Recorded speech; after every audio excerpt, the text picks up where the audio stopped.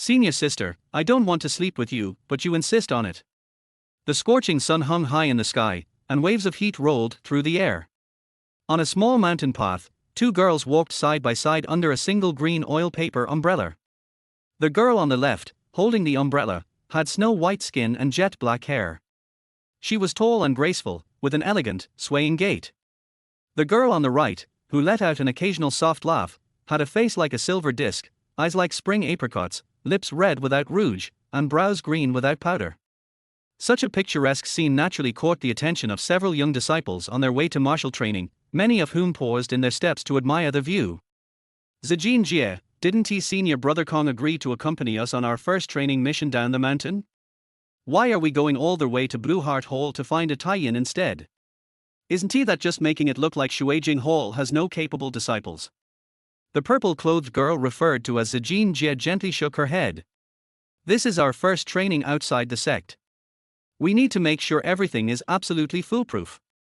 Senior brother Kong is indeed strong, but he spends most of his time cultivating inside the sect and rarely goes down the mountain. As for acting as a tie-in, he has only done it a handful of times. Once we're outside, strength alone isn't enough to solve everything. Oh, Tilda, the girl in green nodded thoughtfully. Then is the tie-in we're looking for at Blue Heart Hall really experienced? Don't ask so many questions. Just trust me. Okay, I know listening to Zijin Jie is never wrong. Good Tilda, let us go then. Achoo! Saihu's talking about how handsome I am again. On a gravel path, Jiang Beiran rubbed his nose and continued walking forward. When he reached a fork in the road, a commotion ahead caught his attention. Hey!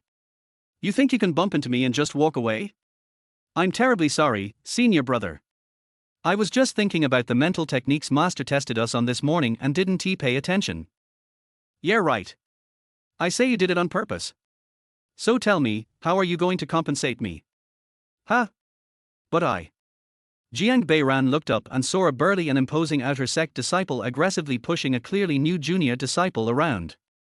At the same time, 4 options appeared in front of him. Option 1, step forward and reprimand the bully, teaching him to respect his juniors. Completion reward, primordial body technique mystic grade mid-tier. Option 2, step forward, pull the junior behind you, and say, how much does he owe you? I'll pay. Completion reward, thunderbolt dart yellow grade mid-tier. Option 3, shout loudly, disciplinary officer Lin is here. Completion reward, purple smoke sword yellow grade low tier. Option 4, walk past. Completion reward, +1 random basic attribute point. Nice, just scolding a low-level outer sect bully gets me a mystic grade body technique. That's pretty generous. Option 3's not bad either. Just yell something and get a decent weapon high-cost performance. Option 2 is tempting too.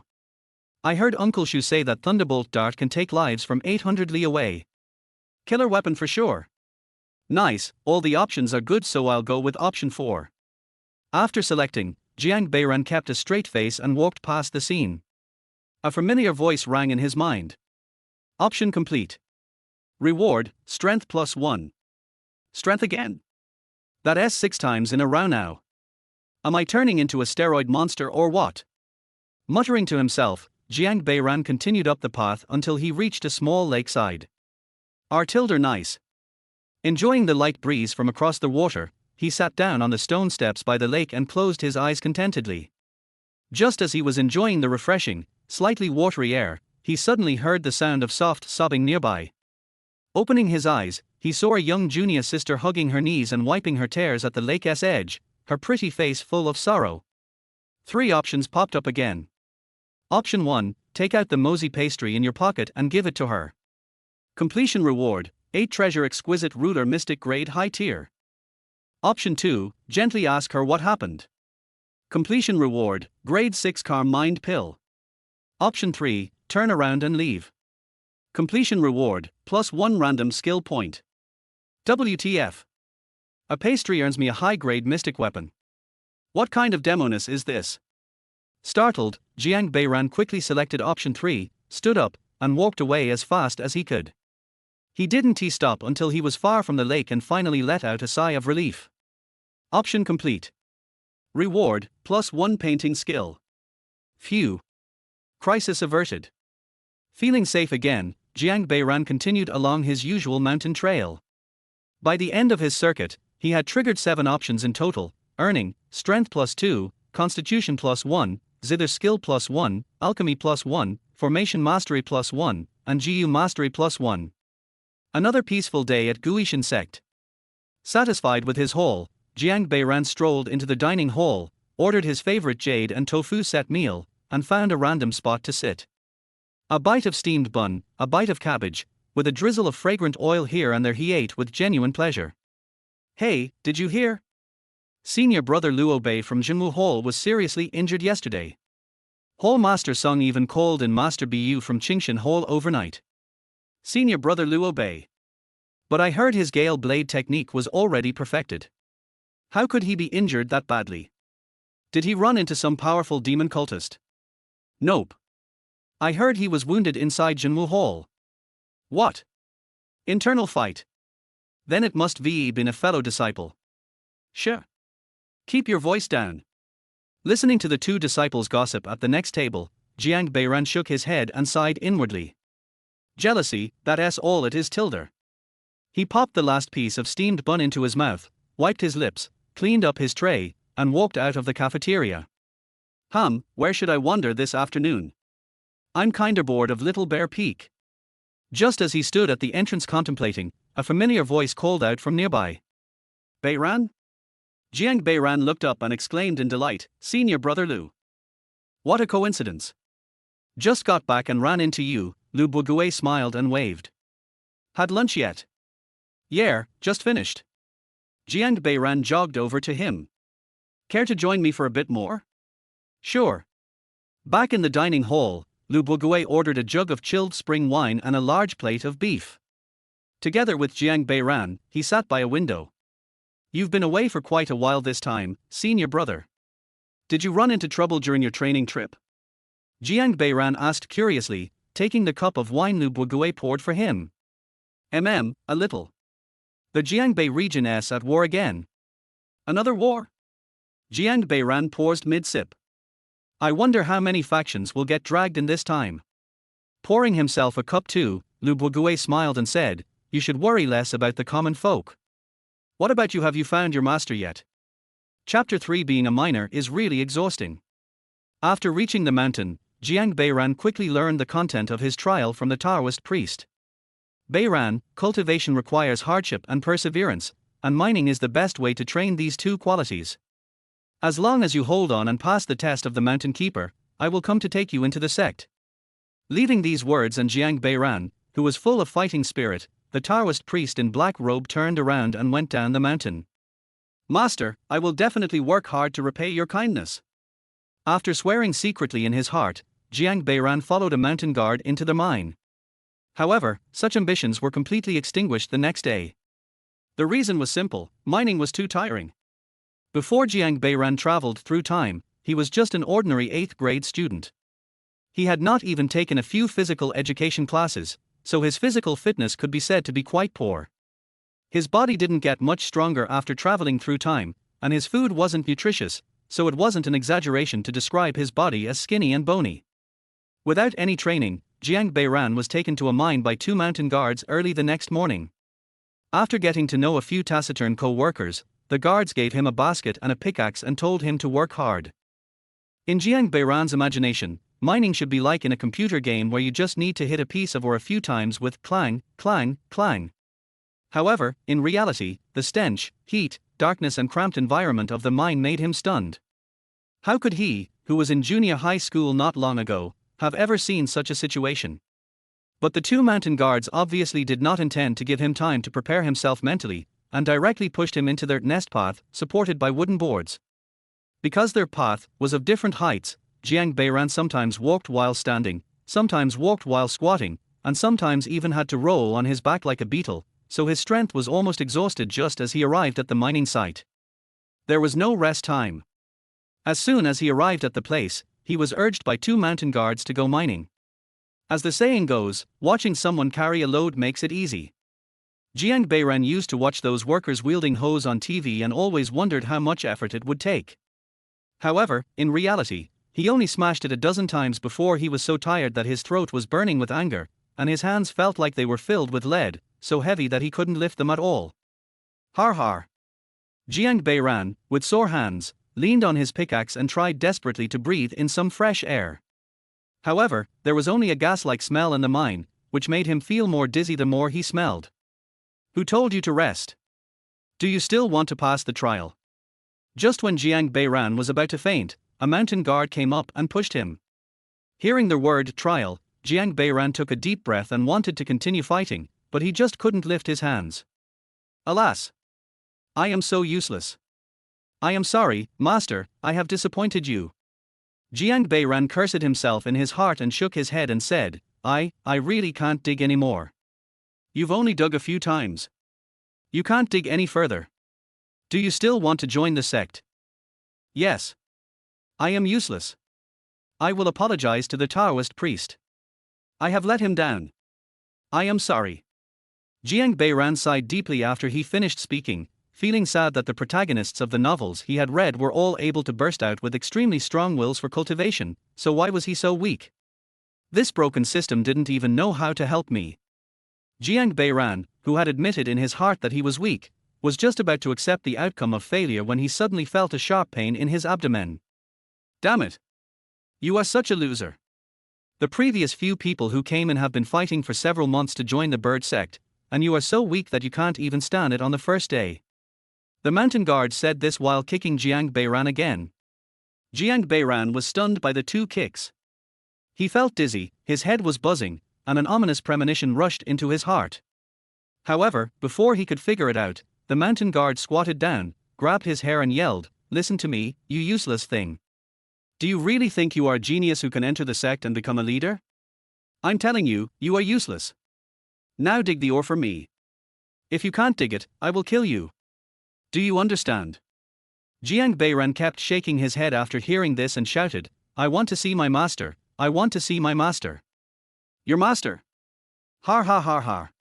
The mountain keeper laughed wildly for a while and asked, "What's your master's name?" My master's name is. My master's name is. Jiang Beiran was confused again. After 2 days, the Taoist priest never told him his name, and he never asked. My master is a Taoist from the Lahore sect. He brought me here yesterday. I want to see him, I want to see him. Har har har har. The mountain guard laughed even more wildly, and then kicked Jiang Beiran in the stomach again. You are still away from the fire sect. Dream on about your grandiose dreams. I'm giving you 2 choices now. Either stand up and continue to mine, or lie down and let me kick you to death. You only have 3 seconds. As soon as the mountain guard finished speaking, 3 options appeared in front of Jiang Beiran. Option 1, continue lying down. Completion reward, secret record of the Azure Lotus lower ground grade. Option 2, ask the other party to let you go down the mountain.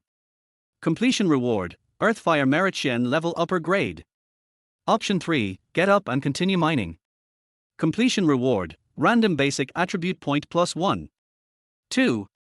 While Jiang Beiran was looking at the options, the mountain guard had counted to 2 and kicked him in the stomach again. At this moment, Jiang Beiran realized. He realized that the content of these options was not important at all, as long as he looked at the rewards. The better the reward, the more dangerous the option. Judging from the force of the kick just now, Jiang Beiran fully believed that the other party dared to kick him to death, and if he continued to lie down, he would definitely die. So before Shoshan's man shouted 3, Jiang Beiran immediately chose 3 and stood up with a strong will to survive. Very good, you still have some strength. If you don't want to die, dig quickly. Do you hear me? Although Jiang Beiran's whole body was shaking at this time, in order to survive, he still tried his best to raise the pickaxe and smash it down. Option mission completed, reward, Constitution +1. Looking at the system prompt that was floating up before, and the little bit of strength surging through his body, Jiang Beiran was stunned. And it was completed immediately. Before, when he chose, "Please accept me as your disciple," he did not receive an immediate reward, but instead it became a task. But now, he just needed to complete the options and he would receive the reward directly. The huge difference in difficulty simply left him dumbfounded. What are you doing again? Hearing the angry shout from the mountain guard, "Oh no, the supervisor, Jiang Beiran hurriedly raised his pickaxe and continued to hit. Chapter 4: Choosing the simplest one is the best choice. In the end, Jiang Beiran survived, and he knew that he had been cheated and recognized the fact that he was lured into a black mine by a few cakes. He laughed at himself for being so stupid, but he did not accept his fate, because he still had the system and he could still turn the situation around.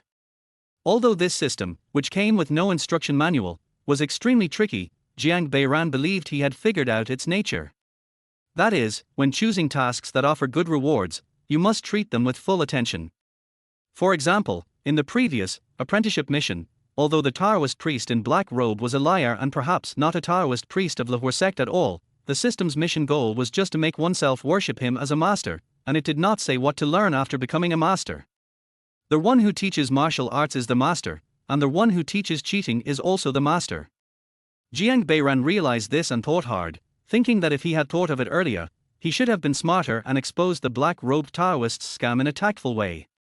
Maybe then the black-robed Taoist would not have sold him to this black mine, but would have taken him with him to cheat the world. However, he behaved like a fool, believing everything the black-robed Taoist said, and even told him that he was an orphan and had run away from home. Isn't it obvious that he was telling others to lie to him quickly, and there is no need to worry about anything tilde? Whenever Jiang Beiran thought of this, he wanted to slap himself, and lamented that all the sweat he was sweating from mining now was the result of the water that entered his brain when he faced the Taoist priest in black robe. But now he is different. He already knows that this system is not here to give him benefits, so he will be careful in the future. The opportunity came faster than Jiang Beiran had imagined. In the second week after he had suffered all kinds of inhuman abuse, he no longer felt so painful that he couldn't sleep, so he began to plan his escape. At the same time, 4 options appeared before him. Option 1: take advantage of the opportunity of the supervisor drinking and eating at noon to escape down the mountain. Completion reward: Howling Moon Tyrant Finger Shen level lower grade. Option 2: while working in the mine, quietly dig out a passage leading to the outside of the mountain. Completion reward: Purple Gold Tiger Head Hook Yellow Grade Top Grade. Option 3: win over other workers who are interested in escaping and discuss the escape plan together. Completion reward: Lotus Armor Low Grade Yellow. Option 4: go to sleep now, you still have to work tomorrow. Completion reward: Random Basic Attribute Point +1. Jiang Beiran, feeling that he was doing well again, first ruled out option 4, and then began to analyze the other 3 options. Option 1: the supervisors will indeed get drunk at noon and will not pay any attention to Jiang Beiran and other workers. This does seem to be a viable option. But Jiang Beiran now deeply understands that rewards are the most credible, so the 4 words Shen level lower grade instantly made him reject this option. After several choices, Jiang Beiran has understood the routine levels of this system. From top to bottom, it should be divided into heaven, earth, black and yellow, because he has seen earth, black and yellow, and then each level is divided into upper, middle and lower grades. The last time he took the option of taking the black-robed Taoist as his teacher, the reward was only a yellow level upper grade skill, which almost killed him. This time, a higher level black level skill was offered, and he was really afraid that he would have the life to choose but not the life to receive it. Judging from the rewards for option 2, the difficulty is the same as the option of becoming an apprentice to the black-robed Taoist priest, but Jiang Beiran finds the content really unreliable. What kind of place is a mine? It's a dangerous place where you have to install several supports to prevent collapse every meter you advance. Digging a way out secretly.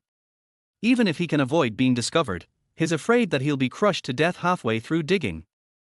The last remaining option 3 seemed more feasible. After mining in the mountains for a week, Jiang Beiran already knew that almost all the miners there were deceived like him, and they were extremely resentful about this. Moreover, the supervisors here don't treat them as human beings at all. If they see someone pause for a moment, they will kick them.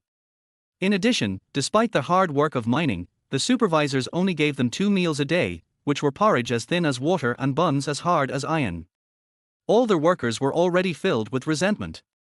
Besides, the reward for this option is of the lower yellow grade, which is definitely the worst reward, which also means that it is the easiest. If he can't even handle a task of this level, then what kind of time traveler is he, Jiang Beiran? He might as well find a piece of tofu and kill himself.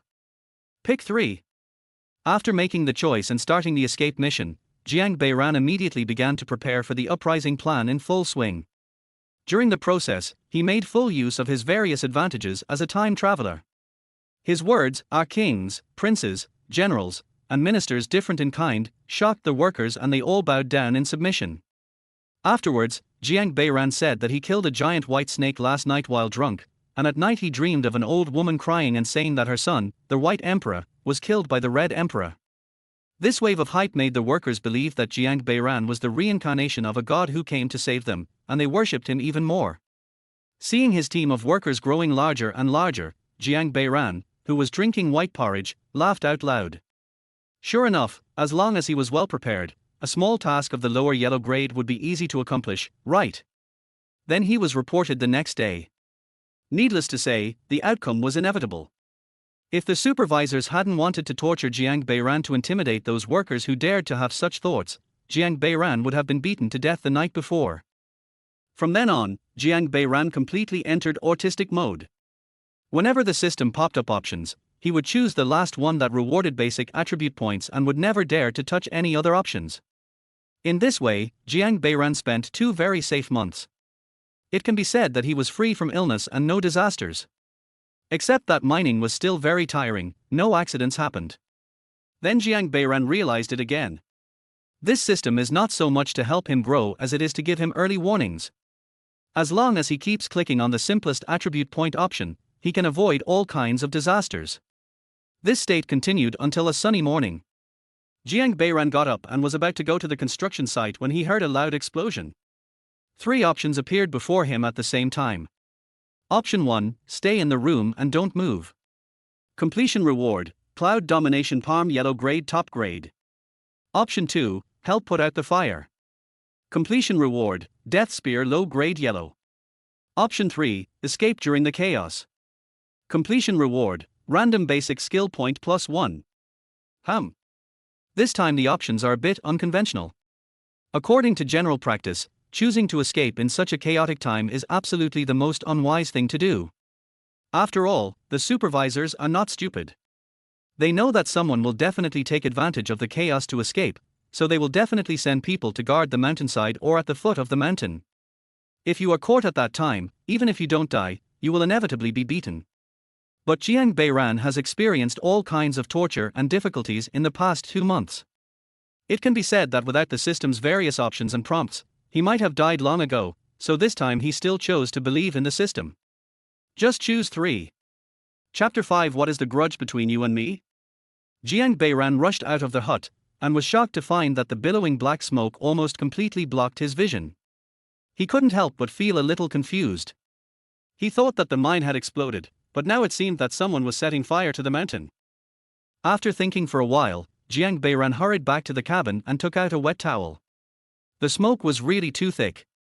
If he rushed into the black smoke rashly, he was afraid that he would be choked to death before he could escape down the mountain. Covering his mouth and nose with a wet towel, Jiang Beiran stopped thinking about anything else and started running down the mountain. With the help of the cover of the billowing black smoke, Jiang Beiran went down all the way and actually did not encounter a single supervisor on the way. Did they all go to put out the fire? Although he didn't know why this happened, it didn't prevent Jiang Beiran from feeling better and better, and his steps became lighter and lighter.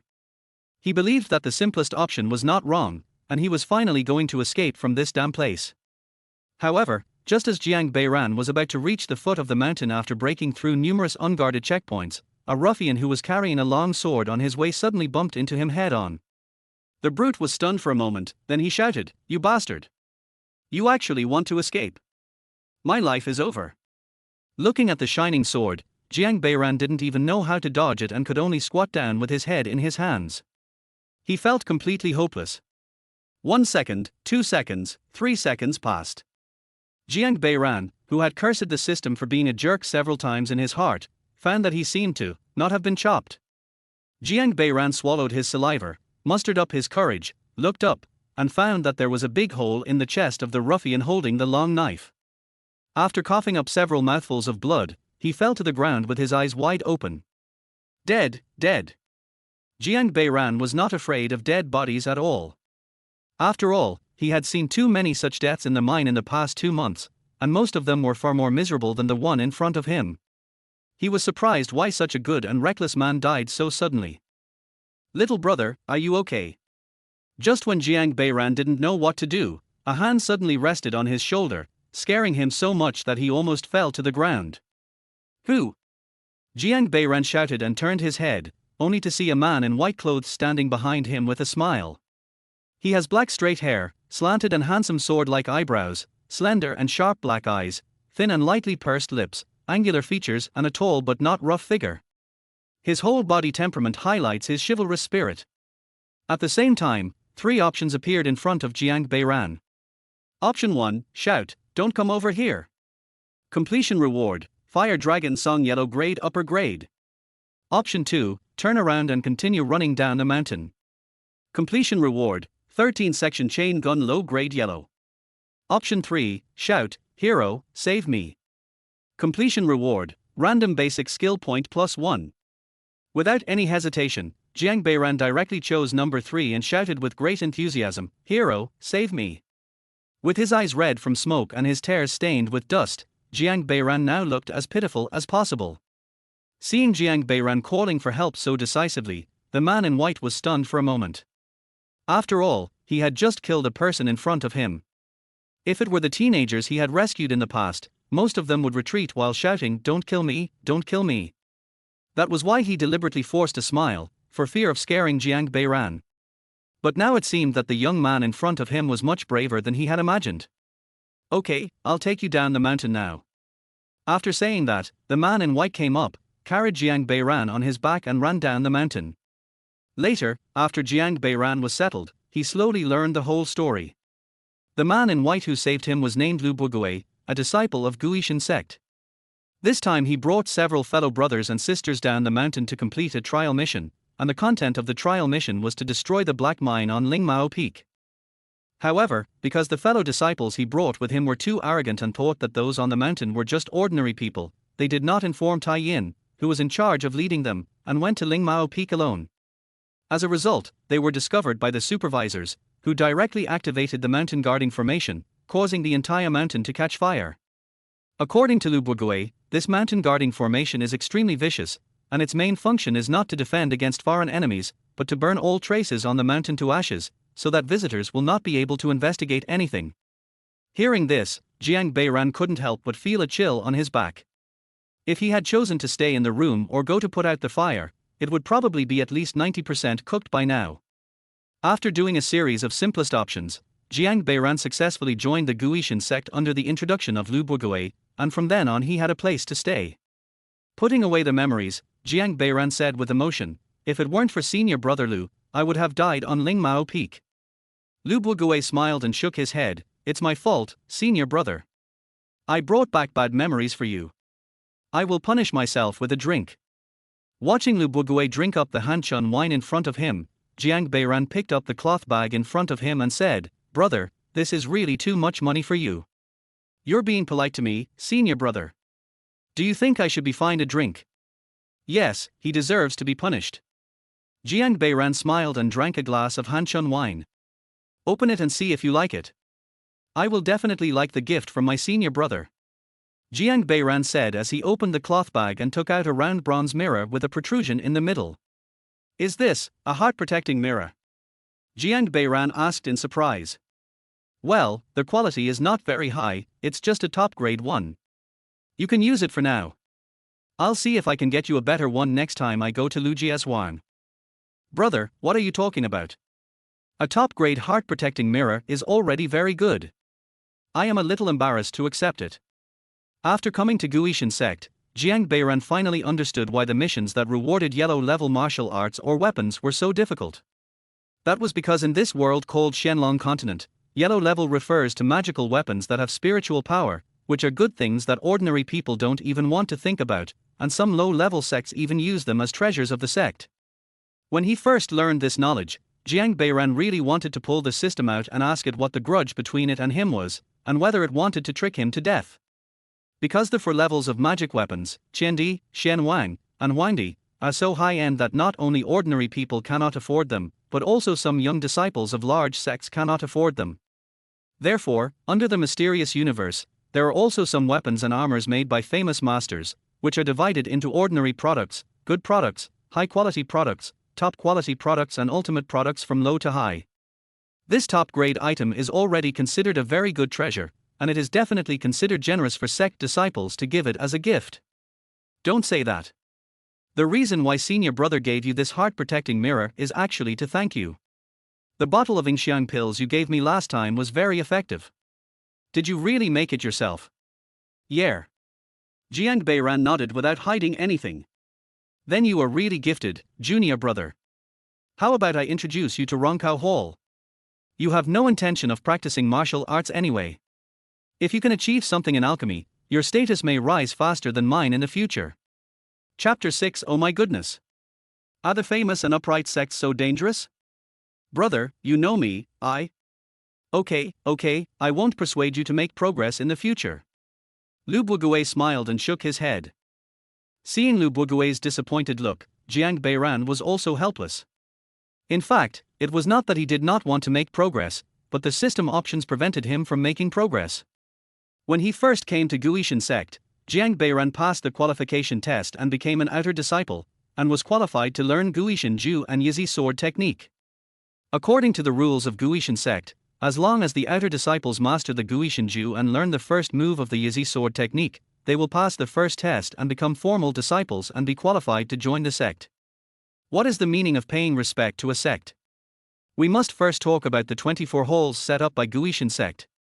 Each of these 24 halls has its own unique characteristics, covering everything from music, chess, calligraphy and painting to swords, spears, sticks and clubs.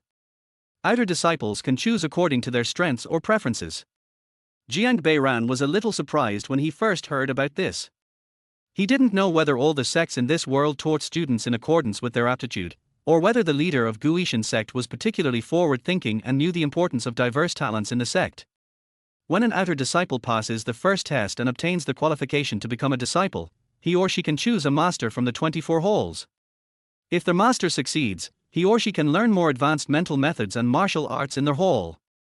If their qualification is high enough, he or she may be accepted as a disciple by the blue flag or black flag of the hall, or even by the hall master, and enjoy an absolute one-on-one elite education. Both Guishan Ju and Yizi sword technique are the most basic entry-level moves, so naturally there is no one-on-one elite teaching from a master. Hundreds of outer disciples sit in the military lecture hall, and the one who teaches them is not an old master, but a senior brother who looks very young. During class, Jiang Beiran discovered that in addition to their group of new students, there were also some old students who seemed to have been here for a long time and were also attending the class. There were 4 classes a week, and the course was over after 2 weeks. Before leaving, the senior brother told Jiang Beiran that they would have to practice and understand the rest on their own. When it came to practicing on his own, Jiang Beiran discovered that he had exceptionally high aptitude. He was the first among hundreds of outer disciples to have mastered the Guishan Ju.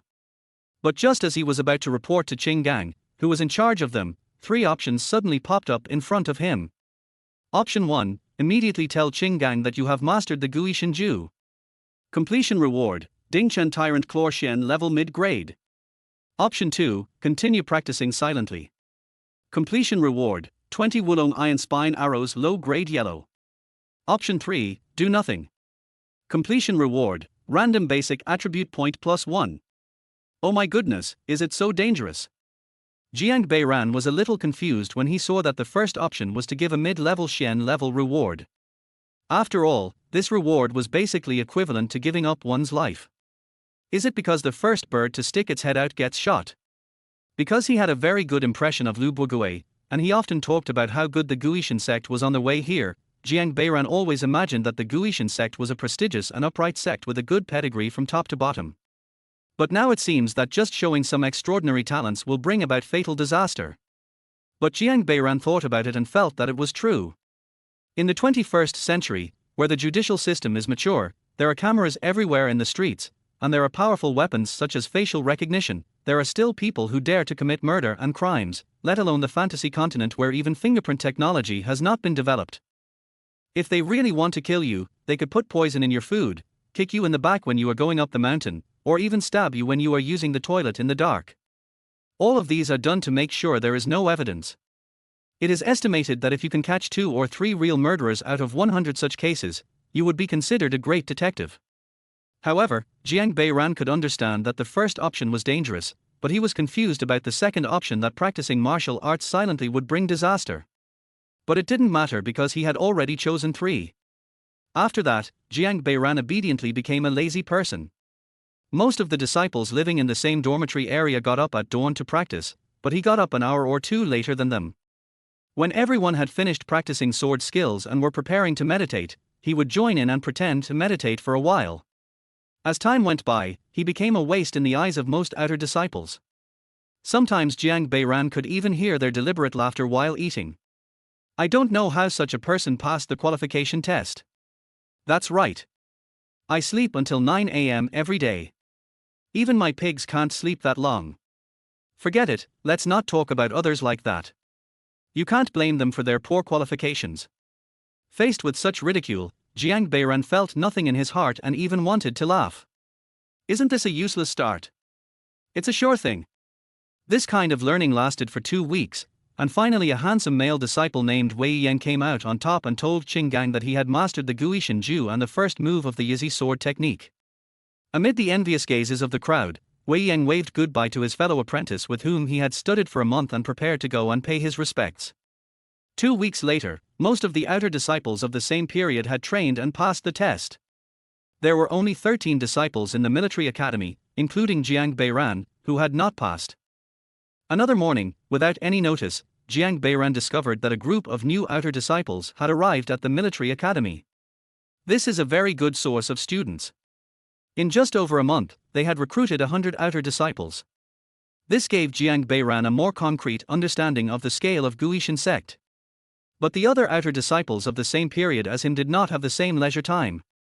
When they saw the new outer disciples, they all had ugly expressions, because they knew that they had now become the repeaters they once laughed at. After that, Jiang Beiran didn't hold back for too long. At the end of the first month after the arrival of a new batch of outer disciples, when there were only a few outer disciples left who had held back with him, 2 options appeared in front of him. Option 1, continue to stay in the military academy. Completion reward, Azure Sky Palm Shen level lower grade. Option 2, pass the test. Completion reward, random basic attribute point +1. There were only 2 options, so Jiang Beiran didn't think about why choosing one would give him such a good reward, and just chose 2. Jiang Beiran found Qing Gang in a small room outside the military academy and told him that he had already mastered the Guishan Ju and the first move of the Yizi sword technique. Without much reaction, Qing Gang nodded towards Jiang Beiran, asked him to demonstrate the first move of the Yizi sword technique, and then placed his palm on Jiang Beiran's chest and asked him to perform the Guishan Ju. At the moment of practicing Guishan Ju, Jiang Beiran suddenly thought that if he had chosen option 2 and continued to practice silently, he would definitely be discovered by Qing Gang in front of him. He didn't know what would happen next. Feeling Jiang Beiran's difficulty in running the Guishan Ju, Qing Gang nodded and said to Jiang Beiran, "Well, you have passed the test. You are now a formal disciple of my Guishan sect. You can go and pay respect to me on your own." Chapter 7 Sorry, you got the wrong person, my last name is Wang. When Jiang Beiran first joined the sect, he had already learned about the 24 halls of Guishan sect. Among them, the Lanshan Hall, which was characterized by its in-depth study of chess manuals, attracted him the most because he had gained quite a lot of chess points when he was in the mine before. During the previous 2 months in the mine, the simplest options at the beginning were to increase basic attribute points such as strength or constitution, but starting from the second week, a new reward, basic skill points, appeared. These included arts such as zither, chess, calligraphy, and painting, as well as skills such as alchemy, casting, poison making, and sewing. Later, formations, medical skills, winemaking, and so on appeared. Among these skills, chess is the one that Jiang Beiran is currently the best at. Jiang Beiran remained true to his original aspiration. After passing the test, he found Lanshan Hall and paid his respects according to the sect map given to everyone when he joined the sect. There are 2 tests for entering a sect and for entering a hall. One is the disciple sparring and the other is the disciple's chess game. When Jiang Beiran started the first match, 3 options popped up in front of him. Option 1, easily defeat the opponent. Completion reward, Bagua Spear Shen level lower grade. Option 2, add a little water, completion reward, Gilded Plum Blossom Duo Yellow Grade Top Grade. Option 3, Failure and Resignation. Completion Reward, Random Basic Skill Point +1. Jiang Beiran, who was mentally prepared, directly chose number 3. After revealing various flaws, he was knocked off the ring by his opponent, and received a lot of disdainful laughter during the process. But during the game, the system rarely popped up any options. In a series of previous summaries, Jiang Beiran discovered that this system would only pop up options at critical moments, and if no options popped up, it meant that the decision this time was insignificant and would not have much impact in the future. Does it really not matter whether you win or lose? Jiang Beiran couldn't help but feel a little puzzled. It was not until he entered Lang Xintang with his excellent chess playing skills that Jiang Beiran realized that Lang Xintang's so-called specialty of chess study was just icing on the cake. Just like when you are a student, if you have excellent grades in Chinese, math, and English, and you can also play the piano, then your teacher will praise you for your versatility. But if you are only good at playing the piano, but your grades in Chinese, math and English are terrible, then the teacher will tell you to put those messy things aside and improve your grades first. In the Guishan sect, language, mathematics and foreign languages naturally refer to martial arts. It was also for this reason that Jiang Beiran did not even have a master who wanted to accept him as a disciple after he entered the Blue Heart Hall, which led to him eventually becoming a registered disciple of the Blue Heart Hall. Yes, the kind of registered disciple who only has a name and nothing else. However, Jiang Beiran didn't care about this. After all, the system's meaning was clearly telling him that there would be risks as long as he became a disciple, so there was nothing wrong with being a nominal disciple. Anyway, he had already decided on his own cultivation path, which was to constantly look for opportunities to trigger options and raise the basic attributes. Although it looked a little shabby each time, as long as a little accumulated, he would eventually take off. Seeing Jiang Beiran's bitter smile, Lu Buogui, knowing that he had said something wrong, quickly raised his glass and said, "Oh, by the way, I almost forgot to say, happy birthday to junior brother." "Thank you, senior brother." After thanking Jiang Beiran, he picked up the wine glass and clinked it with Lu Buogui. After having enough wine and meat, Lu Buogui patted Jiang Beiran on the shoulder at the entrance of the cafeteria and said, "Then I will go back to master to report first." "Okay, take care, senior brother." Jiang Beiran bowed respectfully. With a wave of his hand, Lu Buogui turned around and left gracefully, while Jiang Beiran continued his afternoon shopping time. In the evening, Jiang Beiran, who had triggered 5 options again, returned to Lanshan Hall, but found a pretty female disciple standing at the door of his own cabin. At the same time, Liu Zijin also spotted Jiang Beiran walking towards her, and hurriedly stepped forward to greet him. Liu Zijin from Shuijing Hall greets senior brother Jiang. The junior sister in front of me was extremely pretty, with longing eyes, smiling cheeks, and a faint orchid-like fragrance when her mouth opened and closed. She was indescribably gentle and lovely. The danger level is very high. According to Jiang Beiran's experience of meeting beautiful junior sisters in the past 5 years, it can be said that just a passing by is enough for the system to pop up a reward option above the Shen level, and the junior sister in front of him is the most beautiful one Jiang Beiran has seen in the past 5 years. Although he was somewhat surprised that the system did not give him an option this time, Jiang Beiran immediately bowed and said, "Junior sister, I'm afraid you have recognized the wrong person. My last name is Wang King." While Liu Zijin looked confused, Jiang Beiran had already bowed and walked past her to the front.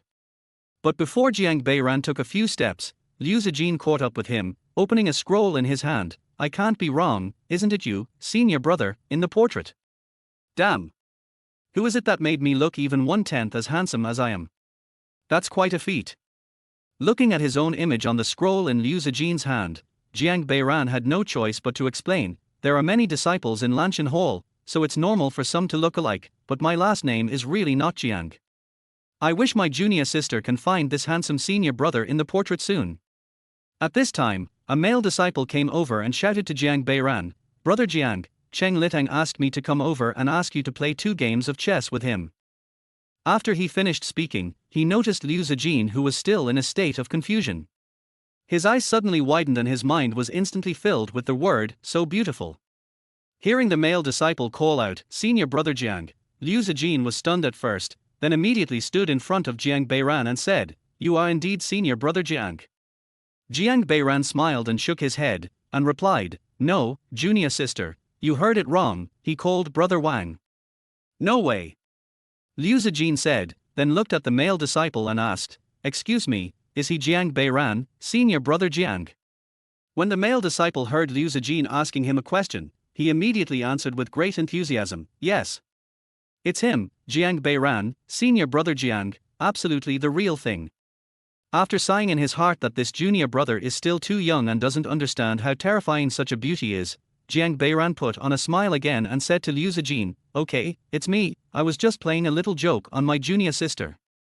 After hearing this, Liu Zijin covered her mouth and laughed, saying, I see, senior brother Jiang is really interesting. Har. Jiang Beiran was a little confused. He thought that even if Liu Zijin didn't get angry and turned around and left, she should at least question him angrily, so that he would have an excuse to slip away. But I didn't expect. Does she really just think I'm funny? Knowing that he couldn't escape this, Jiang Beiran said to their male disciple, Go tell Cheng Litang that I'll be there right away. Okay. The male disciple nodded, but showed no intention of leaving. He glanced at Liu Zijin from time to time. Alas, this child is incorrigible. After sighing in his heart, Jiang Beiran looked at Liu Zijin again and asked, I wonder why junior sister came to Lan Shintang to look for me. Chapter 8 I didn't expect that Sleeping Dragon and Phoenix Chu would appear here at the same time. This is terrible. Liu Zijin bowed to Jiang Beiran and said, In 3 days, I will have my first trial down the mountain. I would like to ask you to be our Iron Seal. As soon as Liu Zijin finished speaking, 3 options popped up in front of Jiang Beiran. Option 1, immediately answer, it's a small matter, of course no problem. Completion reward, Taiji Yu Yi Qigong Body Earth level middle grade. Option 2, I wonder what kind of trial mission junior sister has received. Completion reward, Silent Chlor Shen level upper grade. Option 3, busy with schoolwork, goodbye. Completion reward, random basic skill point +1. When Jiang Beiran saw the mid-level earth level reward, his eyes almost popped out. He didn't even read option 2 and directly chose option 3. He replied, Sorry, I'm busy with my studies these days. And I just heard that Cheng Litang asked me to play chess. He's a chess fanatic. Once the game starts, he won't let me out within 4 or 5 days. So I'd better ask you to find someone else. Goodbye. After saying this, he bowed, turned around and left. Option mission completed, reward, medical skill +1. Brother Jiang, when has Cheng Litang ever played chess with you for more than a day? Seeing that the junior brother who was helping to run errands was about to ruin his plans again, Jiang Beiran quickly covered his mouth and dragged him towards Lan Xinxian. Mum? The look in the eyes of the little junior brother who was dragged away showed 1 part pain, 1 part confusion, 2 parts resentment, and 7 parts reluctance. Such a pretty junior sister. Let me take a few more glances at her. However, he was not as strong as Jiang Beiran and could only be dragged along. I was rejected. Liu Zijin stood there in a daze, watching Jiang Beiran fleeing so quickly, and she felt her heartbeat speed up for some unknown reason. Is this what it feels like to be rejected? No one has ever rejected me since I was a child. This senior brother is so special. No, now is not the time to think about these things. Liu Zijin came to his senses and ran after him, shouting, Brother Jiang, don't be in such a hurry to leave. I haven't finished what I'm saying yet, Brother Jiang tilde. But what surprised her was that although her senior brother seemed to be walking normally, he ran faster than her and she could not catch up with him no matter how hard she tried. Seeing that Jiang Beiran was about to disappear from sight, Liu Zijin suddenly saw a cyan figure walking towards her, so she hurriedly shouted, Chu Yao. Stop that senior brother. Don't let him go. Fang Chuyao came here with Liu Zijin, but she was not as patient as Liu Zijin. After waiting for a while, she used their thirst escape method to go somewhere else to play. Now that she had just returned, she heard Sister Zijin's urgent tone asking her to stop the senior brother who was walking towards her. Such a scene made Fang Chuyao imagine one scene after another in her mind. Her senior sister must have been treated unreasonably by the man in front of her. You lecher! What did you do to my sister Zijin? Then there was a clang sound, and Fang Chuyao directly pulled out the Baihong sword and stabbed towards Jiang Beiran. As expected of a junior sister who can give out mid-level earth-level rewards, it's so hard for her to even run away. He quickly dodged Fang Chuyao's sword and watched as she tried to stab him again. Jiang Beiran kept saying, "Misunderstanding, misunderstanding. I don't believe you." Fang Chuya said as she used the Gui Shinju to stab again, but she heard Liu Zijin's shout from behind. "Chuyao, stop messing around. Senior brother Jiang didn't do anything to me." Fang Chuya then realized that she seemed to have misunderstood, and looked at Liu Zijin in confusion. Seeing an opportunity, Jiang Beiran hurriedly dragged his junior brother away, but before he had taken 2 steps, he heard Liu Zijin shouting, "Brother Jiang, can you please let me finish what I want to say? It won't be too late for you to reject me after I finish." The noise of the fight had already attracted a group of Lang Xintang disciples to watch. Now, when they heard Liu Zijin's proud voice full of grievance, their chivalrous spirits suddenly increased, and they all surrounded Jiang Beiran, their eyes full of anger. What a sin! Seeing that he had no way to escape, Jiang Beiran was really about to break down. Why didn't he usually see these bastards being so chivalrous? With a helpless sigh, Jiang Beiran let go of his junior brother who was almost suffocating, and turned to look at Liu Zijin.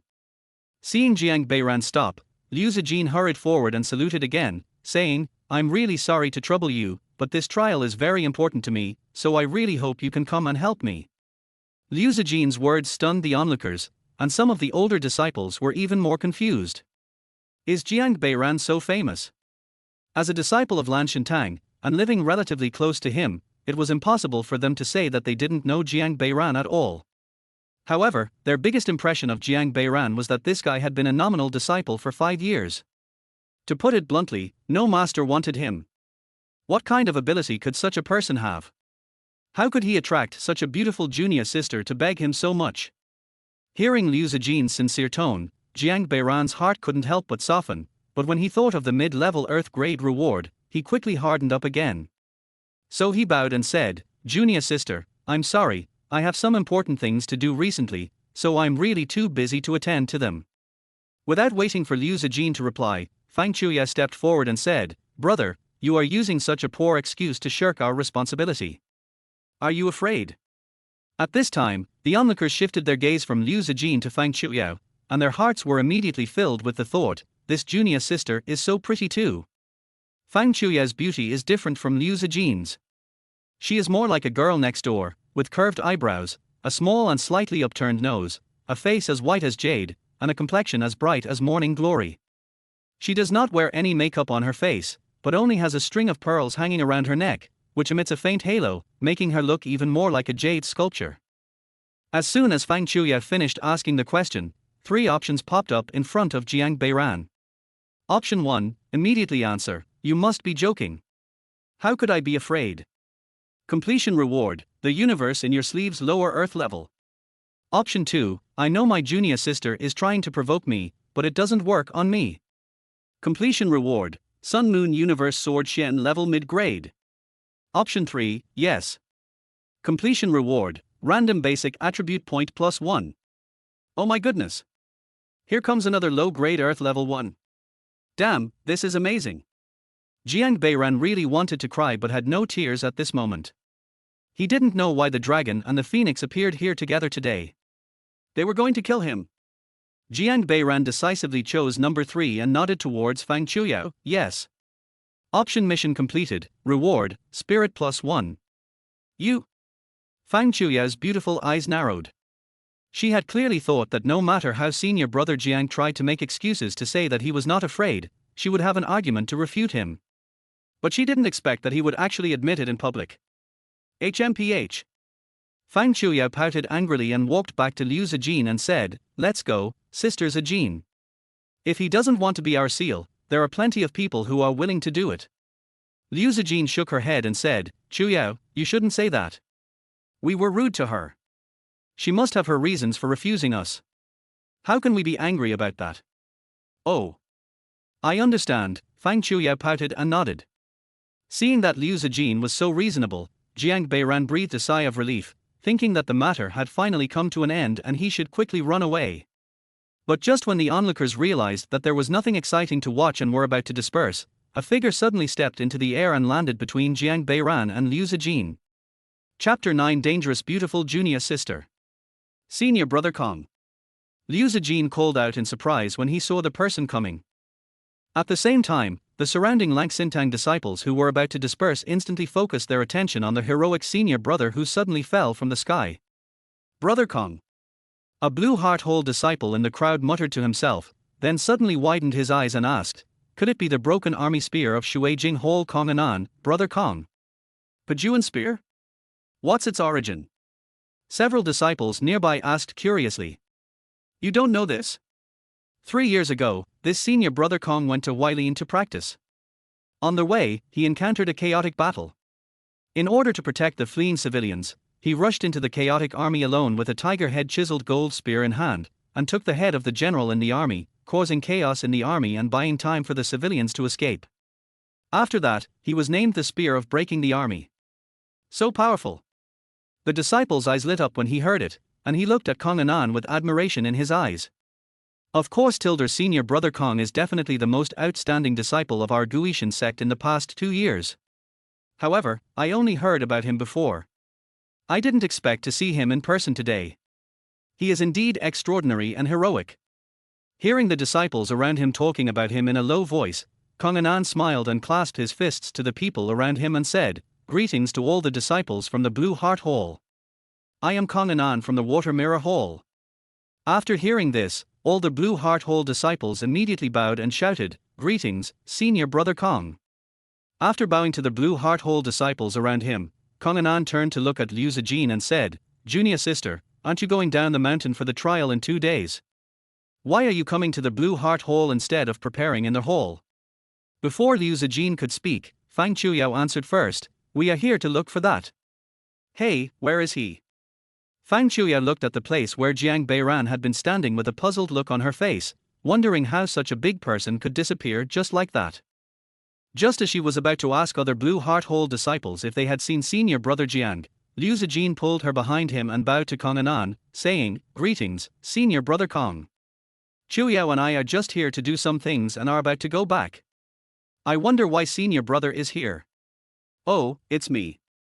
I was just passing by, and I happened to sense the aura of junior sister, so I came down to take a look. So that's how it is. If you have anything to do, go and do it. Chuyao and I are also ready to go back to their hall. Actually, I was planning to go back to their hall, so I just happened to go with you guys. Okay, let's go together. Liu Zijin nodded, looked at the place where Jiang Beiran had just stood, then turned and left. On the other side, Jiang Beiran, who had already escaped, had arrived at the door of Lan Shenxian. As expected of a junior sister who can trigger a mid-level Earth-level option, she is indeed terrifying. Just now, at the moment when Kong Anan fell, while everyone's attention was focused on that man, Jiang Beiran left that dangerous place at a speed that no one could notice. The reason why he ran so fast was because he had suffered a great loss in this regard before. The Guishan sect has a rule that all disciples must abide by, which is that they must go down the mountain for training once every 2 months. This is to prevent the disciples from staying at home in the mountains all day long, where they will not understand the ways of the world except for training. Secondly, it is to increase the reputation of Guishan sect in the local area. To put it simply, it is to promote the brand of Guishan sect. For example, some heroes do good deeds without leaving their names, but the disciples of Guishan sect cannot leave their names without leaving their names. If a disciple of Guishan sect eliminated a group of bandits, then this matter must be spread so that people in the area know that it was the Guishan sect who eliminated the bandits. When Jiang Beiran first learned about this rule, he couldn't help but sigh in his heart that the Guishan sect was indeed very capable. No wonder they could recruit so many disciples every month. After receiving the trial mission after going down the mountain, most disciples will look for some like-minded brothers to travel together. The most important thing is to find a strong leader to lead the team. In Guishan sect, as long as you stay there for a full year, it means that you have gone down the mountain for trials at least 6 times, which means that you are already a mature disciple of Guishan sect. From this moment on, you have a new obligation, which is to serve as the Iron Seal and lead those newly joined disciples to go down the mountain for trials once every 2 months. So Tai Yin had the tough job of being both a bodyguard and a nanny for those new disciples. When Jiang Beiran went down the mountain for the first trial, it was Lu Buogui who gave him the Iron Seal and helped him drive away a ferocious beast that often attacked the village. It can be said that it was almost not difficult. After all, as long as you can learn the Gui Shinju, your strength will be far beyond that of ordinary people, and it will be easy to defeat a few lions and tigers. A year passed quickly like this, and the big loss that Jiang Beiran suffered started from the time he became the Iron Seal. That time he became the Iron Seal of a 5-member team. There were 3 men and 2 women in the team. Among them, there was a little sister who was very lovely and had a very good personality, which attracted the other 3 male disciples to be crazy about their attentions. But this little sister kept expressing her affection for Jiang Beiran, who gave her a great sense of security, which made the other 3 male disciples very jealous. Later on their way back, the little sister plucked up the courage to take out the handkerchief she had embroidered and confessed to Jiang Beiran. Moreover, she confessed to Jiang Beiran in front of the other 4 people. This shocked the other 3 male disciples. As for why Jiang Beiran knew that they had exploded, it was because he saw 3 options pop up in front of him. Option 1, promise junior sister directly. Completion reward, 100 birds pay homage to the Phoenix Earth level top grade. Option 2, junior sister, my mind is now on cultivation, and I don't want to talk about men and women for the time being. Completion reward, for elephant palm lower ground level. Option 3, I'm sorry, I just treat you as my sister. Completion reward, Panlong ring yellow level middle grade. After reading the 3 options, Jiang Beiran was stunned. This was the first time he encountered an option that did not reward basic attribute points. The worst one would reward yellow level middle grade. Men are just animals with lower bodies after all. With a roar in his heart, Jiang Beiran chose 3 with tears in his eyes, and rejected the junior sister with, I only treat you as my sister. However, the junior sister did not get discouraged after being rejected, and firmly stated that one day she would make her senior brother no longer treat her as his sister. This also made Jiang Beiran understand why there was no basic attribute point option, because this was a fatal question in itself. No matter how he answered, the 3 male disciples would hate him. But no matter how depressed Jiang Beiran was, after making a choice, the corresponding task would follow, which required him to eliminate the hostility of his 3 junior brothers towards him or kill them directly. I'm really fucking a husky. After reading the content of the task, Jiang Beiran roared in his heart again. Chapter 10 If I don't have a sword, I can't protect you. In addition to commoner disciples like Jiang Beiran who were picked up, those who could come to Guishan sect to practice also included descendants of major families. Jiang Beiran was extremely lucky, winning 3 first prizes in a row. He was in a team of only 5 people, including a 2nd-generation official, a 2nd-generation rich, and a 2nd-generation knight, and all 3 of them hated him. What a sin! Jiang Beiran, who had investigated the life stories of his 3 junior fellow apprentices, was devastated, and at the same time, he had an epiphany. The world is against him. It is very, very against him. But since it has already happened, he can only face it. Jiang Beiran believes that he is no longer the helpless wuxia Amon of the past. After a year, he has accumulated a considerable amount of attribute points and skill points. Even if faced with a mid-level yellow level task, he feels that he can fight. The 2nd generation of knights is named Wu Qingce. His father is Wu Fengmian, a well-known knight in Jiandong area with the flying leaf hand. He is so skilled in using hidden weapons that it is hard to defend against him. He was the first one to come to Jiang Beiran after returning to Shin sect, but his method was very upright, which was to go directly to his house and hand over a letter of challenge. Whoever wins can pursue the junior sister. Even though Jiang Beiran explained countless times that he really had no interest in his junior sister, Wu Qingce was stubborn and insisted on fighting. Either Jiang Beiran accepted the challenge and met in the grove at the foot of Qingtian Peak in 3 days, or he would take action now. What else could Jiang Beiran say to such a fool? Apart from a bunch of vulgar words like, at #%, jumping out of his mind, he could only accept the challenge letter with a smile on his face. However, Jiang Beiran did not sit there and wait during these 3 days. He thought that instead of waiting for the other 2 to challenge him or attack him secretly, it would be better for him to take the initiative and find a way to deal with them first. So he first went to find the rich 2nd-generation disciple. The rich 2nd-generation disciple is named Lin Zhuge, the son of Lin Jingxian, the richest man in Ningyong County. It can be said that he has been living a life of luxury since childhood and has seen the prosperity of the world. He came to Guishan sect to practice on a whim. He also wanted to earn some face for his father so that he would have more confidence when asking for pocket money in the future. When he found Lin Zhuge, he had just finished practicing. This rich second generation was quite graceful. On the surface, he still politely saluted Jiang Beiran and shouted, "Hello, senior brother Jiang." But his voice was a little strange. Jiang Beiran replied with something he didn't expect. "I wonder if junior brother Lin would like to discuss a cooperation with me." When Jiang Beiran inquired before, he knew that Lin Zhuger's family was mainly in the transportation business, so during the conversation he shared the epoch-making idea of newspaper with him. After hearing this, Lin Zhuger immediately clapped his hands in praise and said that he would go home and discuss it with his father right away. If his father thought it was okay, he would definitely give Jiang Beiran a generous reward. Of course, it would also be fine to cooperate in any way he said, including investing in a certain stock. Jiang Beiran's idea was very simple. Since Lin Zhuger's father could become the richest man, he must be a smart man. If he was smart enough, he should cooperate with him for a long time, as he could come up with brilliant ideas. If he was not so smart, Jiang Beiran would just regard it as an investment to complete this yellow-level intermediate mission. After the cooperation was agreed upon, Lin Zhuger's attitude became obviously more respectful.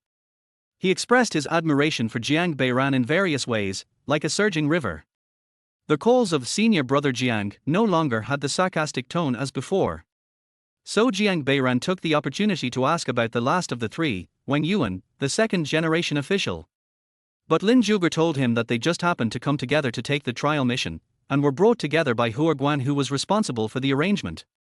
He did not know Wang Yuan before, and only knew that he was the son of Wang Bingquan, the county lieutenant of Chuanan County. However, he had heard of Wang Bingquan, who was very popular among local people because of his high efficiency in solving cases. When arriving in an unfamiliar place, the most important thing is of course to first understand who is in charge of this place, so Jiang Beiran studied the names of the officials carefully for a while. The post of county lieutenant is in charge of public security, and his status is second only to that of the county magistrate. In modern terms, it is equivalent to the director of the Public Security Bureau, a very powerful official. After thanking Lin Zhuger, Jiang Beiran was just thinking about what to say to Wang Yuan when he went to find him, but this guy came to him on his own initiative. "Greetings, senior brother Jiang. Wang Yuan is definitely a modest gentleman. Most people would probably feel good about him just by seeing his polite smile. I wonder what junior brother Wang wants to talk to me about?" Jiang Beiran asked with a bow. "It's a little hard to say, Wang Yuan scratched his head. "I came here just to ask if senior brother Jiang really doesn't like junior sister Lin at all. Of course I take it seriously. Didn't you all see it that day? Then, can I ask you, senior brother, why junior sister Lin likes you? Can you teach me?" Seeing Wang Yuan's flushed cheeks, Jiang Beiran knew that he must have mustered up the courage to ask. He also realized that if he wanted to eliminate the hostility of this junior brother towards him, it seemed that he could only solve it by teaching her how to pick up girls. Worried that rejecting him would lead to more trouble, Jiang Beiran agreed and began to use his rich experience in watching other people fall in love. When he was in junior high school, he liked to browse spaces everywhere and read all kinds of love words. For example, "You hold the sword in your hand, and I will be with you. You hold the sword, and I will be with you. The best weapon is to tear open the wound. If she folds her hair, she will be ruined." He has seen a lot of them. These words could amaze an entire generation even in their internet age, let alone in ancient times when even sending a letter was extremely troublesome. After hearing this, Wang Yuan's eyes lit up and he almost kowtowed to become his disciple. "I'll teach you these first. If it doesn't work, I'll think of other ways." After hearing this, Wang Yuan thanked him repeatedly and said that if he could pursue junior sister Lin, he would definitely give Jiang Beiran a big red envelope. After that, he left happily. Time quickly came to the third day. Jiang Beiran, who was fully prepared, came to the grove according to the address written on the challenge letter, ready to use Wu Qingce as a touchstone of his own strength after a year of various points additions. However, the second generation of heroes is the second generation of heroes. On the surface, he is a new disciple of Guishan sect, but in fact, he has already mastered the superb skills of hidden weapons. He stabbed Jiang Beiran with flying needles and made him scream even more miserably than Zhuwei. But Jiang Beiran also showed a strength far stronger than Wu Qingce had expected. When he went down the mountain for the trial before, Wu Qingce discovered that Jiang Beiran's Guishan Ju had only been cultivated to the second level, which was the strength of the second stage of Qi training. But in actual combat, Jiang Beiran's strength and endurance were far beyond what a second-level Qi training cultivator should have, causing Wu Qingce's attack rhythm to be completely disrupted. In addition, Jiang Beiran was using Jiu and taking drugs, and eventually he beat the master to death with random punches and knocked Wu Qingce to the ground. Chapter 11. The person who least resembles a criminal is usually the criminal. Ahem, it turns out that junior sister is so attracted to senior brother because she saw his hidden strength. Alas, I am short-sighted. Wu Qingce, who was lying on the lawn, said with a wry smile. Jiang Beiran, who was standing next to him, was pulling out needles from his body with a distorted expression, while he taught Wu Qingce by words and deeds, telling him what love is, and finally ended with a famous quote from ancient times. Junior brother Wu, there are always better fish in the sea.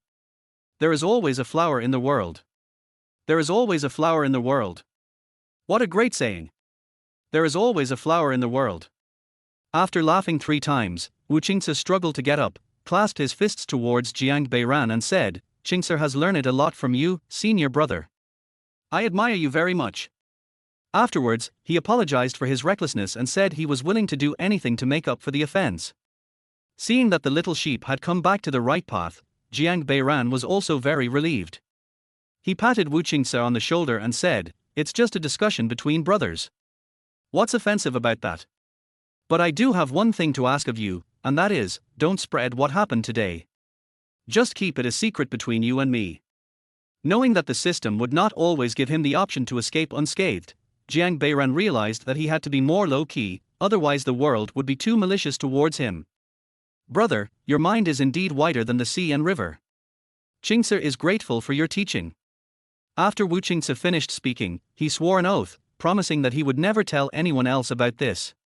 Okay, lie down quickly, I'll help you remove the poison and heal your wounds. Senior brother also knows medicine.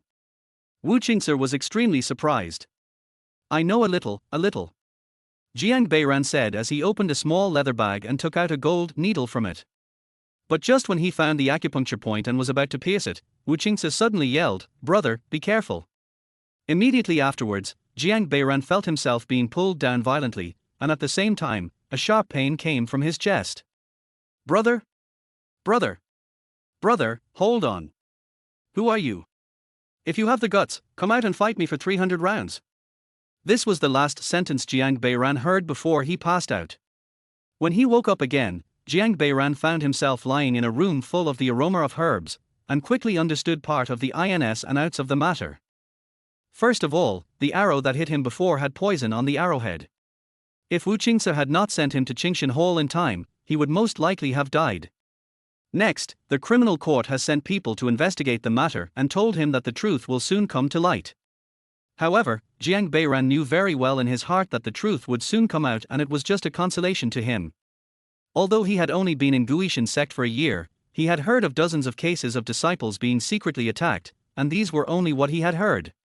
There is no way. In this era without fingerprints, probes, and Conan, the cost of crime is really too low. Just as Jiang Beiran was analyzing who was behind this, the yellow level low-grade task suddenly popped up, and it showed, Wu Qingce, Lin Zhuge.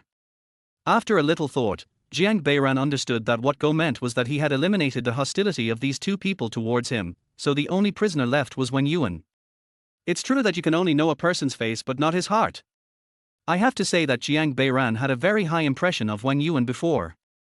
First of all, he looked like a modest gentleman, and his father was an official who was loved by the people. His family education should be very good, and he would blush shyly whenever he spoke. All these halos attached to him really highlight his harmlessness. Before seeing the system prompt, Jiang Beiran even analyzed whether Lin Zhuge was superficially catering to his newspaper plan and secretly plotting against him. The one who least resembles a criminal is usually the criminal. How could you forget this routine? Jiang Beiran sighed in annoyance, sighing that he was still too young. At the same time, he also understood that although his current strength was indeed much stronger than when he was in the mine, the system also gave difficulty and rewards based on his current strength. In other words, as long as he made the slightest mistake, he might still lose his life. After reflecting carefully, Jiang Beiran began to think about how to fight back. You know, the situation has reversed now and he is the one with a huge advantage. Because of the prompt given by the system, when Yuan's acting as a pure virgin has been wasted, but he doesn't know that Jiang Beiran has already locked onto him, so now his vigilance is relatively lower. Jiang Beiran even believes that he has prepared for the subsequent drama. Next time, I'll meet him in a deserted corner and stab him to death with a sword. After experiencing 2 months of hellish life in the mine, Jiang Beiran is no longer a kind-hearted person. He will never hesitate to kill someone who wants to kill him. But I'm afraid his father will come looking for me. If a county lieutenant who is in charge of public security tries his best to find the murderer of his son, it will be completely different from the work of an ordinary constable. So this guy is the biggest difficulty in the yellow level mid-level mission. After that, Jiang Beiran rested in bed for half a month, and also thought for half a month. He had already thought of a lot of ideas in his mind on how to compete with Wen Yuan after he recovered. But just when Jiang Beiran was thinking about losing a lot of hair, one day at noon, a system prompt suddenly popped up and told him that the mission had failed. Fail. Jiang Beiran, who was thinking about how to destroy the body so as to avoid being discovered, was confused. Why did I fail? Although he had failed in the previous 2 missions, at least he knew why. But this time he was really confused. He hadn't even fought with Wen Yuan yet, so how could he lose? It was not until 2 days later that Jiang Beiran learned the reason from Wu Qingce, who came to visit him. Wen Yuan died on their way back home for unknown reasons. Dead. How could he be dead? In an instant, Jiang Beiran's mentality collapsed. He had spent a lot of effort to deal with Wu Qingce and Lin Zhuge, but was ambushed by this bastard and had to lie in bed for half a month. Moreover, according to Master Zhu from Qingshan Hall, the poison he was infected with was extremely difficult to completely eliminate. He could not practice or do strenuous exercise for the next 3 months, otherwise he would most likely develop a chronic illness. After paying such a huge price, Jiang Beiran was determined to complete the task and get the yellow level mid-grade reward, but this is what happened. Just this. Wu Qingce, looking at Jiang Beiran, who was obviously extremely sad but trying hard not to show it, couldn't help but feel that his senior brother was indeed a man of loyalty and righteousness. He had only been their Iron Seal once, but he was so heartbroken when he heard the news of his junior brother Wang's death. You are indeed the perfect senior brother in my mind. Chapter 12, a small one just left and a big one came.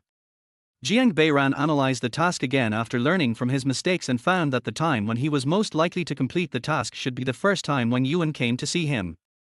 If he had not been so naive at that time and thought that he could deal with him by teaching him a few tricks to pick up girls, he should have catered to his preferences and put forward the most suitable conditions like he did with Lin Zhuge. In addition, Jiang Beiran found that he had overestimated the bottom line of the practitioners in this world. They could kill their fellow disciples just to pursue a girl. Their values and respect for the law were completely different from those of a modern man like him. Of course, in addition to the reasons analyzed afterwards, Jiang Beiran's deepest feeling was still. Cherish your life and stay away from beautiful junior sister. He never wanted to encounter this simplest option, which was also of mid-level yellow grade again. Wouldn't it be better to accumulate attribute points slowly? Putting away his memories, Jiang Beiran took a step forward and walked into Lanshinxian. At night, Shujingtang, beside Fuxian Lake. A melodious sound of a peeper came from the water. The sound was sometimes rough and deep, sometimes fluent, crisp and loud, and sometimes it revealed incomparable sadness and resentment, but these sounds blended together seemed so harmonious. Who dares to let my Jinner suffer injustice? Seeing the person coming, Liu Zijin quickly put down her peeper, stood up and saluted, saying, "Protector Yu." In the darkness, Yu Manwen nodded, "Jinner, you are playing the peeper better and better now, but because you play it so well, it is easier for people to hear your little thoughts from the sound of the peeper. Tell me, who dares to bully the cutest disciple of my Shui Jing Hall?" After hearing this, Liu Zijin quickly shook her head and replied softly, "No, no one bullied Jinner." Yu Manwen said in a very sad tone after hearing this, "Alas, Xiao Jinner has finally grown up. She doesn't even tell me when she has something on her mind." "I didn't. Guardian, no one bullied me, it's just." "Just what?" Yu Manwen took the opportunity to ask. "It's just that I met someone that I care about." "Oh? Who is it?" Yu Manwen suddenly became interested. "Oh. I remembered that I haven't done today's homework yet. Goodbye, Protector." After saying this, Liu Zijin picked up Pai and ran away. Watching Liu Zijin quickly disappear into the darkness, Yu Manwen's lips curled up slightly, and she was very curious about the person she cared about. Well, as the guardian of the hall, I shouldn't interfere too much in the little secrets of my disciples, but I'm afraid that our lovely little disciples will be deceived, so I'd better check it out. The next day, Yu Manwen quickly asked about Liu Zijin's visit to Langxinteng yesterday, and learned the name Jiang Beiran through Fang Qiuyao. Jiang Beiran. Yu Manwen said the name softly, and a trace of doubt appeared on her face. I have no impression of him at all. She had thought that the ones who could make Zijin care so much must be the elite disciples in the sect who had achieved success at a young age, but she had no impression of this Jiang Beiran at all. Out of curiosity, Yu Manwen found the Law Enforcement Hall, which was responsible for managing the disciples' files. Protector Yu? What brings you here today? In the Law Enforcement Hall, a short man looked at Yu Manwen and greeted him. Are you on duty today, old Liu? That's easy. I'll retrieve a file of the disciple. No problem. Just tell me which disciple led law enforcement you to come and investigate personally, and I'll find him for you right away. That disciple is called Jiang Beiran. Jiang Beiran. Liu Kanping's expression was obviously stunned. Do you know old Liu? Yu Manwen asked when she saw that Liu Kanping seemed very surprised. I don't know him, but Protector Shu once came to me to retrieve the file of this disciple. Xu Wenjing from Mo Yutang. That's right. Liu Kanping nodded. I remember it was around last year. He also came here specifically to check Jiang Beiran's file. Interesting. Yu Manwen's curiosity grew even stronger, and he urged, then old Liu, quickly bring this disciple's file to me. Okay, please wait a moment.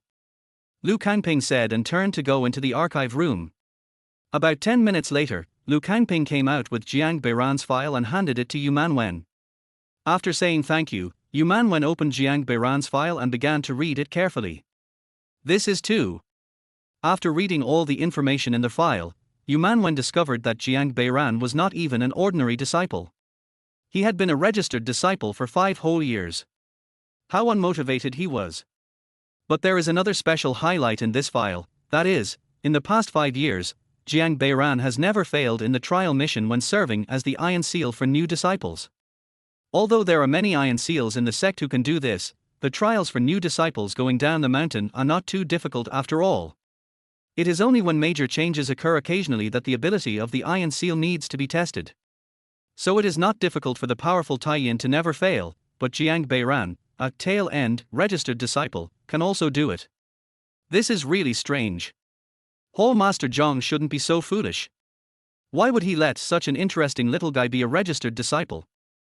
Seeing Yu Manwen's expression constantly changing, Liu Kanping on the side said with a smile, when Protector Shu read his file, his face was also full of doubts, so I was particularly impressed by Jiang Beiran. Did Xu Wenjing get ahead of me?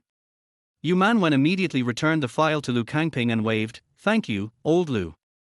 I'll treat you to dinner next time. After saying this, he left the law enforcement hall. Looking at Jiang Beiran's file in his hand, Liu Kanping smiled and shook his head, sighing that Yu Hufa's reaction was exactly the same as Xu Hufa's. Alas, today's harvest is not very good. I have only triggered 5 options. It seems that I have to find time to go down the mountain for a trial. It is not easy to fleece the Guishan sect. In the evening, Jiang Beiran returned to Lanshan Hall after completing his daily mountain patrol. But just as he walked to his own cottage, he saw a graceful lady standing at the door.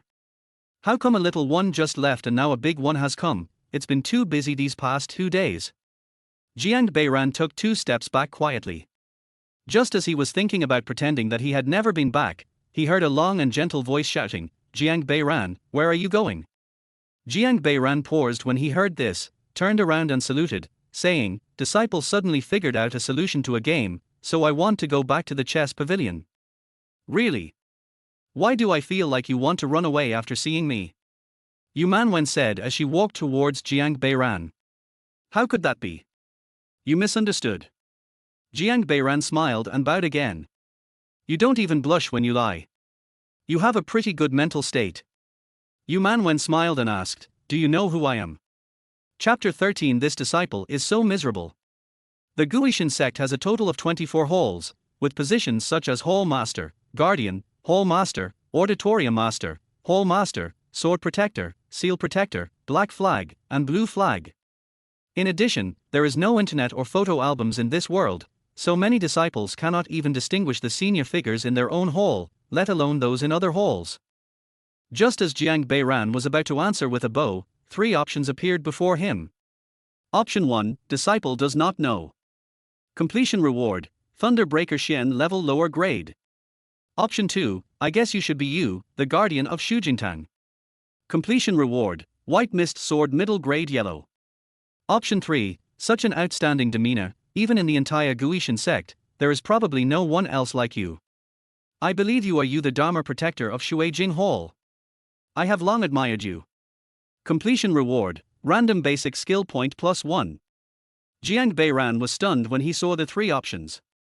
He was indeed different from other disciples, because he was wandering in the mountains all day. He had seen far more people and things than those disciples who were busy practicing all day. But he had originally planned to follow the crowd and act like most of the disciples who didn't know much about the people in the outer hall, but he didn't expect that this would be the most dangerous option.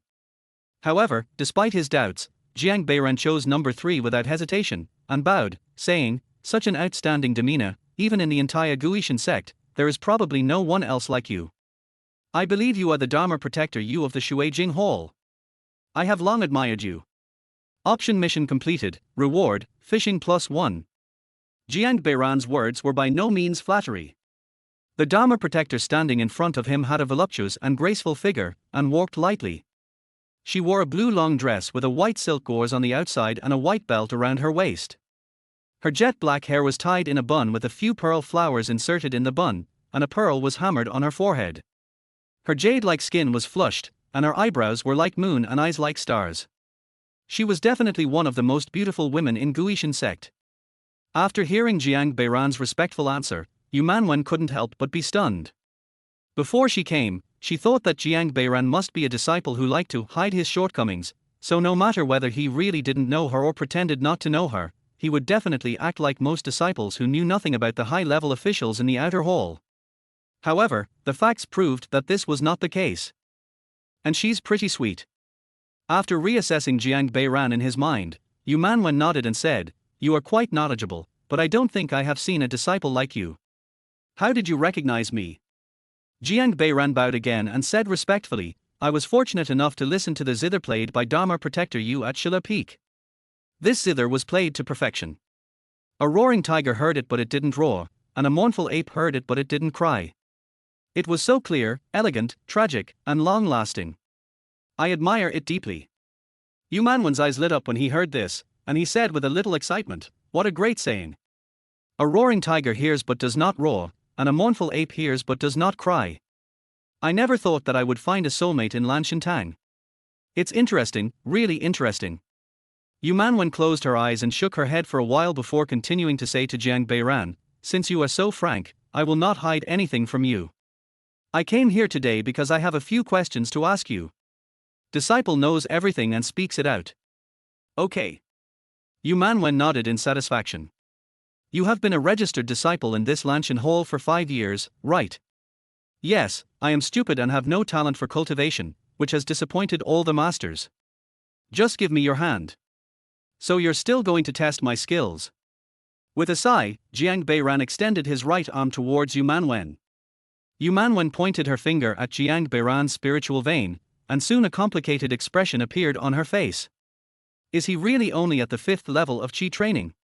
In the Shenlong continent, if you want to become a strong person, you must first practice Qi, and the basic mental methods of the major sects are created for this purpose. Generally speaking, as long as one can pass the sect's talent test, even if one's aptitude is a little poor, 1 year is enough to cultivate to the 10th level of Qi training, thus breaking through to become a Xuanzhi and starting the road of cultivation towards the Xuandi. But Jiang Beiran has been in Guishan sect for 5 whole years, and he is only at the 5th level of Qi training. He is even worse than a waste. Looking at Yu Manwen's increasingly complicated expression, Jiang Beiran was very calm, because he had long been accustomed to it. Yu Manwen was certainly not the first person to test his skills, and would definitely not be the last. However, Jiang Beiran has never worried since the first test, because he found that the strength points, physique points, agility points, etc. rewarded by the system are completely different from the combat power of this world. Even if his strength is sky high, these masters cannot measure it at all. So from that moment on, Jiang Beiran realized it. He was different from the people in this world, and if they really fought, he would definitely be underestimated. He could definitely be called the strongest person in history who pretends to be a pig and eats the tiger. With a light sigh, Yu Manwen loosened her fingers and looked at Jiang Beiran again with eyes full of regret. When Jiang Beiran saw this, he immediately looked up at the sky at a 45-degree angle and smiled with relief.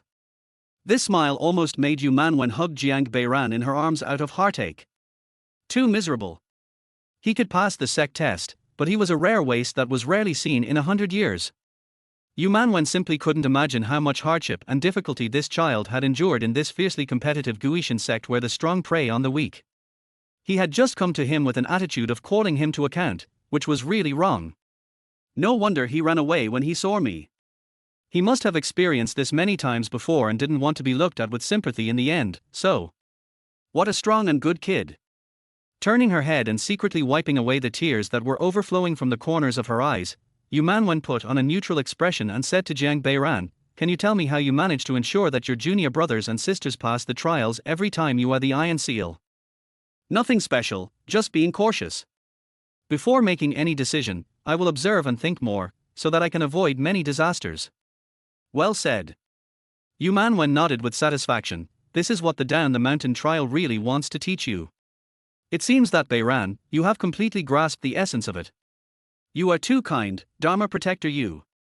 I just know that I am weak, so I have to be more cautious than other fellow disciples. Hey Tilder, Yu Manwen waved his hands, you can't say that. Being strong does not necessarily mean having profound skills. Being strong inside is also very important. Beiran, although you are only at the 5th level of Qi training, you can ensure that all your fellow brothers and sisters pass the trial mission safely. This is amazing, very amazing. Thank you for the compliment, Yu Hufar. Beiran will work harder in the future. Okay. To show my trust in you, I have decided to let you be the seal of my most beloved disciple and help her complete her first trial mission. Disciple Zunar. Chapter 14. This guardian has seen through your thoughts. This script is wrong. Jiang Beiran was confused. He had clearly chosen the easiest option 3. How did he still fall into the trap in the end? From the moment he discovered that the person coming was Yu Manwen, the guardian of Shujingtang, Jiang Beiran knew that it must be the follow-up to what Liu Zijin had caused yesterday, so he thought that the system option should continue to help him get through this disaster, but he never expected that it would go back to the way it was before. You know, being Liu Zijin's Iron Seal is a mid-level Earth-grade option. No, it must be that I haven't reached the last page of the script yet. The system won't trick me like this. Hearing Jiang Beiran's sudden reaction, Yu Manwen glared and asked, "Why, you don't want to?" Just as Jiang Beiran was about to answer, 3 options appeared before him. Option 1, I am very grateful for the trust of the Dharma Protector Yu, but I have been busy with important matters recently and cannot leave Lanshantan. Completion reward, Broken Dragon Shen level upper grade. Option 2, it's not that I don't want to, but I have gained a new understanding of blocking in the chess manual during this period, so I want to stay on the mountain and play a few more games in the auditorium to thoroughly comprehend it. Completion reward, Lotus Mysterious Art lower grade yellow. Option 3, of course not, I am just a little flattered. Completion reward, Random Basic Skill Point +1. This is really pushing me into a pit. Although Jiang Beiran has been working with this system for 5 years and can basically analyze the options it gives, sometimes he still encounters options that leave him completely confused. After quickly analyzing the 3 options, choosing one means that if you are too perfunctory with the protector, then the reward of the upper grade Shen level will mean that considerable trouble will arise later. Option 2 means that if Jiang Beiran can explain the reason clearly, it will be much better than being perfunctory, but there is still a certain risk. But what Jiang Beiran couldn't understand the most was that agreeing to be Liu Zijin's seal was actually the best choice, but yesterday. Thinking of everything that happened yesterday, a white light suddenly flashed in Jiang Beiran's mind, and he understood. The reason why he chose to become Liu Zijin Taiyin yesterday and received a mid-grade Earth-level reward was not because her trial was so difficult, but because if he chose to help her, then senior brother Kong who dropped from the sky yesterday would probably come to cause trouble for him. And this senior brother Kong is probably the reason why this option will reward Earth-level prizes. So if I agree to the Dharma protector you hear, there will be some reason for senior brother Kong not to be jealous of me. After a rough analysis, Jiang Beiran chose 3, and said to the guardian, of course not, it's just that I am a little flattered. Option mission completed, reward, music +1. The reason why Jiang Beiran analyzed the options so carefully this time, instead of just blindly choosing the easiest one as before, was because he discovered through many experiences that once the Earth level reward option was triggered, he had to be very careful with the subsequent processing, otherwise a high difficulty event like the junior sister incident would occur where the simplest option did not reward attribute points. That was the result he least wanted to see. Yes, Tilder, Yu Manwen nodded with satisfaction, then it's settled. I will bring my disciples to see you the day after tomorrow. Yes, disciple will obey the will of the Dharma protector. Hearing Jiang Beiran's ready agreement, Yu Manwen was very satisfied. After all, she knew that the reason why Liu Zijin was in a bad mood last night was definitely because she had been rejected. So she was a little worried that Jiang Beiran was unwilling to take this job and was finding some unfounded excuses to fool her. If that was the case, she would have to think of some way to spur him on. But judging from his series of behaviors, this disciple still respects his protector very much. Coupled with the regret she had just felt for Jiang Beiran, Yu Manwen now liked Jiang Beiran more and more. Beiran, I see that you are proficient in music and have great literary talent. In addition, you are disciple of Lan Shintang, so your chess skills should also be excellent, right? You are too kind to Dharma protector you. I have only dabbled in it a little, but I cannot say that I have mastered it. Don't be modest. I understand your thoughts. Do you feel that you can't make a breakthrough in your cultivation, so you plan to make achievements in other areas? Seeing Yu Manwen looking like she had seen through him, Jiang Beiran followed her meaning and said, the Dharma protector is indeed very sharp-eyed. He has seen through my little thoughts. Har har, Beiran, you are really good at talking. There is no such thing as a sharp gaze. Can't anyone with a discerning eye see that? Yu Manwen patted Jiang Beiran's shoulder and encouraged him with her gentle eyes. In fact, you don't have to despair of cultivation so early. This guardian has also heard that many masters encountered various difficulties when they first practiced Qi, but in the end they soared to the sky after breaking through the bottleneck. Become a powerful person. Thank you for your encouragement, Dharma protector. I will keep it in mind. Well, I tell you this because I hope you won't spend all your time on elegance and spend more time practicing Gui Shinju. If you have any questions, come to me and I will teach you well. This. Jiang Beiran didn't know whether he should thank him or not. After all, in Guishan sect, the boundaries between halls were quite clear. If he, a disciple of Lanshan Hall, went to ask the guardian of Shuijing Hall for advice, wouldn't it be a slap in the face of many senior members of Lanshan Hall if he told others about it? As if seeing Jiang Beiran's hesitation, Yu Manwen asked with a smile, tell me the truth, has Zhang Heching ever come to test your skills? Jiang Beiran shook his head, their hall master has never been here, but Feng Hujin came to test me once. What did he say? Jiang Beiran smiled and replied, Feng Hujin said that everyone has their own strengths, and only by doing what they are good at can they achieve twice the result with half the effort. I think this sentence makes sense, so. Cough. Yu Manwen coughed lightly and shook his head, no wonder you have been a registered disciple in Lanshan Hall for 5 years. It seems that Feng Yulong came to test you on behalf of the upper echelons of Lanshan Hall and directly rejected your path of cultivation. Feng Hujian also has good intentions. After all, I was in prison for 3 years. Hey Tilder, before Jiang Beiran could say anything, Yu Manwen interrupted him, what Feng Hujin said does make sense, but it's not entirely right. After all, you are only 20 years old. I have heard of people who broke through to become a Xuanzhi at the age of 30 and eventually became the overlord of a region. Believe me, you still have plenty of opportunities. Without giving Jiang Beiran a chance to answer, Yu Manwen continued, if you really want to practice well, just come to me. I'll cover for you if anything happens.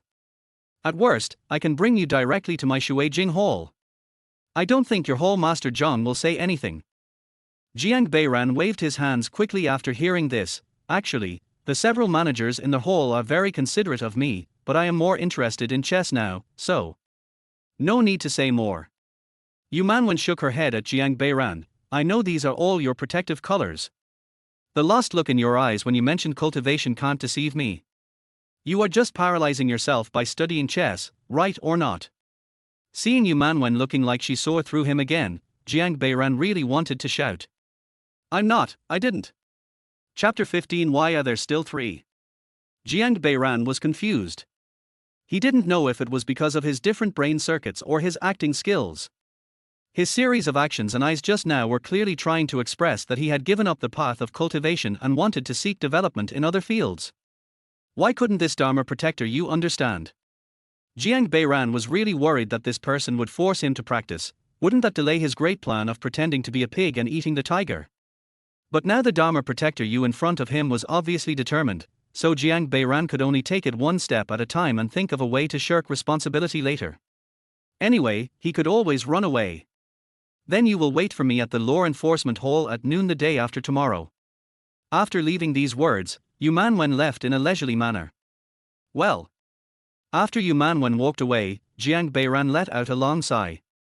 I don't know who leaked my information to Liu Zijin, causing me so much trouble. Ever since their junior sister incident, Jiang Beiran has been very selective every time he takes on a new disciple. No female disciples, no second-generation ones, no treacherous ones, no too handsome ones, etc. Although there is no guarantee that such new disciples can be found every time, most of the time they are pretty close. And every time after completing a trial mission, Jiang Beiran would tell them not to recommend themselves to other junior brothers and sisters, as he was worried that something like this would happen. As expected, I am the most reliable one. Sighing, Jiang Beiran opened the door of his little house and walked in. 2 days passed quickly, and as agreed, Jiang Beiran appeared at the door of the law enforcement hall on time. Beiran, this way. Jiang Beiran was just about to look around when he heard Yu Manwen's voice not far away. Looking in the direction where the voice came from, Jiang Beiran saw Protector Yu smiling and nodding at him. Standing on his left and right were Liu Zijin with her head lowered and Fang Chuya with her face turned away. Today, Liu Zijin was wearing an emerald green shirt and a pleated skirt with scattered flowers and mist. Her shoulders looked as if she had been cut into a waist, which made her delicate oval face look as if she had the otherworldly temperament of a fairy. Looking at the fellow disciples who couldn't help but steal glances at him as they passed by, Jiang Beiran resisted the urge to sigh. In the past 5 years, he had brought female disciples down the mountain for trials only a handful of times, and all of them were forced upon him by Huiguan. He would always stay away from pretty girls like Liu Zijin, but this time, 2 of them came at once. This rule is broken too thoroughly. With a sigh in his heart, Jiang Beiran stepped forward and bowed to Manwen, saying, "Greetings to Protector Yu. Well, you are very punctual. I believe you have seen these 2 beloved disciples beside me, right?" "Yes." Jiang Beiran nodded, then bowed to the 2 and said, "Junior Sister Liu, Junior Sister Fang." When Liu Zijin met Jiang Beiran's eyes, she felt a little flustered. After all, she knew very well that her senior brother was forcibly dragged here by the guardian because of her, and she didn't know how annoyed he must be with her at the moment. So this is what it feels like to be worried about being disliked by someone. It really is unpleasant. But no matter how nervous he was, Liu Zijin still quickly bowed and said, "Hello, senior brother Jiang. Sorry to bother you this time." On the other side, Fang Chuyao casually bowed to Jiang Beiran and said, "Hello, senior brother." After both parties greeted each other, Yu Manwen suddenly waved towards the nearby pond and shouted, "Stop playing around there, guys. Come over and meet my brother." Besides, Jiang Beiran's heart tightened when he heard this, and a bad premonition arose. "Here I come, Tilda." Following the direction of the pleasant voice, I saw 3 girls who looked exactly the same running towards me. No way. Liu Zijin and Fang Chuya were already enough of a headache for Jiang Beiran, and now the 3 girls running towards them were also stunningly beautiful. All 3 of them had oval faces, long and slender eyebrows, and lively eyes, revealing a mischievous look. In addition, they had bright eyes, white teeth, and delicate skin. They were truly 3 outstanding beauties. This is the Jiang Beiran I told you about, senior brother Jiang. You must follow him closely when you go down the mountain this time and listen to him. Do you understand? Yes, Dharma Protector. The 3 of them responded and looked at Jiang Beiran at the same time and bowed. Yu Gui Shui Yu Gui Jiao Yu Gui Miao of Shui Jing Hall greets senior brother Jiang. Although Jiang Beiran was about to burst into tears at this moment, he still forced a smile and said in return, "Hello, 3 junior sisters." After the 3 sisters stood behind him, Yu Manwen smiled and said to Jiang Beiran, Beiran, I'm sorry to bother you this time. We have many female disciples in Shuijing Hall and we are in need of a reliable senior brother. You can do more work and bring a few more junior sisters down the mountain to try your luck. Disciple obeys the order. Well, then the rest is up to you. After saying that, Yu Manwen nodded at Jiang Beiran, turned around and told Liu Zijin and the others to listen more to senior brother Jiang before leaving.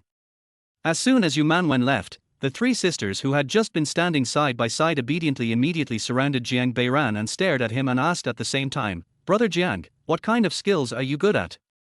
Brother Jiang, what kind of weapons do you like to use? Brother Jiang, when fighting, do you like to move your left leg or your right leg first? Looking at the three faces that all said, I'm curious, Jiang Beiran glanced at them and said, Go back and stand still. Don't talk or move around without my permission. The three sisters who were scolded stood there in a daze, confused for a moment. At this time, Fang Chuyao on the side said, Oh? Are you acting like a tough guy now? Weren't you too scared to answer the call a few days ago? Glancing at Fang Chuyao, Jiang Beiran said, Now that I have become your Iron Seal, I must be responsible for your safety. At the same time, you must obey my orders. Do you understand? What if I say I won't? Fang Chuyao stepped forward and retorted. You can try. Jiang Beiran said, his eyes widened, and an invisible aura instantly enveloped Fang Chuyao. Fang Chuyao, who was overwhelmed by Jiang Beiran's aura, wanted to continue to refute, but a feeling of fear arose in her heart. Strange. Why should I be afraid of him? He is just a coward who admits that he is afraid in front of everyone. How can he be so powerful? But no matter how dissatisfied she was in her heart, Fang Chuyao finally did not dare to continue to talk back and turned her head away angrily. The three sisters of the Yu family finally realized that the senior brother in front of them was not as gentle as he seemed, so they all retreated back to their original positions and stood still. Nodding with satisfaction, Jiang Beiran raised a finger and said, In my team, there is a rule that you must abide by, that is, you must follow my command in all actions and you are not allowed to act rashly when encountering any situation. Do you understand? I understand. The five girls nodded at the same time, but their voices were a little sparse. Okay, now I will give you my first order. Go back and change your clothes into coarse cloth or linen. If you don't have any, go borrow some from the law enforcement hall next door. Meet here in half an hour. Those who are late will be deducted 2 points. Chapter 16, Natural Beauty is Hard to Give Up. Because of the various second generation joining, there is never a shortage of troublemakers among the new disciples of Guishan sect, and the scoring is a powerful weapon given by the sect to restrict them. After Taiyin helps the new disciple pass the trial mission, he can score the new disciple's performance in this trial. The full score is 5. If Taiyin only gives a score below 3, it means that the disciple's performance in this trial is very poor. However, sometimes the scores cannot be fully trusted because of the fear of retaliation for giving low scores, or because some Iron Seals will use the scores to threaten the trial disciples. However, if Taiyin, who has a good reputation in the sect and a good reputation in the Flower Crown, gives a low score to a disciple who is undergoing the trial, then depending on the reason why Taiyin gave the low score, the disciple's impression score in the minds of his master and the higher-ups in the hall will be lowered at best, or he may be punished by the sect at worst. Those who dare to give low scores either have strong personal strength or strong background. The sect also has rewards for those who are not afraid of retaliation and dare to give low scores. First of all, this kind of Iron Seal will leave a good impression of fairness and courage in the minds of the sect's top leaders, because what these Iron Seals do is equivalent to finding out the hidden black sheep in the sect. Secondly, the sect will give certain resources to this type of Iron Seal to encourage their behavior. Of course, the trial disciples can also go to their law enforcement hall to complain about the unfair scores given by Taiyin. After that, Huaguan, who is specifically responsible for this matter, will follow up the investigation. If it is found that Taiyin is indeed using the scores to threaten the trial disciples, or gave low scores due to personal grudges or other reasons, then Taiyin will be severely punished by the law enforcement hall. On the contrary, if it is found that the trial disciple is quibbling, then the trial disciple will receive a more severe punishment than before, and may even be directly expelled from the sect. For hundreds of years, Guishan sect has been using this set of rules among new disciples. Although there are still many loopholes, it is still very fair and effective in most cases. Hearing Jiang Beiran using the evaluation to establish his authority at the very beginning, Fang Chuyao immediately said in dissatisfaction, "Why can you still restrict our freedom to wear clothes? Does this have anything to do with the mission itself?" Jiang Beiran glanced at Fang Chuyao, raised a finger expressionlessly and said, "First of all, if you want to speak in the future, you must say report first and get my permission before speaking, otherwise I will deduct some points from you. Secondly, clothing is of course related to the mission. We are going down the mountain to carry out the mission, not to sightsee. Blending in with the crowd and keeping a low profile are the biggest principles for us to follow. Do you understand?" Fang Chuyao curled her lips after hearing this and muttered softly, "Humph, isn't it just cowardice? You put it so nicely." Although she was extremely dissatisfied, Fang Chuyao did not dare to just walk away. After all, Jiang Beiran was invited by their protector to be their seal of approval. Naturally, she would be particularly positive about his evaluation. She did not want to leave a bad impression on the second in command of the whole just after completing her first trial mission. "Excuse me, can I only choose coarse cloth or linen clothes?"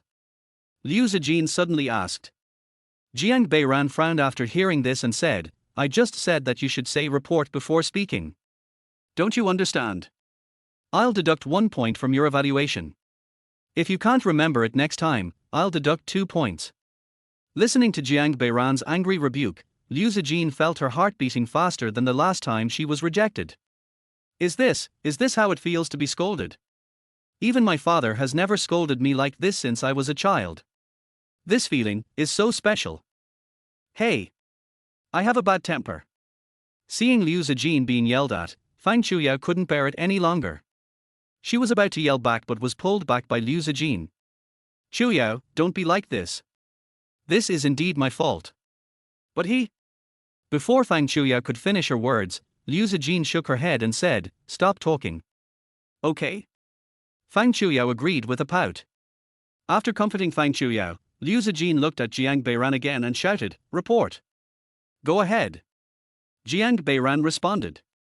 "Excuse me, can I only choose clothes made of coarse cloth or linen? I don't have any clothes made of these two materials, and I don't really want to borrow clothes from others." Jiang Beiran shook his head. "No, I just said that blending in with the crowd is our biggest principle. Most of the people down the mountain can only afford coarse linen clothes. If we dress too extravagantly, it will easily attract other people's attention. Do you understand what I mean?" "Yes, I understand. Report. Report. Report."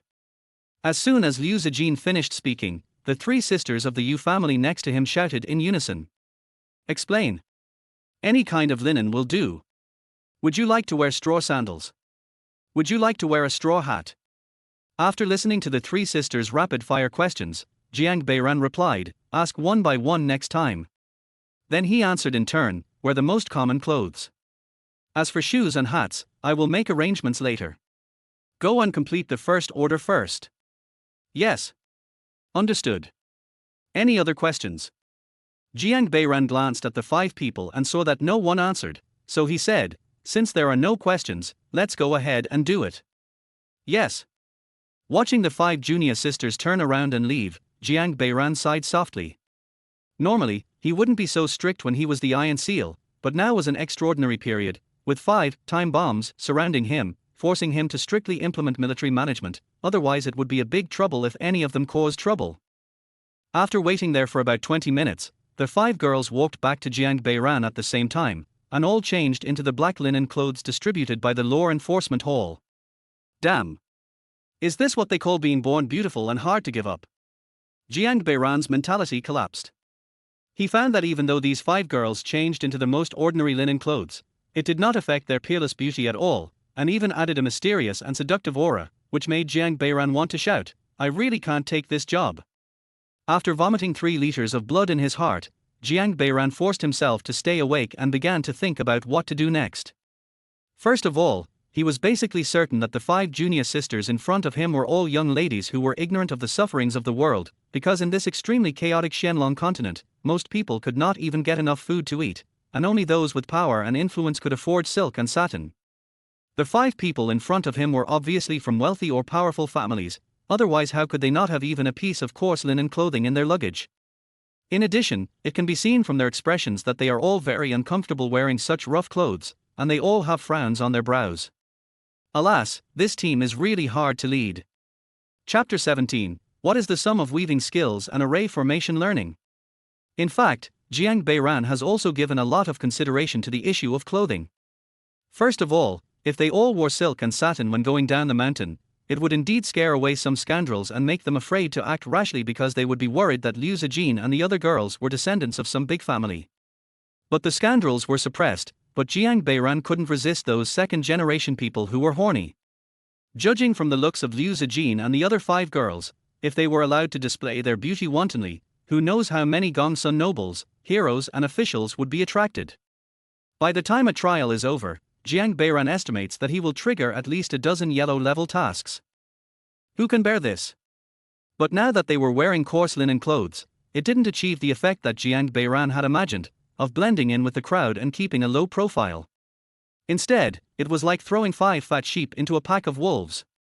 Just think about it, 5 stunning beauties dressed in civilian clothes, that would surely make the men down the mountain beat their brains out. Alas, it seems that the finished products must be used. I just hope they don't find out the special things about them.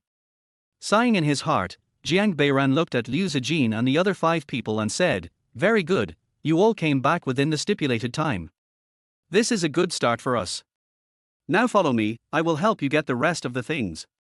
At this moment, Jiang Beiran Qian's prestige was completely established. After hearing his instructions, Fang Qiuyao, who was the most dissatisfied, just pouted, but still followed obediently. Coming to an empty pavilion not far away, Jiang Beiran took out 5 straw hats and 5 pairs of straw sandals from his Qinquan ring. This Qinquan ring was the gift Jiang Beiran received when he first joined the sect. There was a word, heart, engraved on it. When Jiang Beiran first got it, he admired the Guishan sect to the extreme. They actually gave out something that only novel protagonists have as a novice gift package. But later he gradually realized that in this world, almost everyone who is a cultivator has a Qinquan ring, the only difference is the size of the space. The capacity of Jiang Beiran's Qinquan ring is roughly equal to that of a sack, and it is also the standard Qinquan ring in the hands of most cultivators. This Qinquan ring was just as convenient as Jiang Beiran had imagined.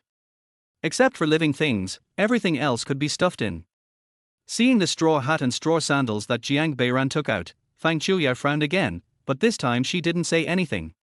Anyway, she now regarded Jiang Beiran as a part of her trial. As long as she could endure it this time, it would be fine. Even if I am scolded to death, die outside, or am kicked out of the hall by the guardian, I will never ask this person to be my seal again. Jiang Beiran put the straw hats and sandals in front of the 5 junior sisters and said with a smile, "It's hot now, these are the heat protection items I prepared for you. Put them on. If the size of the shoes is not suitable, tell me and I will help you change them." Although Liu Zijin didn't like the style of the straw hat very much, he still nodded politely and said, "Thank you, senior brother." Then he picked out a straw hat and a pair of straw sandals.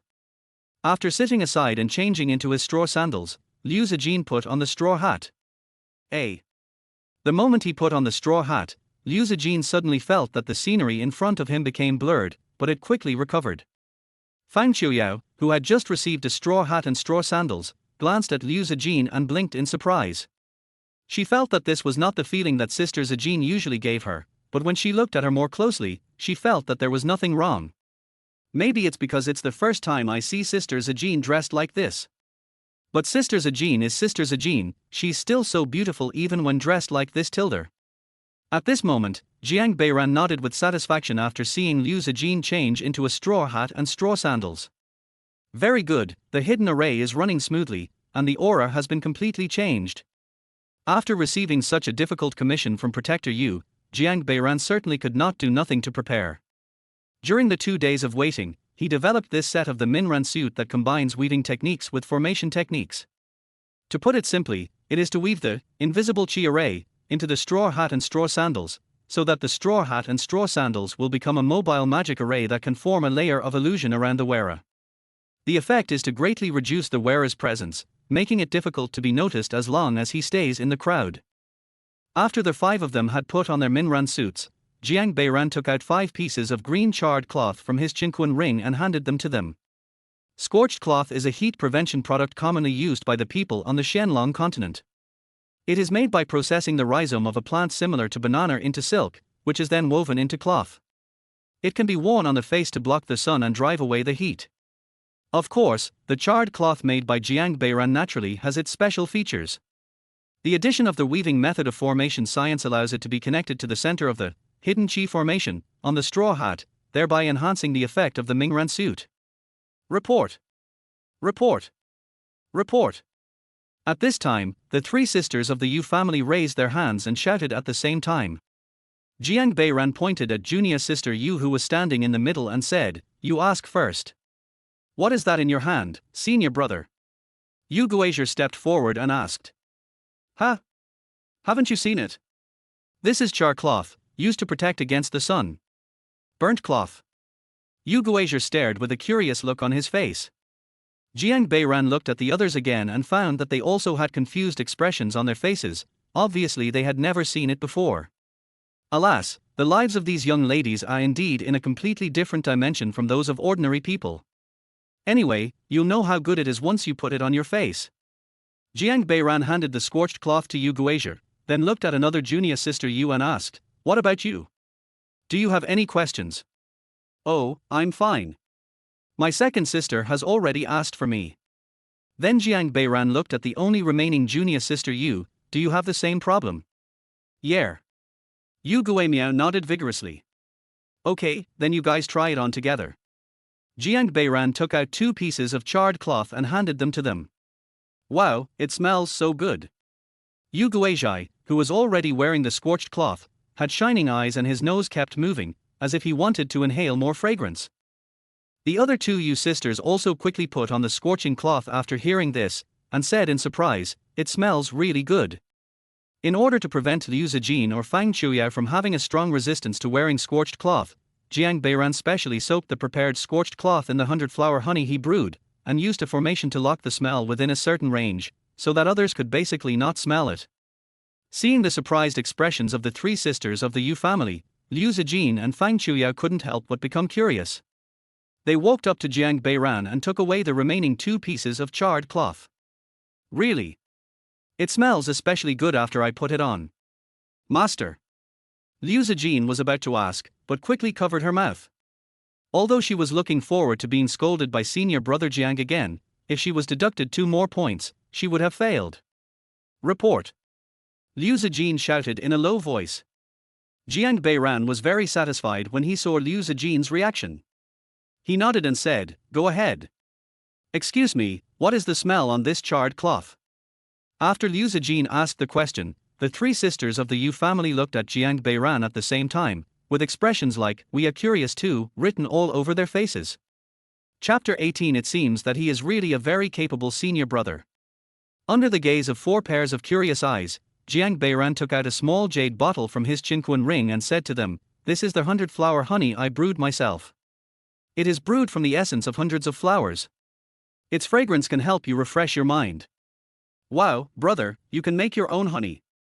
"Brother, can you let me see what this honey looks like?" "Brother, can I have a taste of this honey?" Looking at the 3 faces of the 3 sisters of the Yu family approaching, Jiang Beiran coughed forcefully and glanced at them with sharp eyes. Knowing that they had violated the rules, the 3 sisters quickly returned to their original positions. Nodding, Jiang Beiran opened the bottle of nectar, then looked at the 5 junior sisters and said, "This bottle of nectar in my hand contains essences of plum blossom, golden cherry, velvet grass, and fire zangshu, which can replenish blood and qi, moisturize the skin, and maintain youth and beautify the skin." When they heard the last 8 words, the eyes of the 3 Yu sisters and Liu Zijin immediately lit up. Even Fang Chuyao, who had been turning her head away and not looking at them, couldn't help but prick up her ears. Jiang Beiran's mouth curled up slightly after seeing this. It seems that all the junior sisters are very interested in the bottle of 100-flower honey in my hand.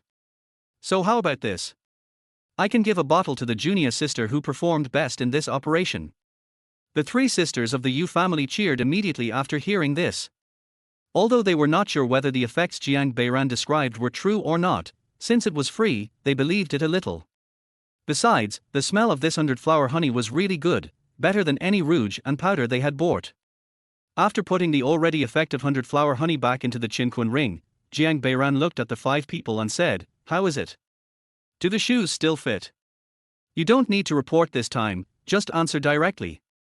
"Mine seems a little tight," Yu Guishui replied. Jiang Beiran glanced at Yu Guishui's feet, roughly determined the size and said, "Well, take it off and give it to me, I'll help you alter it." "Then I'll trouble you, senior brother," Yu Guishui said as he took off his straw sandals and handed them to Jiang Beiran. After taking the straw sandals, Jiang Beiran directly pulled out a piece of udder grass from the Qinquan ring and began to weave them. Seeing the straw sandals growing larger at a speed visible to the naked eye, Yu Guishui blinked and said in surprise, "Brother, you have such a skillful hand."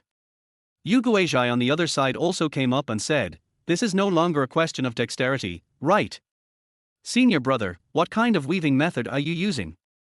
How can you continue weaving directly onto the already woven straw sandals?" But Jiang Beiran did not answer. Instead, he silently wove the straw sandals and handed them to Yu Guishui, saying, "Okay, try again." Taking the straw sandals with an incredible look on his face, Yu Guishui put them on carefully and tried them on. "Wow, it really fits, you are awesome, brother." Seeing that the other 2 sisters were about to make a scene again, Jiang Beiran quickly shouted, "Okay, stop making noise. Is there any problem with other people's straw sandals?" The remaining 4 shook their heads. "They are all the same size." Jiang Beiran had woven so many straw sandals originally intending to keep them as backup, so he made them all in the same small size so that he could easily alter them if they became too small. But it seems that this is not really necessary now. Since everything is fine, let's go to the Guantang to accept the trial mission. Yes. With 5 junior sisters who were no longer so dazzling, Jiang Beiran suddenly felt a lot less pressure. At least the fellow disciples who passed by them would not look back frequently. Jiang Beiran arrived at the Guantang with ease. As soon as he walked in, he heard someone calling his name. "Junior brother Beiran." Hearing this familiar voice, Jiang Beiran immediately turned around and bowed, "Hello, senior brother Qin." Qin Muyuan bowed to Jiang Beiran and said with a smile, "Are you here to perform the duties of the Iron Seal again?" "Yes." Jiang Beiran nodded, then turned around and introduced to the 5 junior sisters, "This is Qin Muyuan, senior brother Qin, a very responsible Huaguan. Huaguan is a manager in the Guantang who is specifically responsible for issuing trial tasks and conducting subsequent investigations into whether the scoring is fair. They are usually selected from the outstanding Iron Seals by the Guantang Xianpai, so most of them are relatively young. There was once a virtuous person who wanted to promote Jiang Beiran to be the crown prince, but Jiang Beiran's skills were too low to convince the public, so they had to give up. "Greetings, senior brother Qin." Liu Zijin and the other 4 people bowed together. When Qin Muyuan heard the 5 junior sisters saluting to him, he was suddenly stunned and felt a little strange. Were there 5 junior sisters standing behind junior brother Beiran just now? But after all, he couldn't lose his manners, so Qin Muyuan didn't hesitate for too long, and bowed in return, saying, "Qin Muyuan from Wanjian Hall greets all the junior sisters." After the 2 sides got to know each other, Jiang Beiran bowed to Qin Muyuan and said, "Brother Qin, this time I will be the seal of these 5 junior sisters. Please issue a trial task to us." Qin Muyuan was stunned again after hearing this, his eyes full of surprise. He had known Jiang Beiran for many years, and he had the impression that he never brought female disciples down the mountain for trials, but this time he actually brought 5 of them.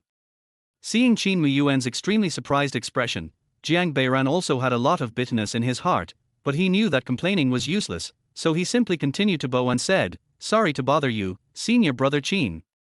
Qin Muyuan finally reacted and nodded, "Okay, follow me." After going through a whole set of familiar task acceptance procedures, Qin Muyuan told Jiang Beiran about this trial mission. Jifu village in Longshan town has recently encountered many cases of child abduction. The villagers are very anxious. You should set off today to investigate this matter. After saying that, Qin Muyuan placed a piece of paper covered with words on the table. Disciple obeys the order. After responding, Jiang Beiran took out an iron seal with his name printed on it from the Qinquan ring and pressed it hard on the paper. This meant that he would be responsible for this matter as the Iron Seal. "I wish junior brother Beiran a safe journey." After saying that, Qin Muyuan felt something was wrong, and suddenly he said to the 5 junior sisters as if he remembered something, "I wish the same to all the junior sisters." Strange, why do you always ignore these 5 junior sisters? Could it be that they have practiced some breath-holding skills? That's really amazing, they can reach this level at such a young age. Thank you, senior brother. Liu Zijin and the other 4 immediately bowed to Qin Muyuan. Well, remember to listen to junior brother Beiran on their way there. He is one of the few outstanding iron seals in our Guishan sect. You will definitely learn a lot from him. Yes. The 5 girls answered at the same time, but what they were thinking in their hearts were completely different. Liu Zijin was not surprised or shocked, because she came to find Jiang Beiran specifically because she knew how powerful he was. Fang Chuyao was somewhat disdainful. She felt that the reason Jiang Beiran was praised by so many people was just because he was a coward, and that he actually had no real ability at all. The 3 sisters of the Yu family became more and more curious about Jiang Beiran. At first, when Protector Yu said that he had found a very powerful iron seal for them, they did not pay much attention to it. After all, it was just an iron seal. They felt that they were all the same. He was just leading new disciples to carry out some very simple trials. How powerful could he be? But after meeting, Jiang Beiran's series of actions made them feel that this senior brother was like a treasure bag that could take out anything, and he also had a pair of dexterous hands that were beyond their imagination. At this moment, a flower crown can even praise it so highly. It seems, he is really a very capable senior brother. Chapter 19, Senior Brother is quite reasonable crossed out. As an old warrior, Jiang Beiran had been to many villages and towns near Guishan sect, but Jifu village, where they were going this time, was not among them. Although Jiang Beiran had never been there, he had memorized all the information about the surrounding villages and towns. Jifu village is one of the more populous villages in this area, with a total of more than 1,200 households and a population of more than 7,500, many of which have 4 or 5 children. In this age without surveillance, child stealing happens almost every day. Local authorities are simply unable to handle it, and documents on missing children pile up in warehouses gathering dust. Therefore, most of the time, the government welcomes disciples from the sect to come out and do justice. As long as they don't do things too out of line, the officials will turn a blind eye. After planning the route and packing the necessary items, Jiang Beiran's training team officially set out and headed down the mountain. After arriving at the foot of the mountain, Jiang Beiran discovered that the 5 junior sisters were extremely excited, looking around as if everything they saw was new. Fortunately, Jiang Beiran had already established a high enough prestige before, so the 5 girls did not act too presumptuously. As cultivators, Jiang Beiran and his companions were much faster than ordinary people. In just 1 hour, they had crossed the prairie and arrived at Luoxia town, the first stop planned by Jiang Beiran.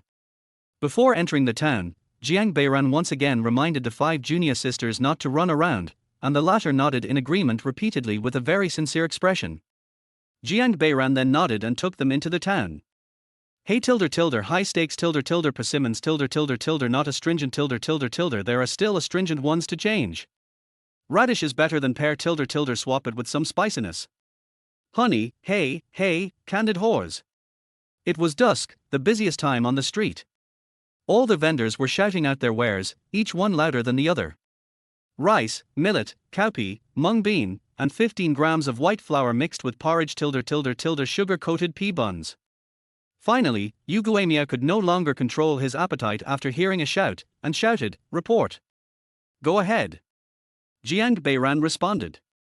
"I want to eat that pea bun," Yu Guemiao said, pointing to the stall full of steamed buns.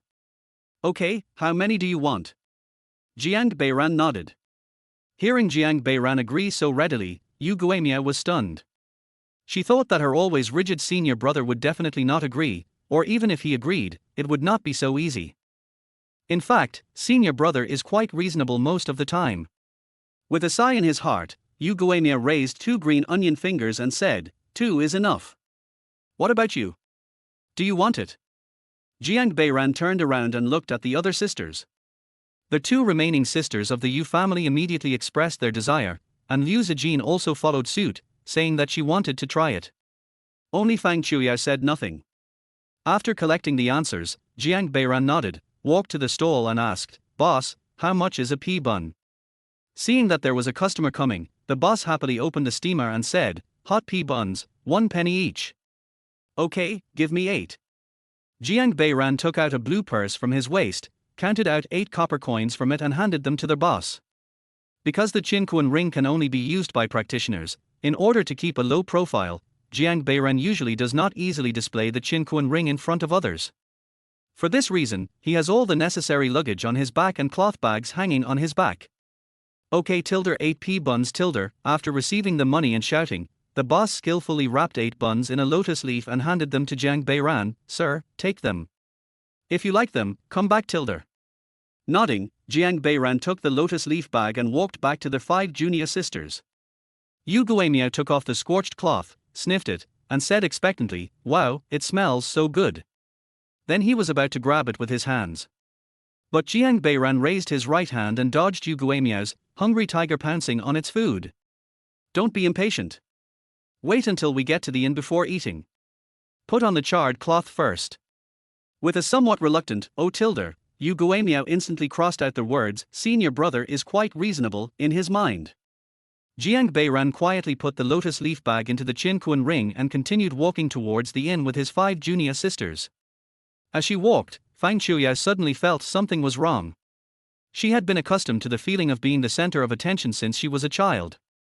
No matter where she went, she was the brightest star in everyone's eyes. But now, when she walked on the busy streets, no pedestrians looked at her twice, even the vendors selling goods did not cast their eyes on her. There's a problem. Thinking of this, Fang Qiuyao couldn't help but look up at Jiang Beiran. She knew that this situation must have been caused by this cowardly senior brother. It seems that my feeling that Sister Zhejian was different from usual was not an illusion. He must have tampered with the straw hat or the charred cloth. But, what tricks can we use to completely avoid being noticed? This cowardly senior brother really has some clever tricks when it comes to cowardice. Although she realized that Jiang Beiran must have done something to the straw hat or the charred cloth, Fang Qiuyao did not intend to expose him, because she usually did not like the lustful looks in men's eyes when they looked at her, which made her very uncomfortable. But now the feeling of no one looking at her was very novel. Forget it, let this cowardly brother go for now, and we'll settle the score with him when we return to the sect. Bang! Clang! Clang! Just as Jiang Beiran was looking for the location of the inn, a series of crackling sounds suddenly came from the front. Immediately afterwards, an extremely sarcastic voice rang out. How dare you set up a stall here without paying rent? Are you tired of living? Looking in the direction where the sound came from, I saw a stall selling tofu pudding was completely overturned. A middle-aged man with a stubble on his face was looking at the people who overturned his stall with an angry look. You dare to glare at me? Go to hell! One of the young men in blue cloth shouted and kicked the middle-aged man. The middle-aged man who was kicked in the head screamed, and then shouted, "The government wants to collect rent from us, and Liu Sandao also wants to collect rent from us. We only run such a small business, where can we get so much money to give you? Hey, you dare to talk back? Beat me up." As he spoke, several young men rushed forward and started beating and kicking the middle-aged man. The vendors around just watched silently, and some even took a few steps back, as if they were accustomed to such things. This is too much. At this time Fang Qiuyao shouted angrily and was about to draw out her Baihong sword. At the same time, 3 options popped up in front of Jiang Beiran. Chapter 20, There is more wool down the mountain. Option 1, go up and help the tofu pudding vendor. Completion reward, 5 movements breathing technique middle grade Xian level. Option 2, ask other stall owners nearby about the whole story. Completion reward, soul stealing finger middle grade yellow. Option 3, stay away from here. Completion reward, random basic skill point +1. After so many years of training, Jiang Beiran knows one thing very well, that is, never underestimate anyone, even if it is a small person whose cultivation is far inferior to yours. When he really hates you, he can do anything, such as poisoning, hiring murderers, setting traps. In short, it is hard to guard against. If one individual is such a big threat, let alone a gang. Every gang that can survive in a certain area for a long time has more or less some background or means, otherwise it would have been destroyed time and time again. When Jiang Beiran was certain that the world was definitely targeting him, he exaggerated all kinds of low-probability events. For example, some people seemed ordinary on the surface, but secretly had a brother who was at the Xian Wang level. This was totally unreasonable. So for Jiang Beiran, the option he faced was already commonplace. There were some tyrannical landlords or brave and aggressive knights in almost every town. Although the word knights is in their title, they are actually a group of scoundrels. Most of the time, they bully the weak and exploit the people in the village. But sometimes they are loyal and righteous and occasionally act like heroes. When Jiang Beiran first met these rangers, he felt that they were like the heroes of Liangshan. They were the ones who helped the common people beat the dog officials, and they were also the ones who drank without paying. Some of the worse ones would even open shops selling human meat buns, or do some sneaky things. But these do not prevent them from calling themselves heroes. As usual, Jiang Beiran chose option 3. He grabbed Fang Chuyao, who was about to rush out, and said, "I have said it many times. Do not act rashly without my order." Fang Chuyao, who was being held back, was filled with indignation. She turned around and glared at Jiang Beiran fiercely, saying, "You are disciple of Guishan sect. Isn't it our duty to be chivalrous and righteous?" Jiang Beiran, who had expected Fang Chuyao to have this reaction, replied, "The reason why your guardian handed you over to me is so that I can teach you how to be a hero in this Xianlong continent." "Humph. I think you are just a coward." At this time, Liu Zijin stepped forward and held Fang Chuyao and said, "Chuyao, we are new here, we are unfamiliar with the place, and we don't have much experience in the martial arts world. Let's listen to senior brother Jiang first." Fang Chuyao took a deep breath after listening, and finally snorted coldly, then stood behind Jiang Beiran again with a stern face. "Alas, I am still young after all." Jiang Beiran actually didn't dislike Fang Chuyao's kind-hearted character. After all, it showed that she was kind-hearted. However, it was a pity that it was difficult to survive in this chaotic world with just kindness. "Let's go. This is not a good place to stay for long." Based on Jiang Beiran's understanding of the system, since option 3 clearly states that one should stay away from this place, it means that there will definitely be more troublesome things happening later.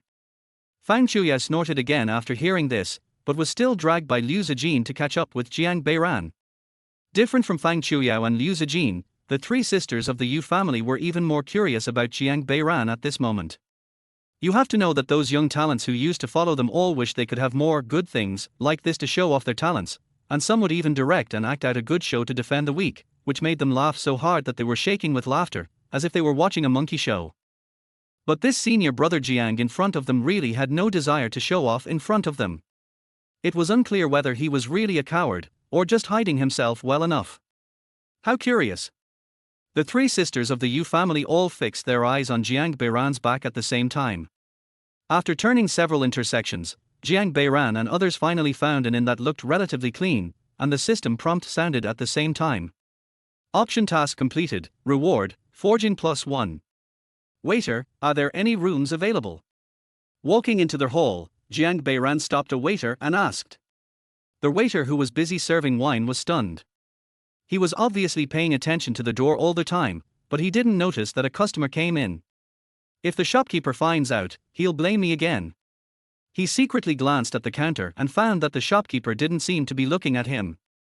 The waiter, who was relieved, said to Jiang Beiran, "I am short-sighted and neglected you all. Please forgive me. There are still many vacancies. I don't know which one you want to stay in. Our store has rooms with sky numbers, ground numbers, people numbers, rooms with small rooms, humble rooms, and common beds. If you need, I can take you to see them one by one." Jiang Beiran was about to reply when he saw three options appear before him. Option 1, check into the Qianhao room. Completion reward, 18 destructions of the city Xian level upper grade. Option 2, check into the number 1 room. Completion reward, Qingming sword yellow grade top grade. Option 3, move into the numbered room. Completion reward, random basic attribute point +1. As expected, there are more wool at the foot of the mountain. We have just entered the town and the options have appeared twice. Jiang Beiran has encountered this option many times, and the reason why choosing a room can trigger a top-grade Xian level treasure is also very routine. That is, it is very likely that you will encounter princes and nobles who come out to play and force you to give up a room. Jiang Beiran has seen this kind of thing too many times in the inn, and these dogs are disgusting. Even if you readily give up your room to them, they will stop you and sneer, "A dog like you is worthy of staying in the number one room." It really ruins my mood for traveling. How about this: if you imitate the barking of a dog 3 times, I will show mercy and let you go. And that's not all. Even if you really grit your teeth and swallow this humiliation, these people will still find ways to bully you. They just have to find something to make you unhappy, and then laugh at your miserable appearance, thereby gaining a perverted sense of satisfaction from being superior. However, this is also the reason why Jiang Beiran did not choose to set up a tent outside away from the crowd, but came to this mixed place. After all, the attribute points are too tempting, and he does not want to waste them. Anyway, so many years have passed, and he has not encountered a system that gives all high difficulty options in these daily trivial matters. After choosing 3, Jiang Beiran asked several junior sisters again how they planned to live, and finally decided to have 3 rooms, one for Jiang Beiran himself, one for Liu Zijin and Fang Qiuyao, and one for the 3 sisters of the Yu family. Although Jiang Beiran reminded the 3 sisters of the Yu family that the beds in the human-shaped room would definitely not be able to accommodate 3 people, the 3 sisters said they had their own way. Jiang Beiran could only agree for the time being. Anyway, they could order more beds later if there were not enough. Led by the waiter, the 6 people first came to the herringbone room where Jiang Beiran was going to live. With a creaky sound, the waiter pushed open the door. The simple bed and the square table with a missing corner in the room made the 5 girls frown at once. Before the girls could complain, Jiang Beiran looked at the waiter. Just as he was about to ask him to leave, the option popped up again. Option 1, let the waiter leave directly. Completion reward, sweeping the army yellow grade top grade. Option 2, reward the waiter with 5 copper coins. Completion reward, random basic attribute point +1. It feels good. Jiang Beiran felt extremely comfortable after triggering the option again, but at the same time he also felt that there were traps everywhere at the foot of the mountain. Jiang Beiran had not encountered the option of tipping the waiter very often, but judging from his experience, the waiter in front of him was not the main reason for Huang Ji's reward, but his behavior of not tipping might cause a chain reaction and eventually lead to trouble. Of course, these are just Jiang Beiran's imagination. After all, he doesn't intend to die just because of curiosity. After choosing the second option, Jiang Beiran took out 5 copper coins from his front pocket and said to the waiter, "You go down first. I'll call you if there's anything else." The waiter took the copper coin with a look of surprise on his face and nodded repeatedly, saying, "Thank you, sir. If you need anything, please ring the bell and I'll be there right away." "Okay." Jiang Beiran nodded. "Then you take a rest first, I will take my leave now." Chapter 21 I 1T Listen. I 1T Listen. I 1T Listen. Option mission completed, reward, spirit +1. Report. Report. Report. As soon as the system prompt sounded, Jiang Beiran heard 3 consecutive reports from the 3 sisters of the Yu family. "You speak first." Jiang Beiran pointed at junior sister Yu standing in the middle and said again. Yu Guizhai pointed to the room, then spread his arms and gestured, "Shouldn't the rooms in an inn be this big? I've never seen a room like this before." Jiang Beiran sighed inwardly after hearing this, then looked at the other 2 Yu junior sisters and asked, "What about you? Do you have the same problem?" The 2 junior sisters Yu immediately shook their heads. Jiang Beiran then pointed to junior sister Yu on the left and asked, "Then you ask first. Is this a punishment for my senior brother? But we didn't do anything wrong, did we? What about you?" Jiang Beiran looked at the last junior sister Yu. "What if there is no dressing table in the room? Can we ask the waiter to bring it over?" Understanding the 3 sisters' doubts, Jiang Beiran nodded and said, "Come inside first, I'll give you some remedial lessons." The group walked into the room. Jiang Beiran closed the door, then looked at the other 5 sisters and asked, "From now on, you can all speak freely, and there is no need to shout reports in advance. But before that, I would like to ask, have you ever gone out alone?" After hearing this, Liu Zijin answered first, "Father doesn't let me go out alone. Usually, he would let my eldest brother accompany me when I go out. When my eldest brother is not around, I would let Mr. Liu accompany me." "Who is Mr. Liu?" Jiang Beiran asked curiously. "He is my father's retainer, and he is very capable." "Okay, I understand." Then he looked at the 3 sisters of the Yu family. "What about you?" "We usually go out in the carriage prepared by Butler Ju." There are about 30 to 50 people accompanying us, all invited by my father. Jiang Beiran really wanted to slap himself in the face after hearing this. The reason why these questions were not asked in the sect before was because too much chatting about family matters would affect his prestige. Now, except Fang Chuyao, the other four sisters have become accustomed to obedience, so now Jiang Beiran needs to understand what kind of rich girl he is with. No wonder the guardian you came to my house in person to ask me to be the seal for these junior sisters.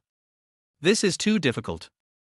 A group of rich young ladies who have never been beaten by the society and are all beautiful. If it were any other strongman, they would be eaten by the hungry wolves at the foot of the mountain in minutes without leaving even a bone. After the three sisters of the Yu family finished answering, Jiang Beiran looked at Fang Chuyao again, but the latter immediately snorted coldly and turned her head away, as if to say, "I have nothing to say to you." Jiang Beiran didn't care, and looked at Liu Zijin and asked, "Is it possible that your father sent some experts to lurk nearby to protect you?" "Probably not." Liu Zijin shook his head. "I didn't tell my father that I would go down the mountain for the trial today." "Us too." "Father doesn't know that we are going down the mountain for the trial today." Yu Guishui next to him answered quickly. "Yeah." Jiang Beiran nodded. "So that means, except for the time when you were sent to Guishan sect, whenever you go out, someone will follow you, right?" "Yes." The four sisters nodded at the same time. "Good fellow. This Yu Hufar trusts me too much." Jiang Beiran thought that no matter which of the 5 young ladies got into trouble, Guishan sect would inevitably be held accountable. Although Guishan sect was wealthy and powerful, he was not so afraid. After all, when accepting disciples, it was agreed in black and white. If they were worried that their children would be in danger, they should not send them to the sect. However, having said that, if a quarrel really breaks out, it will definitely cause quite a stir, and Yu Manwen, as their master, will naturally be to blame and will inevitably be punished by the sect. But now that he had accepted the call, it was useless to think about it. After getting the answer he needed, Jiang Beiran took the lotus leaf bag out of the Qinquan ring, put it on the table and said, "Let's eat the buns first." The 3 sisters of the Yu family, who had been waiting for a long time, cheered at the same time. As soon as Jiang Beiran opened the lotus leaves, they came up and picked out the pea buns they liked. On the other side, Liu Zijin took out a pink purse and asked, "Brother, how much is this bun?" "I'll give it to you." Jiang Beiran was a little surprised after hearing this. He didn't expect that this young lady could have such awareness. He then waved his hand and said, "It's just a few buns. Senior brother will treat you to it." "Thank you very much, senior brother." Liu Zijin then stepped forward and took away a pea bun. After seeing this, the 3 sisters of the Yu family also realized it belatedly and shouted together, "Thank you, senior brother."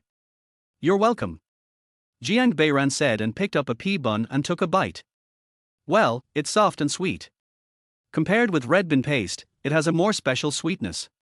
It seems that osmanthus is added. It's a good seasoning. I will try it next time. The 3 sisters of the Yu family next to them didn't have so many thoughts, and just kept saying delicious, delicious, and delicious. Liu Zijin opened her mouth slightly and took a small bite. A pleasantly surprised expression immediately appeared on her face. She then looked at Fang Chuyao and said, "Chuyao, this is delicious.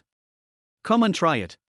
But Fang Chuyao turned her eyes away stubbornly, muttering, "I won't eat the buns bought by this cowardly senior brother." "Chuyao!" Liu Zijin pulled Fang Chuyao's sleeve and shouted.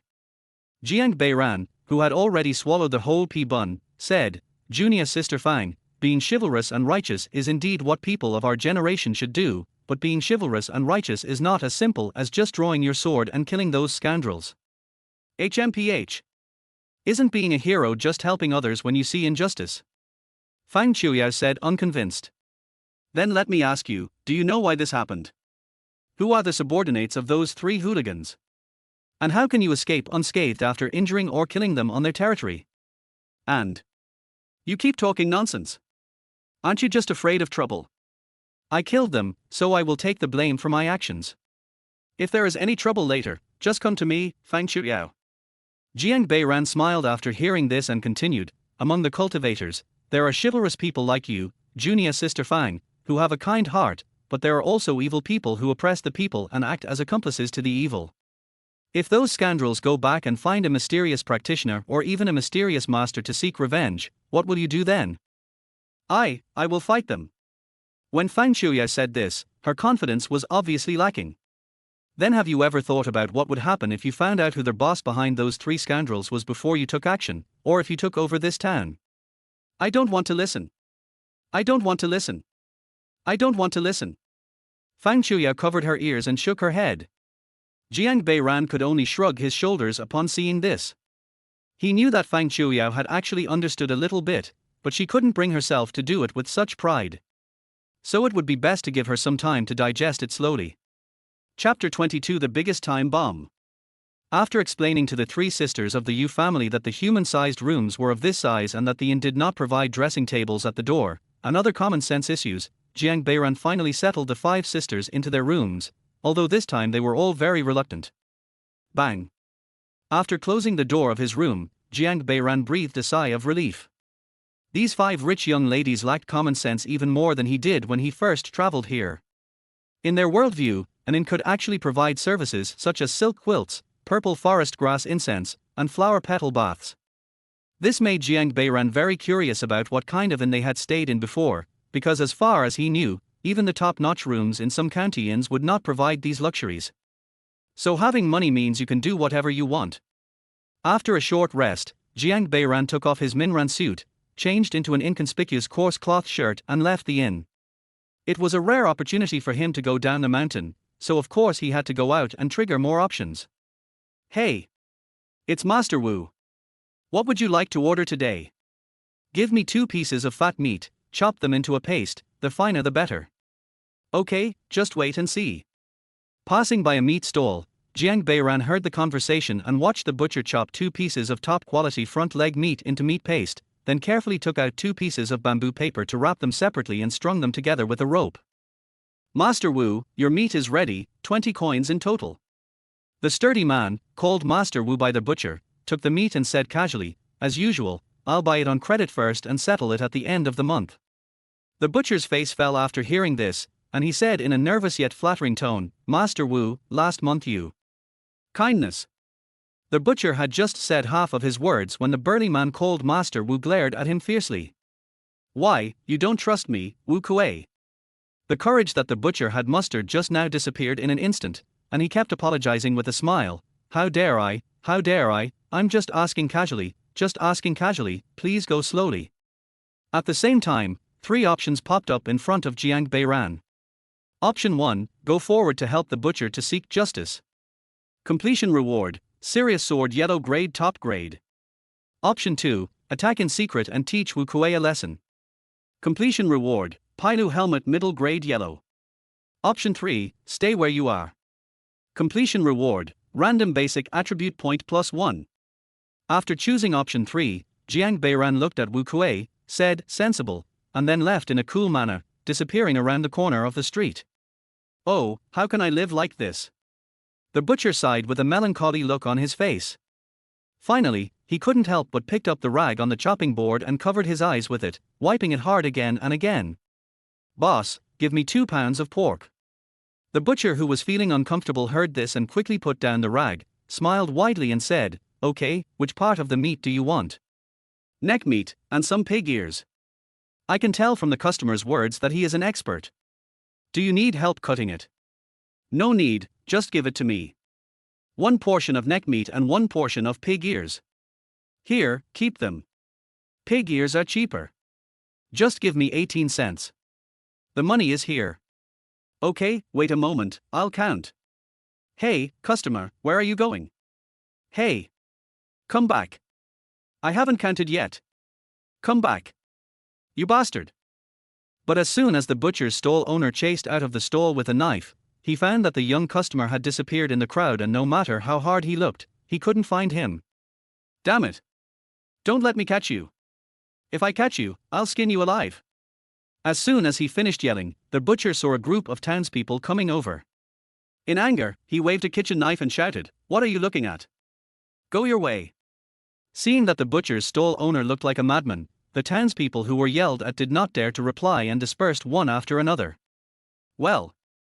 After all the onlookers had left, the butcher let out a long sigh, and his body seemed to have lost all its strength.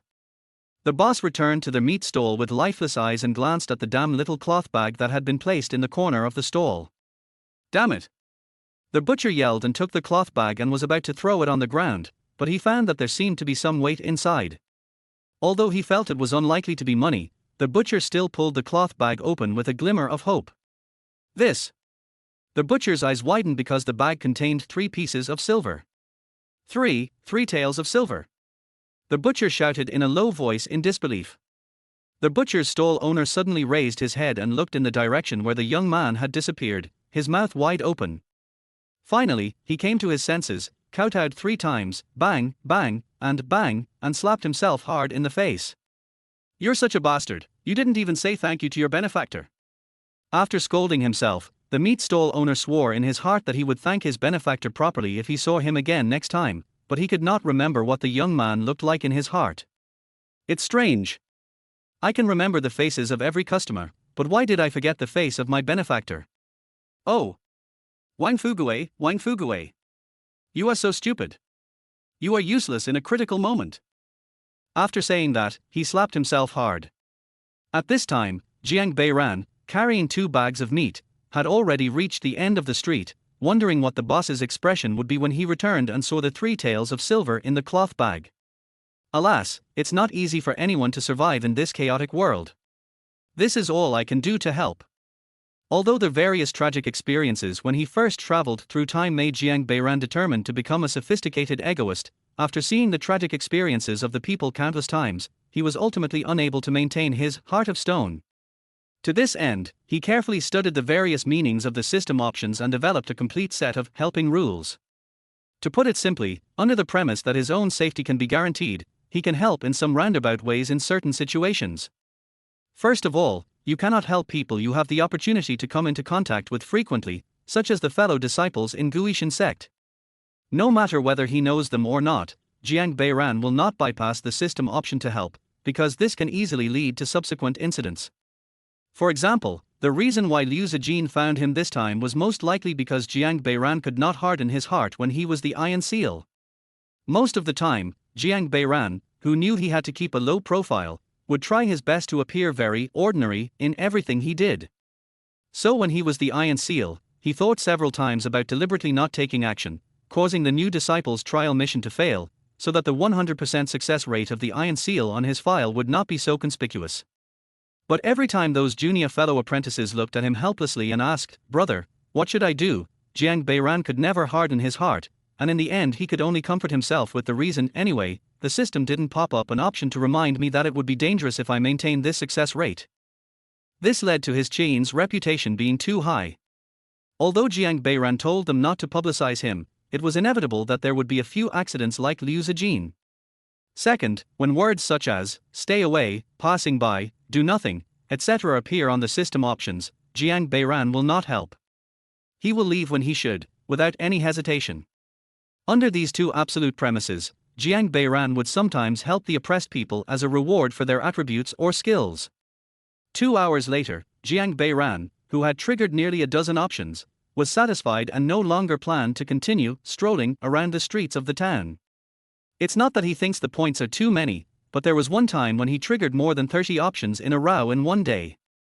He felt that he had made a fortune, but when he went out the next day, he found that the system options suddenly disappeared. This made Jiang Beiran, who was used to relying on options to avoid disaster, feel very insecure. He stayed in the room for a whole day without going out. It was not until the 3rd day that the options returned to normal. At the same time, Jiang Beiran also understood that he should not trigger the system options excessively, otherwise the latter would go on strike. In addition, he not only gained a large number of points during this night's walk, but also gained a preliminary understanding of the evil forces in Luoxia Town. Before traveling through time, Jiang Beiran always admired the heroes who fought for justice and punished evil when reading martial arts novels. But after traveling to this world, he suddenly discovered that these heroes were sometimes no different from gangsters. Are there any heroes who truly serve their country and their people without asking for anything in return? Of course there are, but they are very, very rare. Many knights-errant or light knights form various gangs, and often become brothers with different surnames, forming one force after another. In the eyes of these forces, there are no national laws, only the rules of the rivers and lakes. If anyone dares to violate these rules, there will be someone to act as a judge and settle the matter. And when such a force expands to a large enough size, it becomes an extremely powerful force. Some of them developed into cults, in the eyes of the government and the upright, while others formed heroic clans with strong clan and family colors. Here, the clan leader is the boss, family rules are the gang rules, and all gang members share honor and disgrace like a family. Regardless of whether it is a cult or a heroic family, there is never a shortage of masters. After all, not every practitioner is brave and courageous, and not every practitioner develops skills just to give back to society and benefit mankind.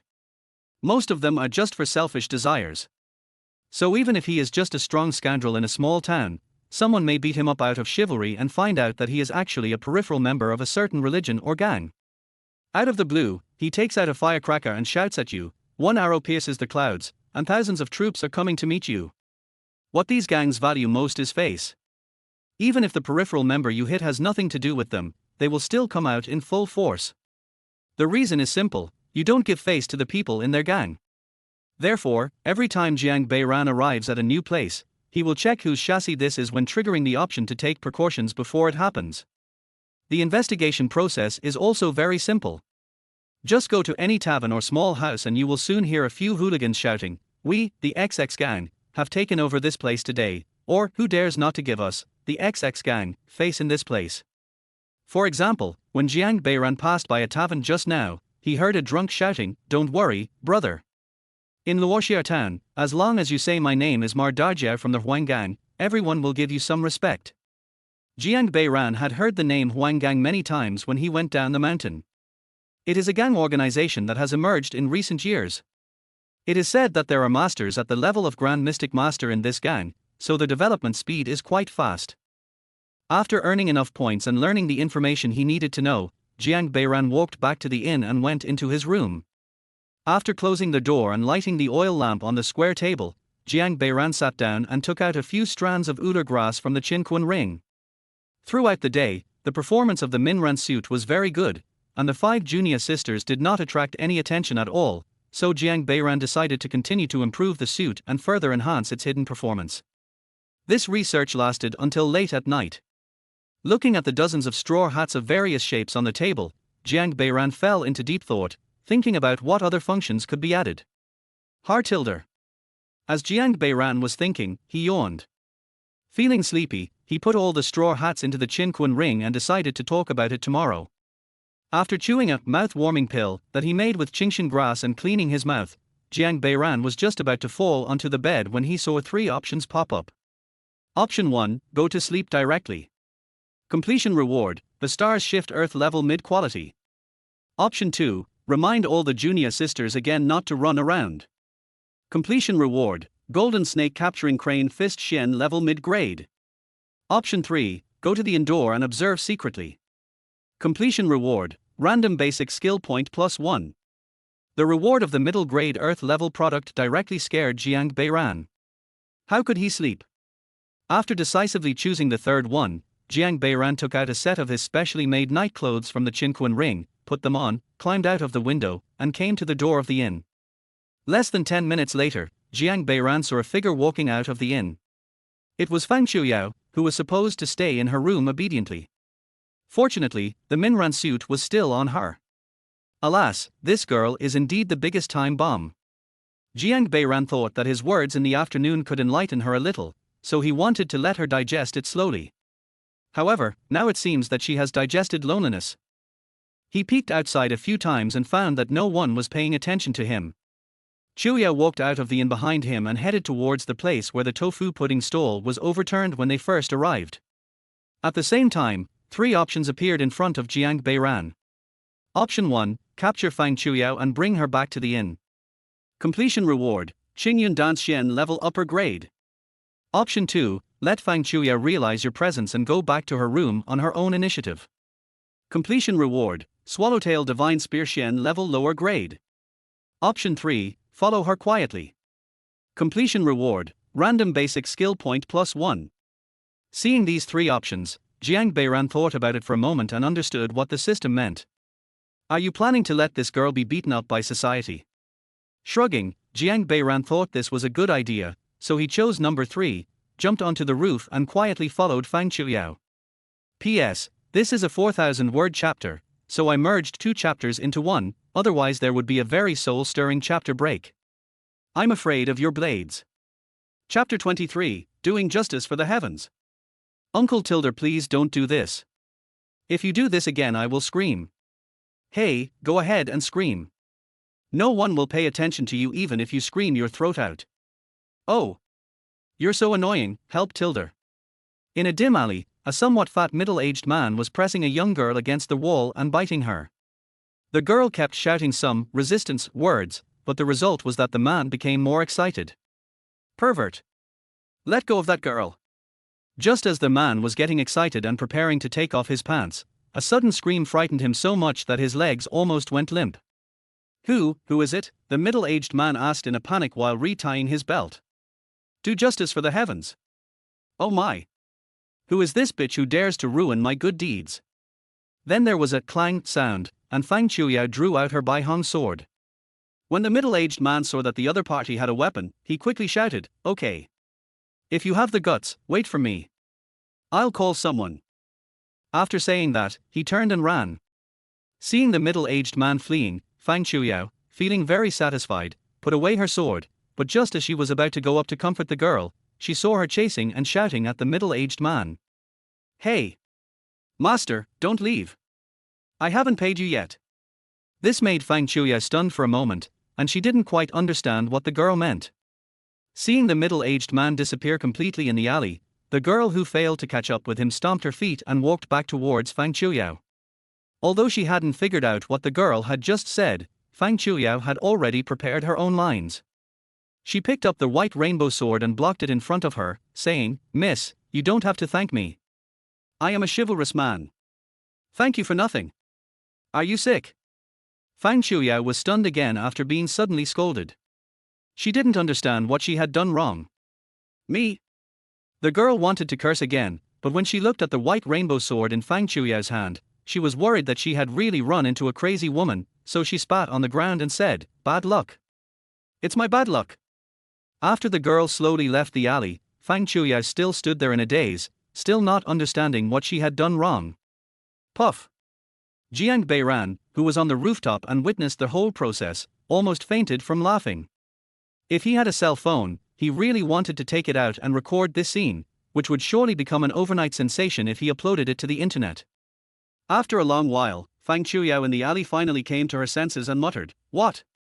I saved her out of kindness, but she turned around and scolded me. It's really more annoying than that cowardly senior brother." Jiang Beiran, who didn't expect to be implicated in this, looked helpless, and at the same time lamented that this rich young lady had too few words to curse. With a strong humph, Fang Chuyao turned and left the alley, continuing to walk towards her original target point. There is no curfew on the Shenlong continent, so the people's nightlife is quite rich. Even though Luoxia town is not large, because the area is relatively prosperous, there are many places to have fun. In addition to the standard tea houses, storytellers, wine shops, and brothels, Luoxia town also has places like Wash and Gulan that offer theatrical performances. You can even order takeout while watching a show. It can be said to be quite high-end. This was also the first time Fang Chuyao had seen such a scene. In the past, her father strictly forbade her to go out after the afternoon, so this was her first time to experience the town at night. What's that smell? Why is it so fragrant? When passing by a shop, Fang Chuyao was attracted by the aroma coming from inside. She turned around and saw 6 big words, "Zongsan Pig Pancreas Hu Bing," written on the sign. Gulp. Fang Chuyao swallowed lightly. She had actually been craving for the pea buns that everyone said were delicious in the evening, so now she was even more tempted by the aroma of the bun and could hardly move her legs. "No. I'm here to investigate something, I don't have time to care about this." After reaffirming her belief, Fang Chuyao forced herself to turn her head and continued walking forward. Ouch tilde, ouch tilde. Just as Fang Chuyao was recalling the route and thinking about who to ask, a painful groan was heard from the side of the road. After hearing this, Fang Chuyao immediately looked in the direction of the sound and saw an old woman sitting on the ground not far away. "Auntie, are you okay?" Fang Chuyao quickly ran to the old woman and squatted down. Seeing Fang Chuyao suddenly appear, the old woman was startled at first, and then she cried out, I am an old woman, my life is so miserable. Woo! Why is my life so miserable? Seeing the old woman crying, Fang Chuya comforted her repeatedly. It's okay, auntie, if you have any difficulties, just tell me, I will help you.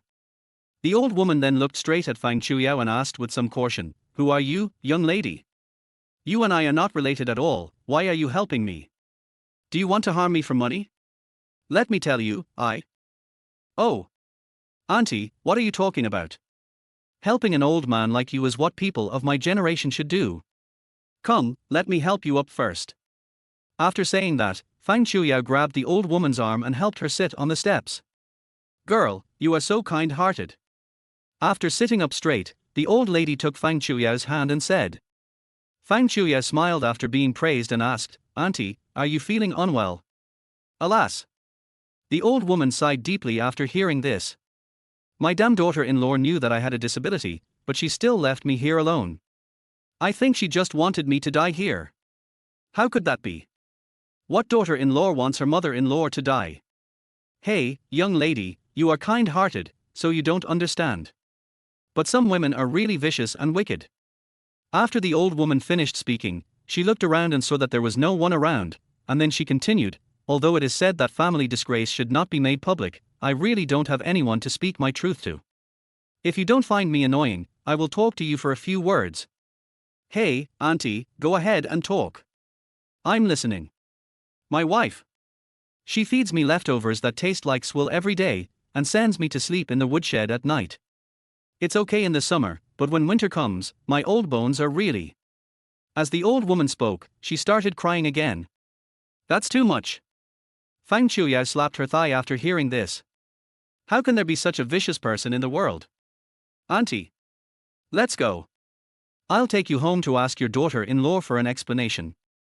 After hearing this, the old woman waved her hands again and again. No, my daughter-in-law is a well-known fierce woman in town, she is very powerful, if a little girl like you goes there, she will definitely eat you alive.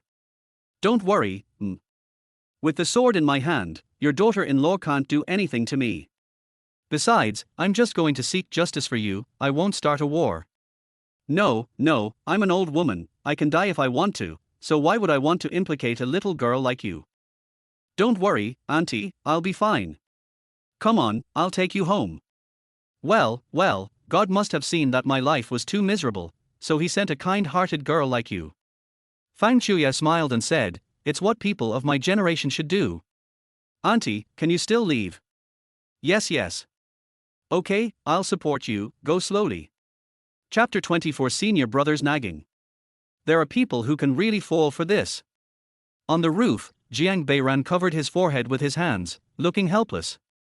What Fang Chuya encountered at this time was considered a common scam in the world, and people in the world called her the crying woman at night.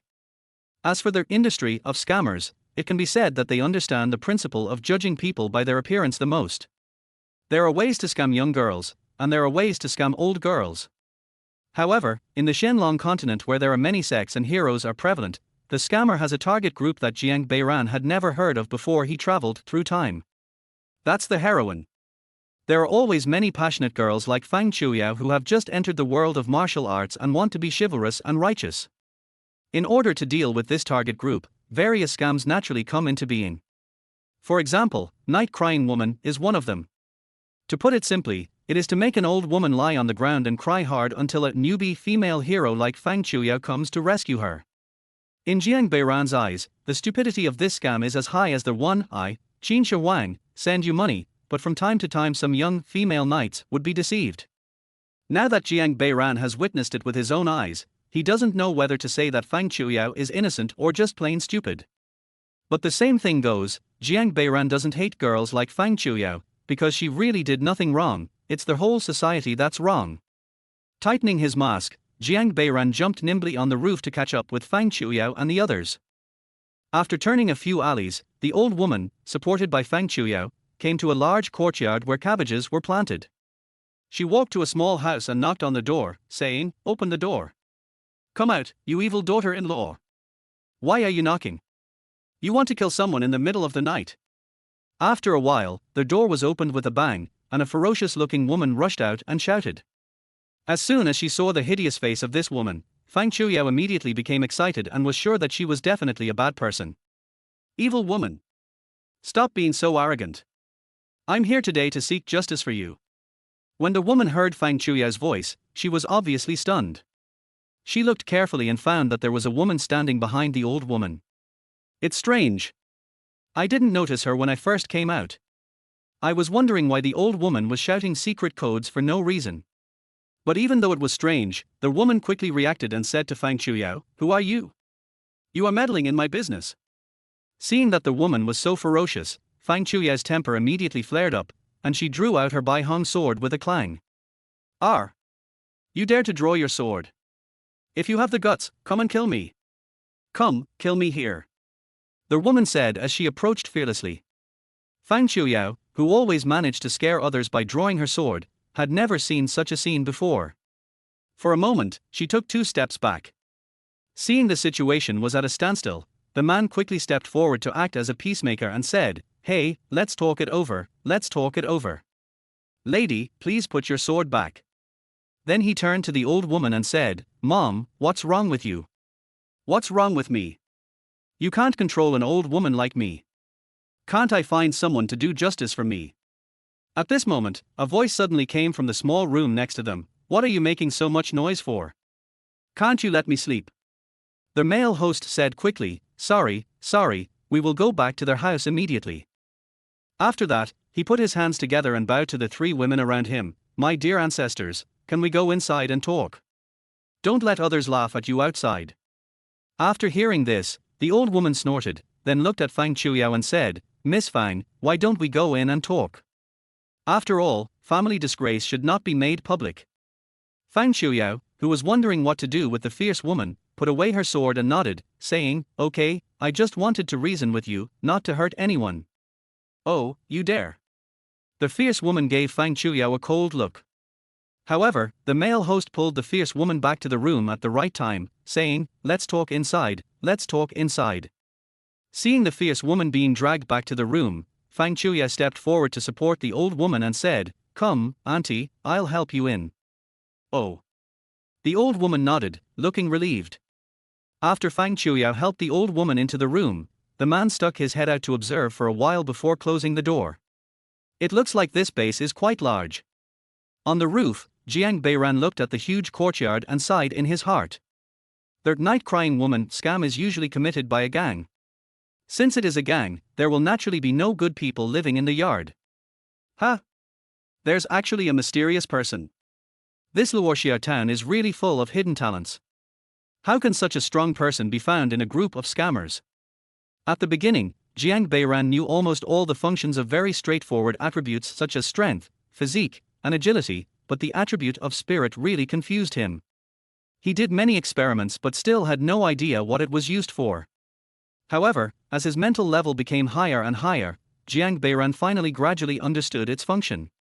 The first point is that Jiang Beiran can exert mental pressure on the target, making the target afraid of him. The second is that he can use his mental power to search all practitioners within a certain range and know what realm they are at. It can be said that both functions are very useful. Inside the small house, Fang Chuyao had been righteously talking to the fierce woman for a long time, but the fierce woman always spoke in an aggressive and vulgar way, which made Fang Chuyao's face turn red. "You!"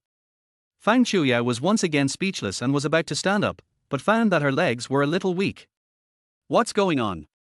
Fang Chuyao frowned, and suddenly remembered some of the things that senior brother Shuang had told them about during their descent from the mountain. If you feel your legs suddenly go weak, don't think too much, just use your last bit of strength to run as hard as you can, because there's a 99% chance that you've been poisoned by the incense. If you don't run, you'll be ready to die. But I don't smell anything strange. The more Fang Chuyao thought about it, the heavier her head felt, and she gradually began to feel like she was losing feeling in her upper body. Not good. Knowing that she had encountered the situation that senior brother Coward described, Fang Chuyao stood up suddenly. Chapter 25 Saving people is much easier than killing them. The male host and the fierce woman were very surprised to see Fang Chuyao still had the strength to stand up. A whole cup of tea had passed, and they were already very surprised that the girl had not been knocked unconscious. They did not expect that she still had the strength to stand up. Miss Fang, what's wrong with you? Seeing Fang Chuyao's painful expression, the old woman asked with pretended concern. But Fang Chuyao, who had already realized the danger, ignored her and directly drew out the Baihong sword and slashed towards the door. Snap! The wooden door shattered and Fang Chuyao rushed out. The three people in the room were all stunned. They didn't expect that this silly girl would suddenly become smart.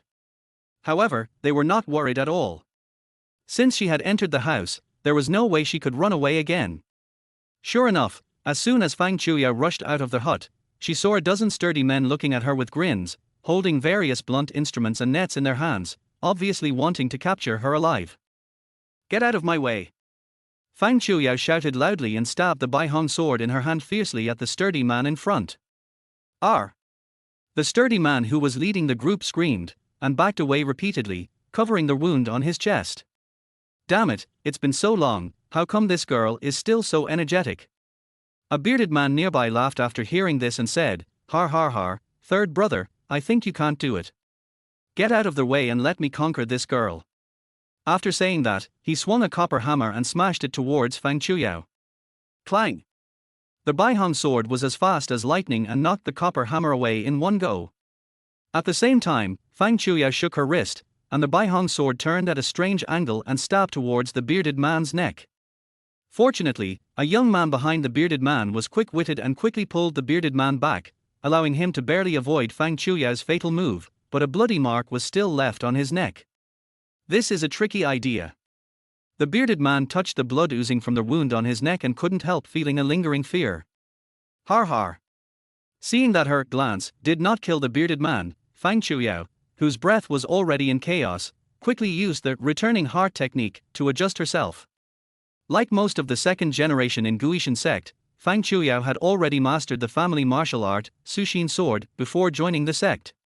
She also practiced breathing techniques for several years under the guidance of her father since she was a child, so her physical foundation is very good. In addition, the Guishan Ju has the effect of expelling poison and protecting the heart, which allowed her to have the strength to draw the sword in this state. A bunch of losers. I told you to practice hard, but you all just went out to have fun and have fun. Now you can't even handle a little girl. Get out of my way. Just when all the big men were hesitating, a scholar-like young man came out of a small house on the north side and shouted, then made a gesture to invite people into the room. Boss Gu, I'm sorry to have to make fun of you with these useless people under my command. Following the scholar's flattering voice, a swordsman with pockmarks all over his face came out and laughed loudly. That girl is indeed quite capable. It's normal that these mediocre men under your command can't beat her. Yes, yes, yes. Fortunately, Boss Gu came to my place for a drink today. Otherwise, I would have been in trouble. I would also like you to help restrain that little bitch, so that these useless people under my command can see what a master is. Okay, then I'll help you out, just as a way of paying you back for the wine. Boss Gu, you are right. I invited you to drink this wine. Of course, there are other rewards for your help. Har har, it's still Brother Zhang who's on top. Just wait and see. After saying that, Boss Gu walked towards Fang Chuyao leisurely. At this time, Fang Chuyao had begun to feel dazed, but her strong desire to survive made her know that she had to hold on. As long as I kill him, I still have a chance to escape.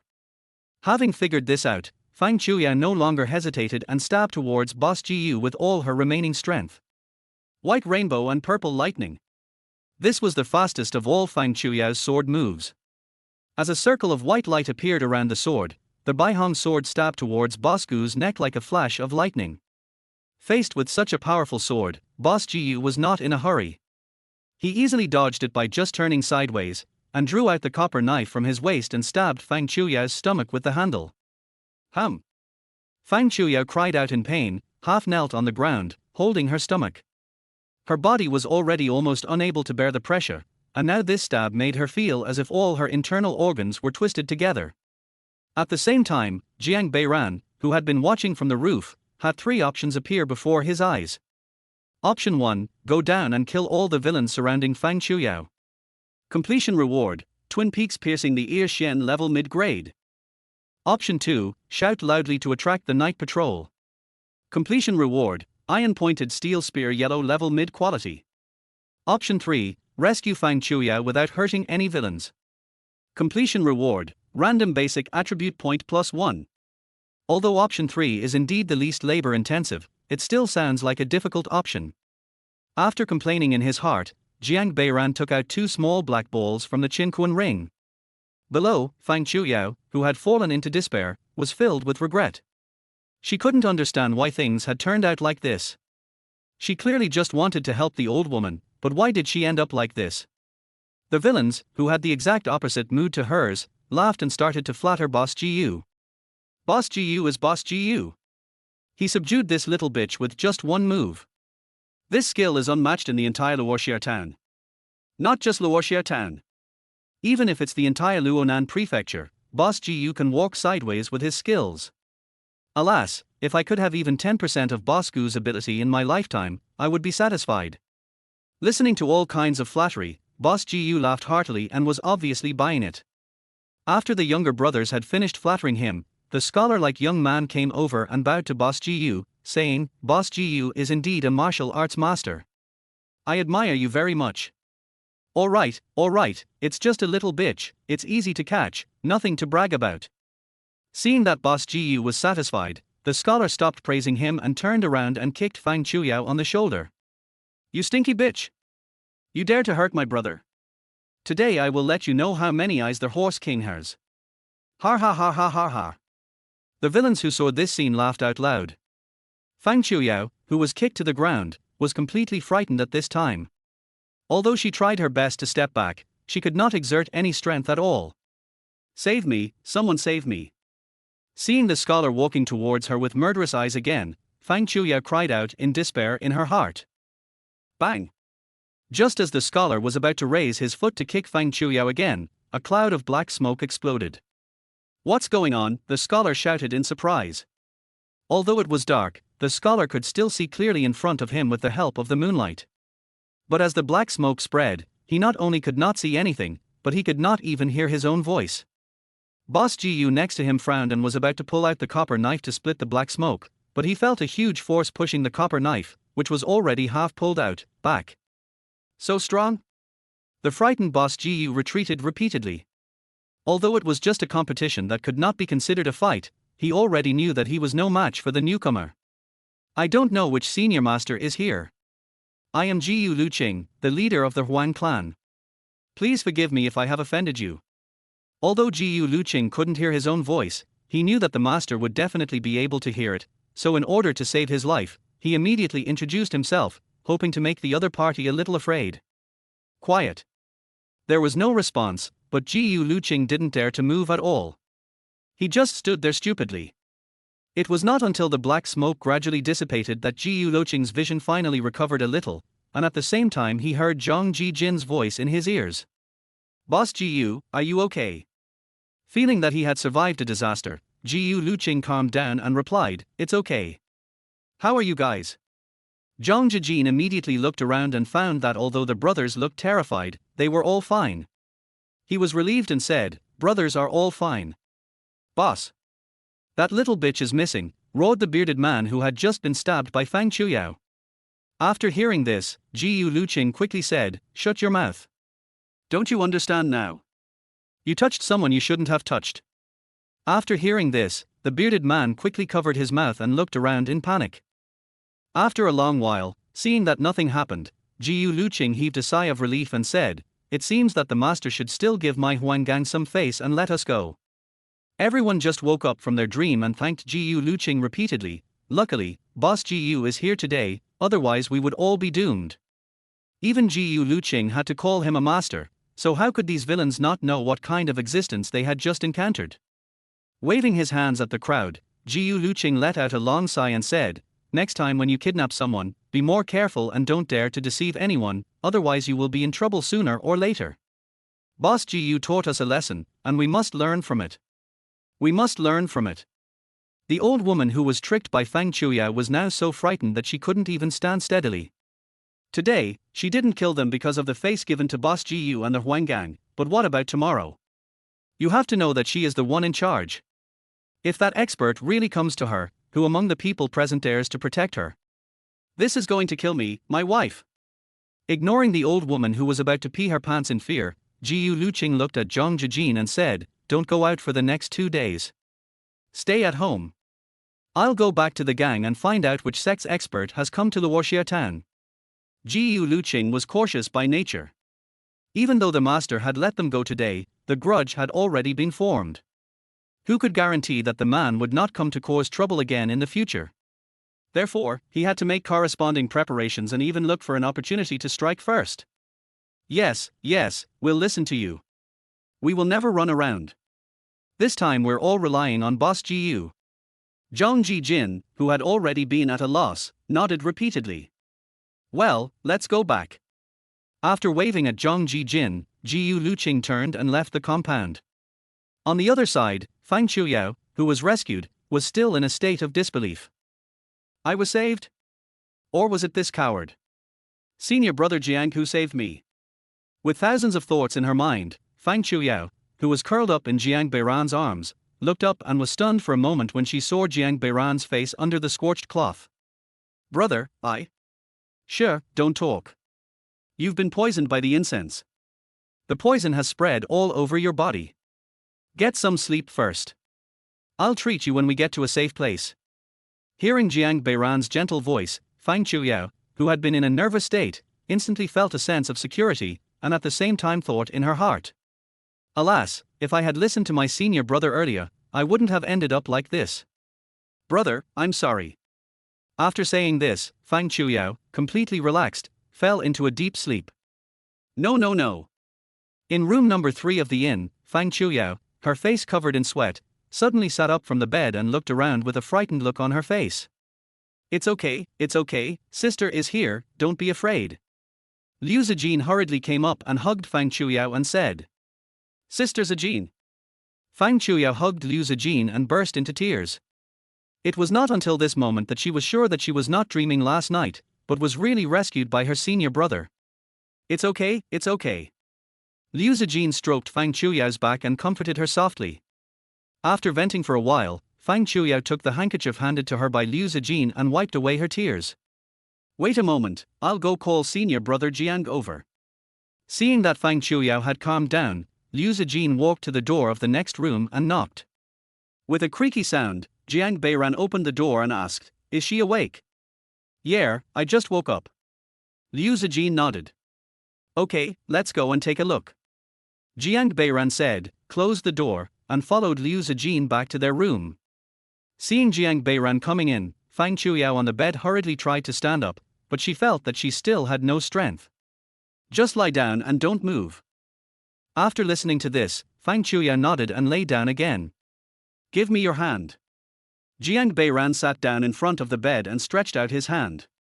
As soon as Fang Chuyao stretched her hand out from under the quilt, Jiang Beiran pressed on her wrist and began to take her pulse. While Jiang Beiran was carefully feeling Fang Chuyao's pulse, Fang Chuyao secretly looked at Jiang Beiran from under the quilt. Strange, why didn't I realize that senior brother is so handsome before?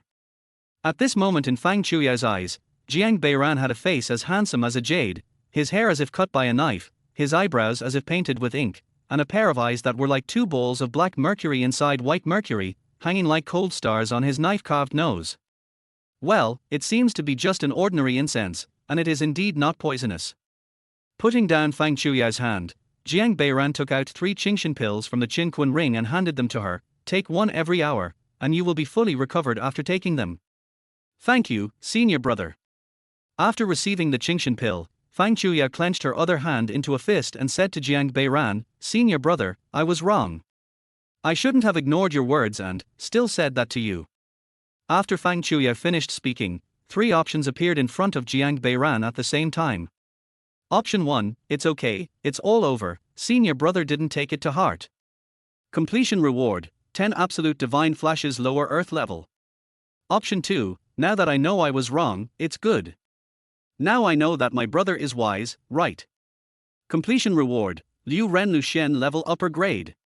Option 3, don't admit your mistake to me. Why do you think I showed up in time? Because I was following you for a long time. The reason I didn't stop you was because I wanted to make you suffer. Completion reward, random basic skill point +1. P.S. It's really a technical job not to break the chapter. At first, I merged 2 chapters into one in order to keep it continuous. Without writing options at the end, it would be exactly 4,000 words, but I was afraid of being blasted by you. I'm such a coward. But next time I might dare to do it. Squinting smile. Chapter 26, Senior Brother Really Knows Everything. After choosing the third option, Jiang Beiran shook his head and said, "You don't have to admit your mistake to me. Why do you think I showed up so promptly?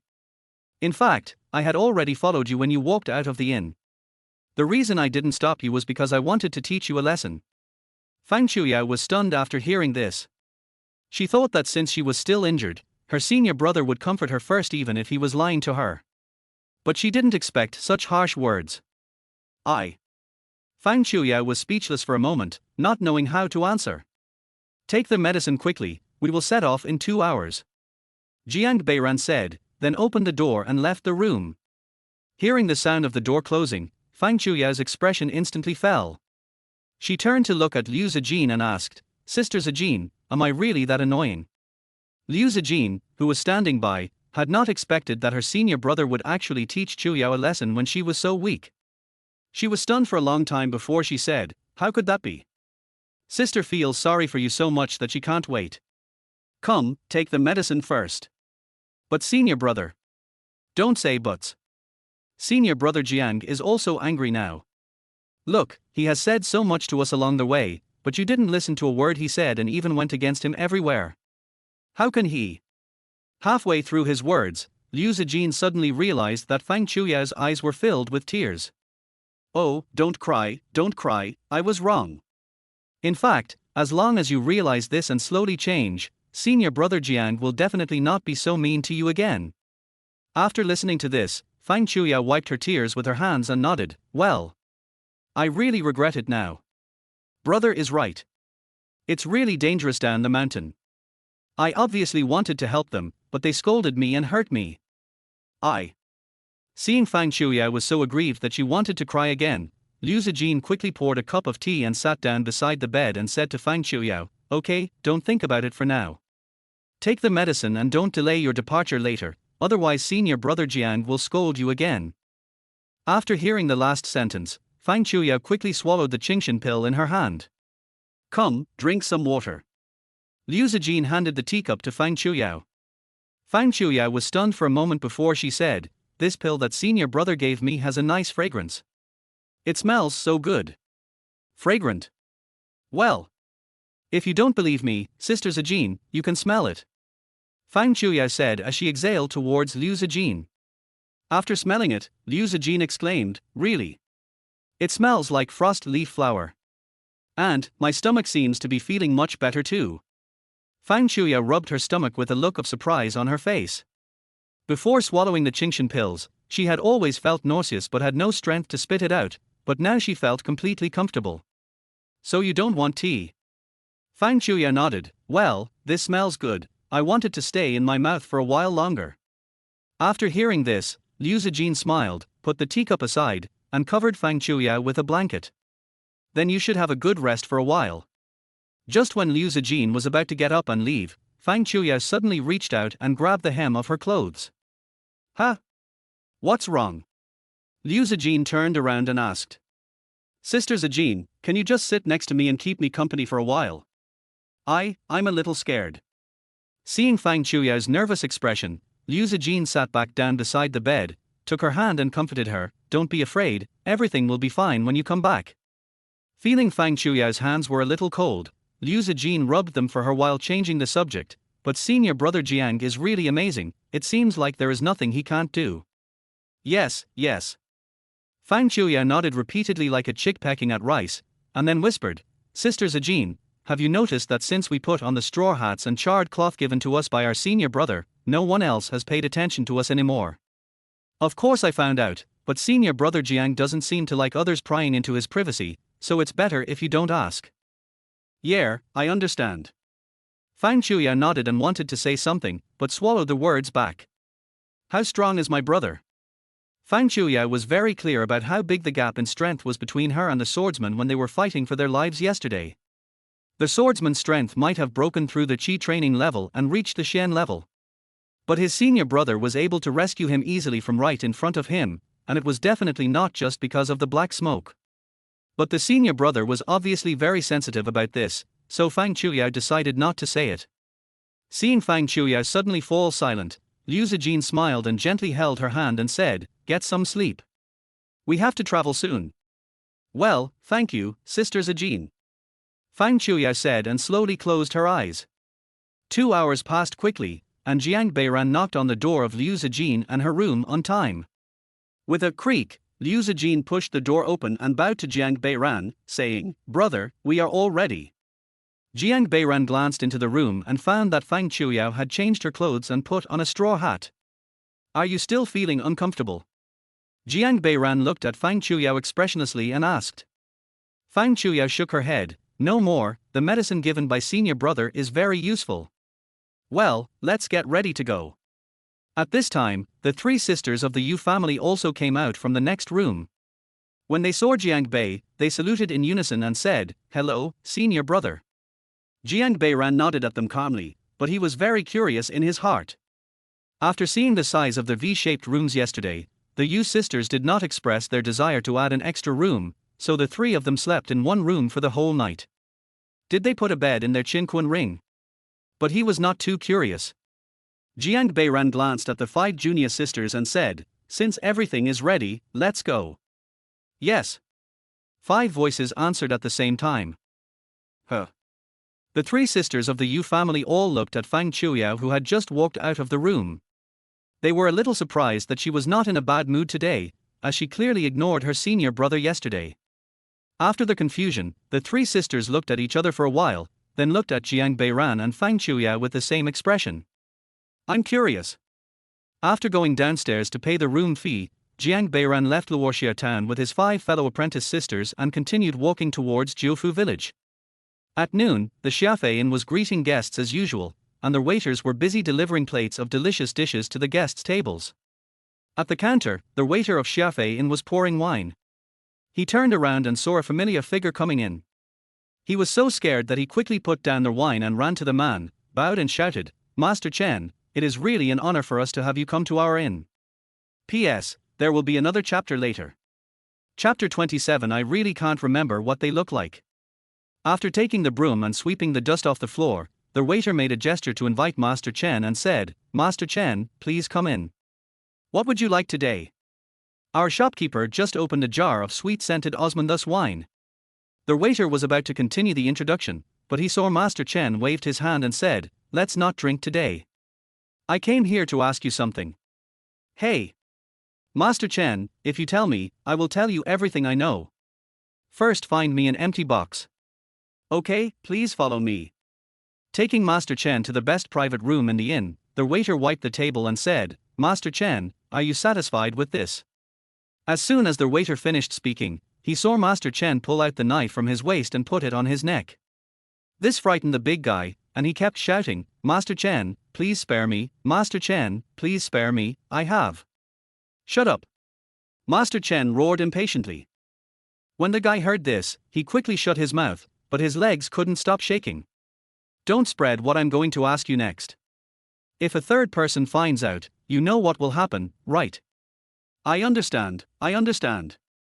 The big guy nodded repeatedly. "Okay, let me ask you, have any outstanding sect members stayed in your hotel recently?" After listening to this, the waiter thought for a while and then shook his head and said, "There haven't been many guests staying at the hotel in recent days. There shouldn't be any people from the sect." "What do you mean there shouldn't be? Are you making fun of your grandfather?" Grandpa Chen glared and moved the knife in his hand closer to the waiter's neck. This frightened the waiter so much that his crotch was almost wet, and he kept saying, "Indeed, there is no one. Indeed, there is no one." Apart from a few young masters from the East Young Masters Mansion, the guests staying at the hotel these 2 days are all ordinary people wearing coarse linen clothes. "Okay, now go call all your guys here. I have something to ask them." Yes, I'll go right away." After the waiter finished speaking, he ran out of the private room and came to the hall, shouting, "Marzi, Xiao Liu, Shichu, come here quickly." After hearing this, the waiters who were serving the restaurant apologized to the customer first, then ran to the head waiter and asked, What's wrong, Brother Liu? Now put down what you are doing and follow me. Are we all going?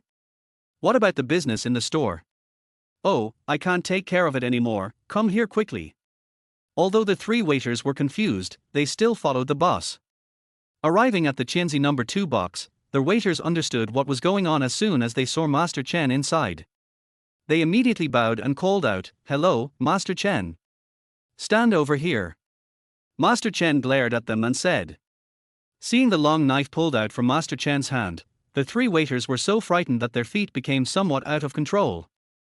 What? Do you want me to say it a second time? Master Chen glared at them and said. At this time, the big guy quickly kicked the three waiters and said, "Hurry up." The three waiters then staggered to Master Chen's side.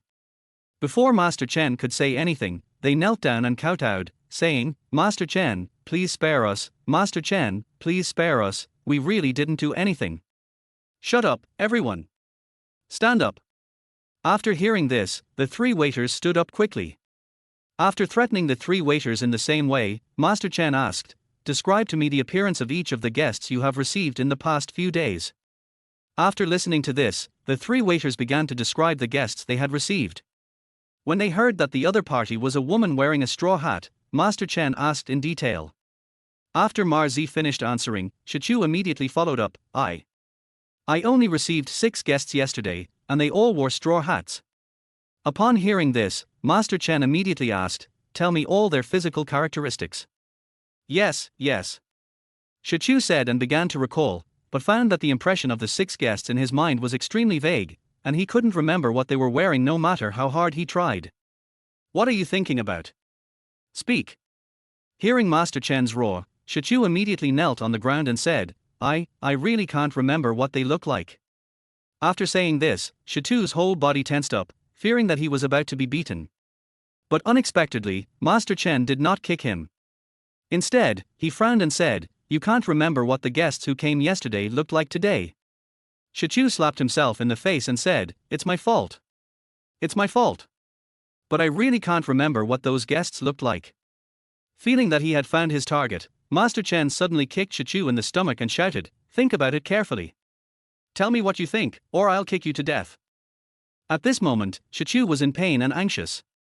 He was sweating profusely as he tried to recall the past. Finally, he suddenly glared and shouted, "That gentleman gave me 5 coins as a reward."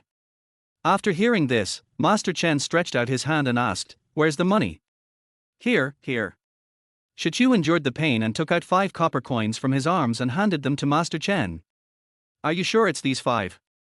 Master Chen asked, looking at the copper coins in Shichu's hand. "I am sure. Since it is rare for you to give me a reward, I plan to keep it as money for self-defense. I hid it in the innermost part." Nodding, Master Chen took the 5 copper coins from Shichu's hand and studied them carefully for a while. Duanping Ruixiang. Looking at the 4 words engraved on the copper coin and feeling the weight of the copper coin, Master Chen touched his chin and thought, the 3 treasure coins of Huainan area. The main value of currency lies in its credibility. For example, a modern 100 yuan bill may cost only a few cents, but because of the credibility of the RMB, the paper money made with a few cents can be used as 100 yuan. However, there is no unified and formal currency exchange system on the Xianlong continent, so the purchasing power of the currency is difficult to guarantee. That is, the credibility value of the currency is almost zero, which results in the face value of the copper coin being almost equal to its material value. Because there is a lack of precious metals on the Xianlong continent, even copper is in short supply, so there are almost no coins made of pure copper. Most of them are mixed with lead, a material of low value, heavy weight, and which will make the copper coins dull and lifeless. Coins are not only made by the government, there are also many privately minted coins. Therefore, based on the texture of the copper coin, you can find out roughly where it is circulated, and even where it came from. After squeezing the 5 copper coins again and again, Master Chen tried to recall whether he had heard of any masters from the sects in the Huainan area recently. Finally, he stopped recalling and asked Shichu, "Are these 6 guests still staying in the store?" "I have already checked out. I left this morning. Is there anything else you haven't thought of?" Master Chen shouted again. "Really, Master Chen, I really can't remember what those guests looked like at all, and I don't dare to lie to Master Chen, I really can't remember." I don't think you dare to hide it from me, Master Chen said as he threw 5 copper coins in front of the stone, then turned and walked to the door of the box.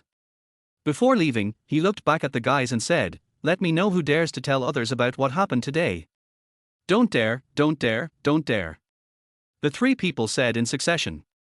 "That's better." After saying that, Master Chen opened the door of the box and left. When Master Chen's footsteps gradually disappeared in the distance, the 4 men heaved a long sigh and thought with a wronged look on their faces, "What the hell is this?" Chapter 28. Being able to read a map is a very important thing. While the entire Luoxia town was undercurrent, Jiang Beiran and his group had already walked a long way and were now standing on a plain looking around. I was clearly following the map, so why is it wrong again? Liu Zijin looked at the map left and right, but couldn't find the correct route. "Let me try," Fang Chuya said as she took the map and looked at it right sideways, then upside down, and even sideways when she got anxious, but she just couldn't make sense of it, and her pretty face turned red. "Don't look at us, we can't understand this either."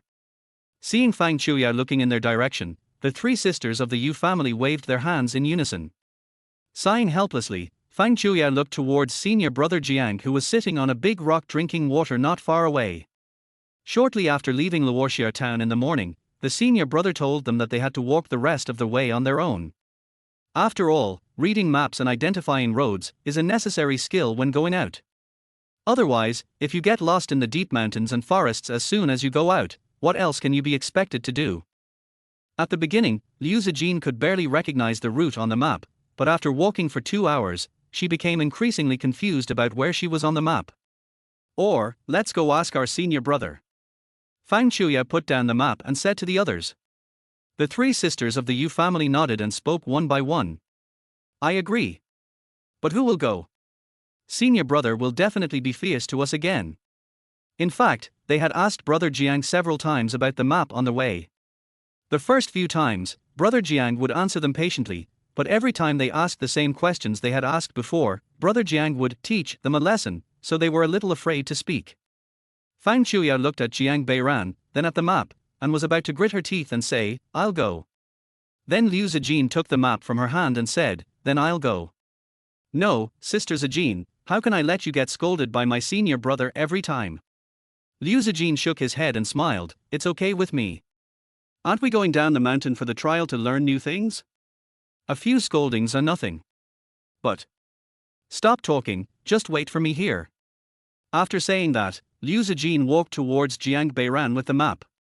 Looking at Liu Zijin's back, the 3 sisters of the Yu family were moved and said in unison, "Sister Zijin is such a good person."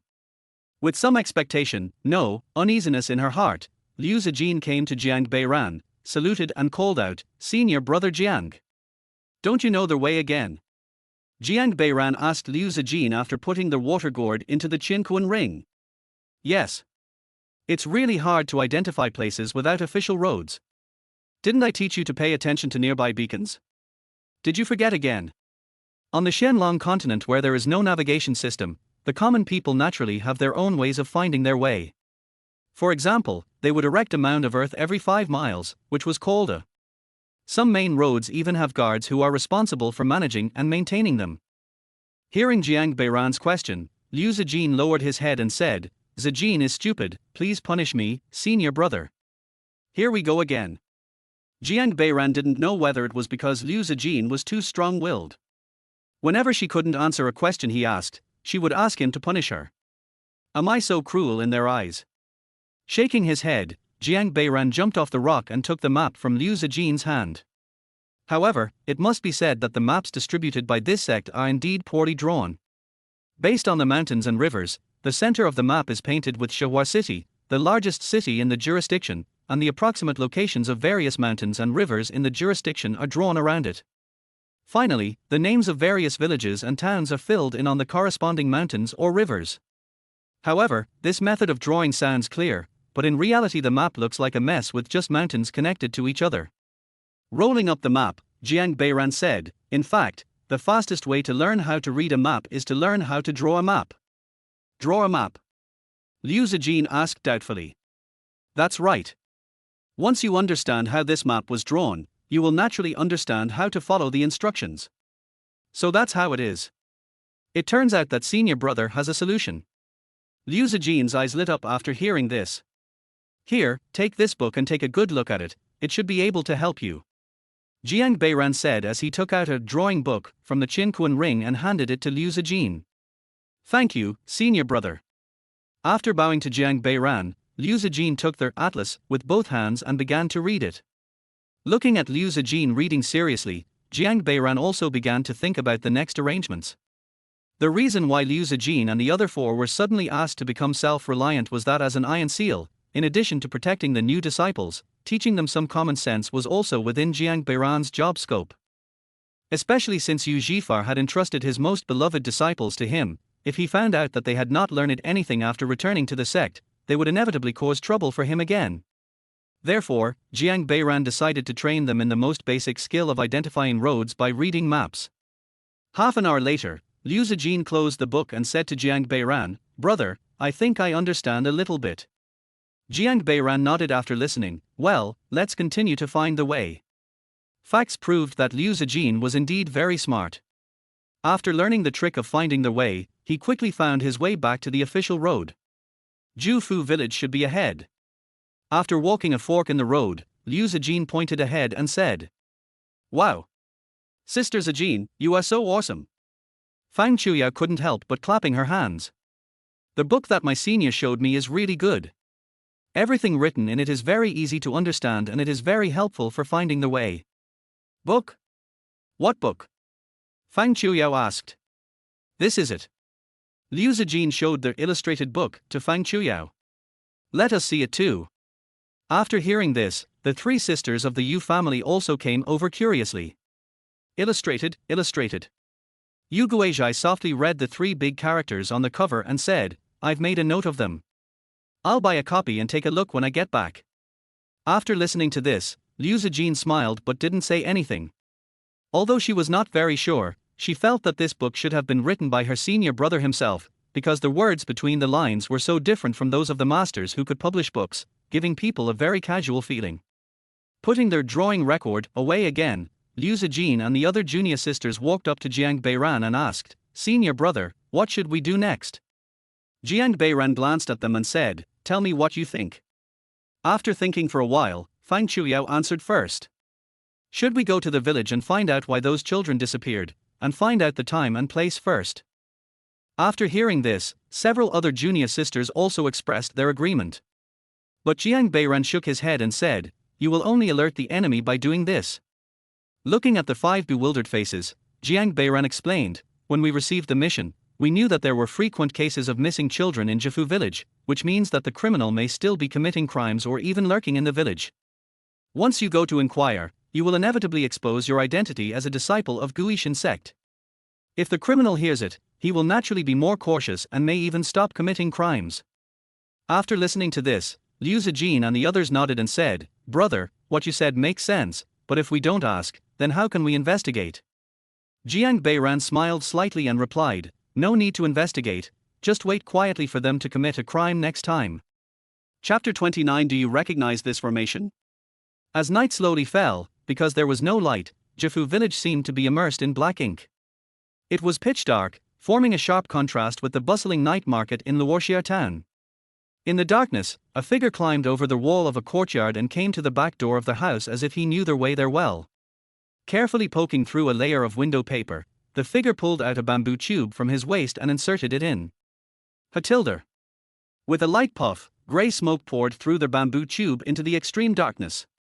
About 5 minutes later, the figure stood up, opened the window and climbed into the room.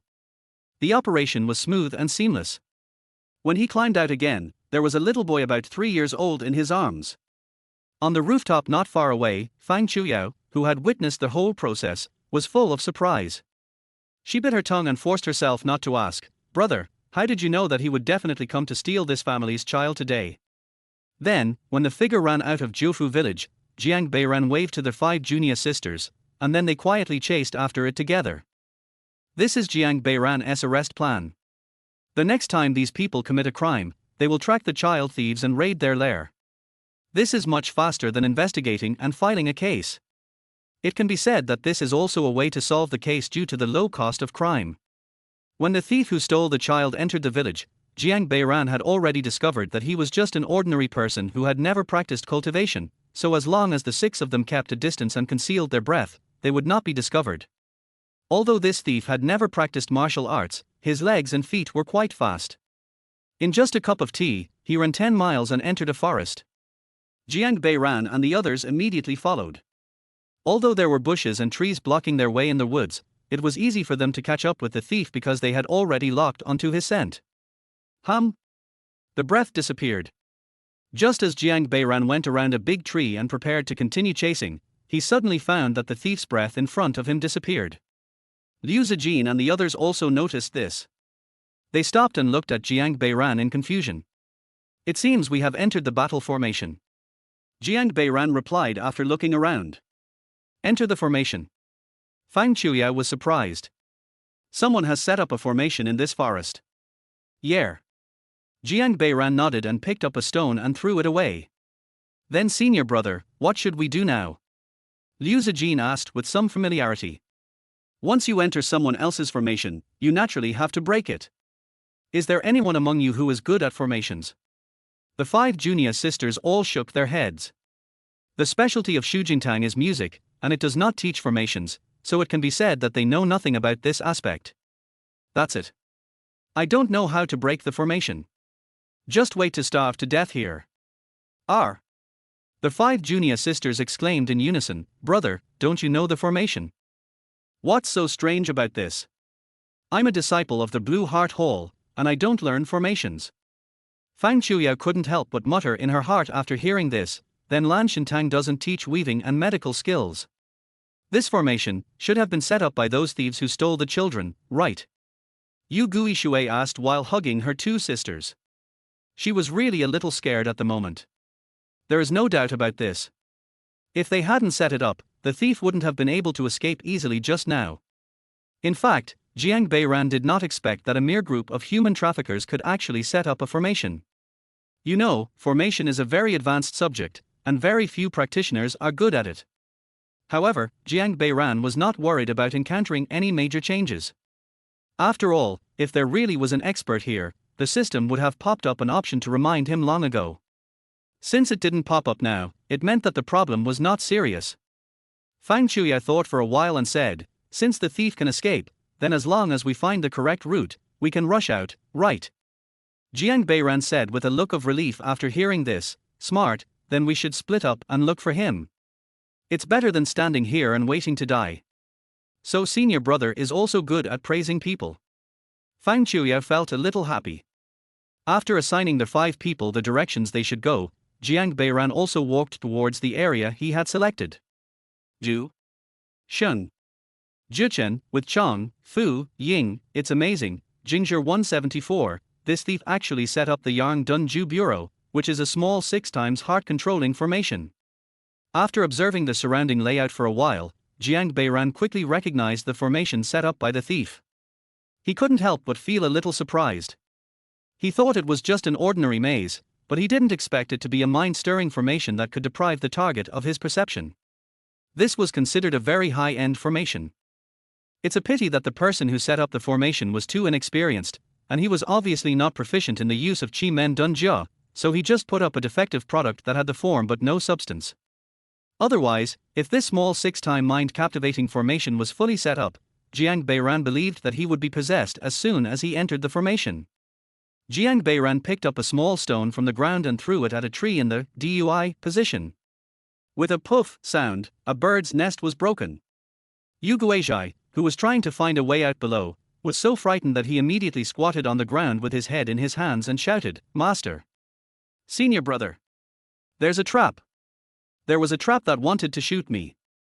Jiang Beiran heard it and replied, "It's okay, just be careful, it won't kill you." After hearing this, Yu Guizhao wanted to punch Jiang Beiran twice. She didn't even know where the attack came from. It was obviously a very powerful hidden weapon. If it hit her, half of her body would probably be destroyed. Hearing that his sister was attacked, Yu Guishui shouted, "Second sister, be careful with every step you take. This place must be very dangerous." "Got it, Tilder," Yu Guizhou responded and continued to explore their way forward. After destroying the bird's nest, Jiang Beiran had a preliminary understanding of the formation's arrangement based on the changes in its position. He then took out a bronze toad from the Qinquan ring and shook it twice in his hand. Clang tilde, clang tilde. Hearing the sudden sound of metal colliding, Fang Chuyao, who was not far away, drew out the white rainbow sword and shouted, "Who are you? Come out and fight me head on if you have the guts." But she held the sword and pointed for a long time, but no one came out, so she asked in a low voice, "Brother, what was that sound just now?" "I don't know either. Maybe it's a wronged ghost claiming his life. Have you ever heard of a ghost ringing a bell? That's the sound." Fang Chuya's face turned pale with fear when she heard this. She quickly squatted down and begged for mercy in a low voice, "Wulian Qianzuan, you protect me everywhere, you protect me everywhere, woo woo." Hearing Fang Chuya crying out, "Wow," Jiang Beiran almost burst out laughing. He really didn't expect that the righteous Fang Chuya would be so afraid of ghosts. At the same time, 3 options popped up. Option 1, go up and hug Fang Chuyao and comfort her not to be afraid. Completion reward, star-breaking dragon palm earth level mid-grade. Option 2, tell Fang Chuyao that there are no ghosts in this world. Completion reward, change of form middle grade yellow grade. Option 3, laugh at Fang Chuyao for being so timid. Completion reward, random basic skill point +1. PS, I found that every time I wrote about integers, I wrote about options. Am I really a natural at breaking up a paragraph? Unfortunately, I am a coward. Chapter 30. We think you are lying, but we have no evidence. After choosing 3, Jiang Beiran laughed and said, "Junior sister Fang, you are so brave and yet you are still chivalrous." Har har har. After hearing this, Fang Chuya puffed up her lips in anger. She wiped her tears vigorously and said nothing before continuing to look for the way. "But every time I pulled out a blade of grass, I imagined it as Jiang Beiran's hair. I told you to laugh at me. I told you to laugh at me." After Fang Chuya walked away, Jiang Beiran squatted down and turned the bronze toad upside down. Dang dang dang dang. 5 copper coins were poured out from their toad's belly one by one. Fang Chuyao, who was not far away, trembled again when she heard the voice, but she forced herself not to shout out. She just kept reciting some spells in her mind that she had learned from somewhere. Jiang Beiran put the bronze toad aside, looked at the 5 copper coins and silently said, "Shu, Geng, Gui, Du, Deaf. Har har, he doesn't have much ability, but he is quite greedy." After laughing in his heart, Jiang Beiran took out a compass from the Qinquan ring and began to deduce. On the other side, Yu Gui Shui, who was trying to find a way out, chose to keep walking forward, but as he walked, he found that his third sister appeared in front of him. "Ha! Meow meow? Why are you here?" Yu Gui Shui asked curiously. Yu Gui Miao was also startled and said, "I just walked forward carefully, and then..." "Sister? Meow meow." Just as Yu Gui Miao was talking, Yu Gui Zhai also came to their side, his face full of surprise. "I just chose a different direction to search from you, how could it be?" Yu Gui Shui became nervous after hearing this. "What kind of formation is this?" As he was talking, Yu Gui Shui suddenly felt dizzy and rubbed his temples, saying, I suddenly feel dizzy." After hearing this, Yu Guizhi was suddenly dazed, and it seemed as if the sister in front of him had become too. Sister, I feel a little dizzy, help me." Feeling her eyelids getting heavier, Yu Guizhi wanted to shout loudly in fear, but found that she could not shout anything. She could only watch the boundless darkness rushing towards her and swallowing her. Plop. Hearing the sound of someone falling to the ground, Jiang Beiran, who was shaking the compass, glanced over there. Although this formation is messy, it seems that it is still too powerful for these junior sisters whose cultivation is not high enough. The golden color of merit is slightly opening, the fragrance of the dark huakai flows through the world, and the infinite light of the spiritual treasure shines through the whole. As Jiang Beiran recited softly, the compass in his hand trembled slightly, and 3 escape symbols lit up at the same time. 8 palaces celestial strike star. At this moment in Jiang Beiran's eyes, the surrounding woods had disappeared, replaced by a small 6-fold mind-capturing formation emitting purple light. After observing carefully for a while, Jiang Beiran first took 3 steps towards the Jing position and stepped down hard, then took another step towards the Jing position and blasted forward with a palm. As Jiang Beiran made one move after another, the purple light emitted by the Xiao Liucheng heart-captivating formation became fainter and fainter, and finally dissipated completely. After breaking the formation, Jiang Beiran walked backwards 6 steps, squatted down and stuck his hands into the soil. Oh! This thief is quite rich. Jiang Beiran sighed as he dug out a yellow golden spirit stone from the soil. TSK, even though it's just a low-grade gold spirit stone, it's definitely not something that an ordinary person can afford. Even if you sell your child, you can't get so much money. The person who set up the formation is really interesting. If gold, silver, and copper coins are the main currencies in the ordinary people's world, then for practitioners, the most important currency is spirit stones. The reason why spirit stones can become the main currency is basically the same as copper coins, because they have equal value in themselves. The so-called spiritual stone is a crystal of spiritual energy formed by the essence of heaven and earth. Shen monks need it when they practice, they need it when they run formations, and even spirit stones are indispensable when driving certain high-level magic weapons. It can be said that spirit stones are closely related to everything in the world of Xuanxiu, and naturally they are hard currency that cannot be any harder. Throwing the inferior golden spirit stone into the Qinquan ring, Jiang Beiran slowly spread out his mental power. When he found that no one was coming here, he also found that his 4 junior sisters had fallen to the ground, and only Liu Zijin was still struggling to hold on. Oh! This Liu Zijin obviously has not learned any means to resist the formation, but he can hold on until now with his willpower. Could it be that he was born with the 3-yang body? Guishan sect has picked up a treasure this time.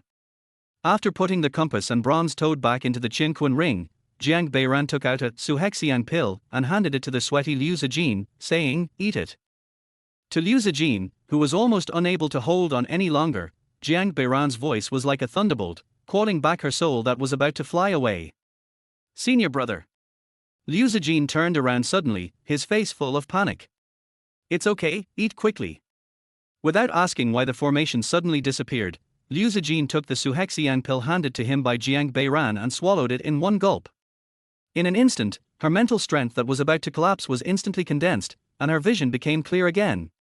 "You take a rest, I'll go wake up the other sisters." After Jiang Beiran said this, he walked towards the direction of the 3 sisters of the Yu family. Looking at Jiang Beiran's back, Liu Zijin wanted to say something, but after opening and closing his mouth several times, he still didn't say anything. He sat down cross-legged on the spot and began to practice the Guishan Ju. When Jiang Beiran arrived at the place where the 3 sisters of the Yu family fell, he couldn't help but be stunned. No way, the triplets even wrestle in the same way.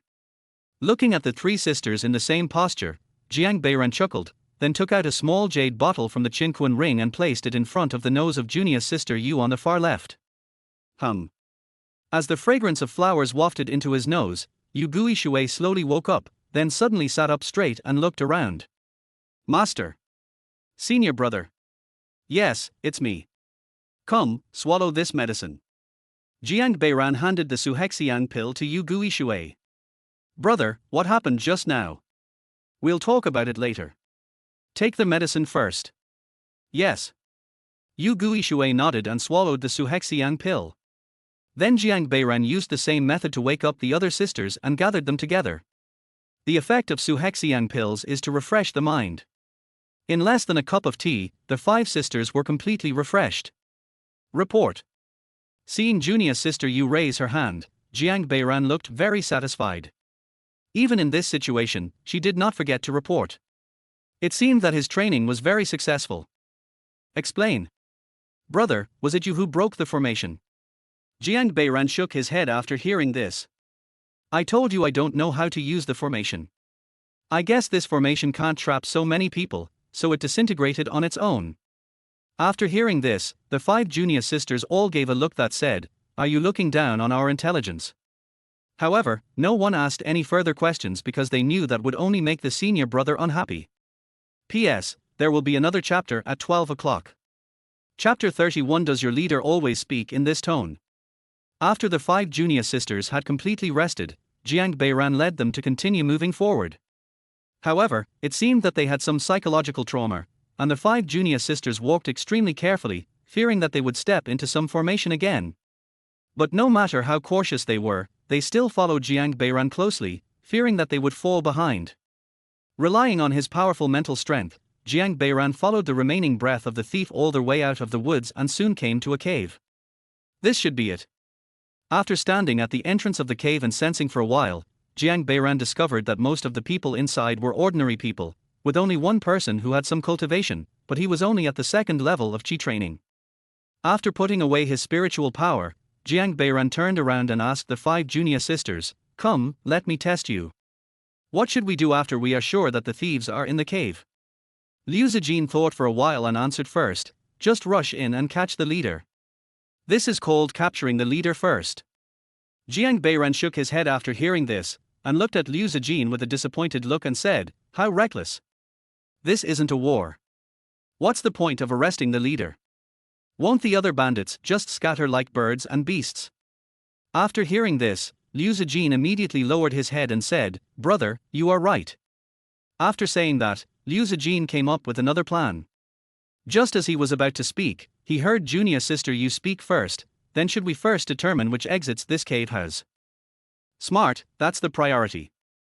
After hearing this, Liu Zijin and Fang Chuyao both showed an expression of regret, but for different reasons. After giving some more details, Jiang Beiran nodded and said, "Okay, remember what I just said, those thieves in the cave are no match for you, let's do it." Yes. The 5 junior sisters responded in unison and began to catch the thief according to the plan arranged by Jiang Beiran. Just as Jiang Beiran said, the thieves in the cave were basically ordinary people. They were no match for Liu Zijin and the others. They were quickly knocked out or knelt down in surrender. Didn't that guy actually set up a formation in his own lair? The reason why Jiang Beiran didn't go in with the 5 junior sisters was that he thought there must be other defensive formations in the cave, and it would be much easier to break the formation by standing outside the formation than standing inside the formation. But what he didn't expect was that there was no sign of any formation being triggered in the cave. He is also a strange man. Sighing in his heart, Jiang Beiran walked into the cave with brisk steps. Well, their control of strength is pretty good. Looking at the thieves lying on the ground at the entrance of the cave, Jiang Beiran knew at a glance that they were all knocked unconscious by a single blow, and all of them were in a very peaceful, unconscious state. All their way to the deepest part of the cave, Jiang Beiran saw several fellow apprentice sisters cleaning up the battlefield and gathering the fainted thieves together. Well done. Jiang Beiran looked at them and nodded in praise. Senior brother, he is the leader of this group. At this time, Liu Zijin pushed a young man who was tied up in front of Jiang Beiran and said, "Yeah, got it." Jiang Beiran answered casually. "Then I'll continue to tie up those thieves." "Go ahead." After Liu Zijin walked away, Jiang Beiran squatted down and looked at the young man with a calm face, very curious. "Why don't you shout something like, 'Let me go quickly,' like other thieves? Will you let me go if I shout?" The young man raised his eyes and looked at Jiang Beiran and said, "Yes, I will let you go as long as you shout." Jiang Beiran nodded. "TSK, stop pretending." The young leader turned his head away and said disdainfully, "Oh." Jiang Beiran said, then sat cross-legged, closed his eyes and practiced the Gui Shinju. This made the young leader a little confused, and he didn't know what this person meant. "Hey, if you catch me, just send me to the government to claim the reward. Why are you sitting here?" "No hurry, no hurry." Jiang Beiran smiled and shook his head. Just like that, a strange silence fell between the two. A few minutes later, the leader, who could no longer bear the strange atmosphere, asked, "Since you were able to come here, did you break the formation outside?" "Here we are." Based on his years of experience in catching thieves, Jiang Beiran has concluded that if he starts asking questions to the thieves, most of them will just hold their heads high and say, "Stop talking nonsense. If you want to kill me, kill me. If you want to chop me up, chop me up. I don't understand what you are talking about." This made the interrogation very troublesome. So Jiang Beiran simply did the opposite and just left them alone. When their hostility gradually faded, he would come and talk to them. Opening his eyes, Jiang Beiran looked at the young leader and said, "Did you set up that formation? It's quite interesting." The young leader raised his head proudly and said, "If it weren't for the lack of materials, you would definitely not be able to escape." "Well, that battle does have some origins. Where did you learn it?" "Humph. I won't tell you." "Oh." Jiang Beiran said and continued to meditate with his eyes closed. "You The young leader was anxious. Don't you know how to ask me a few more questions, or discuss the terms with me? Are you teaching me how to do things? Jiang Beiran asked with his eyes open. If he hadn't been tied up, the young leader would have wanted to rush up and fight Jiang Beiran to death together. This guy is so annoying. After taking 2 deep breaths, the young leader looked at the female Qigong practitioners who were tying up his subordinates and shouted, "Hey! Is your leader always talking in this tone?" In fact, Liu Zijin and the others were almost injured from trying so hard to hold back their laughter, but after hearing the young man's question, they chose not to answer and continued to kidnap people in silence. "Brother, let's go and tie up those thieves at the entrance of the cave." "Well, go ahead." Jiang Beiran nodded. Watching Liu Zijin and the others leave together, the young leader, who had been worn out to the point of losing his temper, said, "If I tell you where I learned this formation, can you let me go?" "No, I have no interest in this formation that can't even trap me. That's just because I'm not good enough at martial arts. This formation is called the small 6-fold heart captivating formation. If it can be set up perfectly, even the Shen King will be trapped if he walks in." "Oh.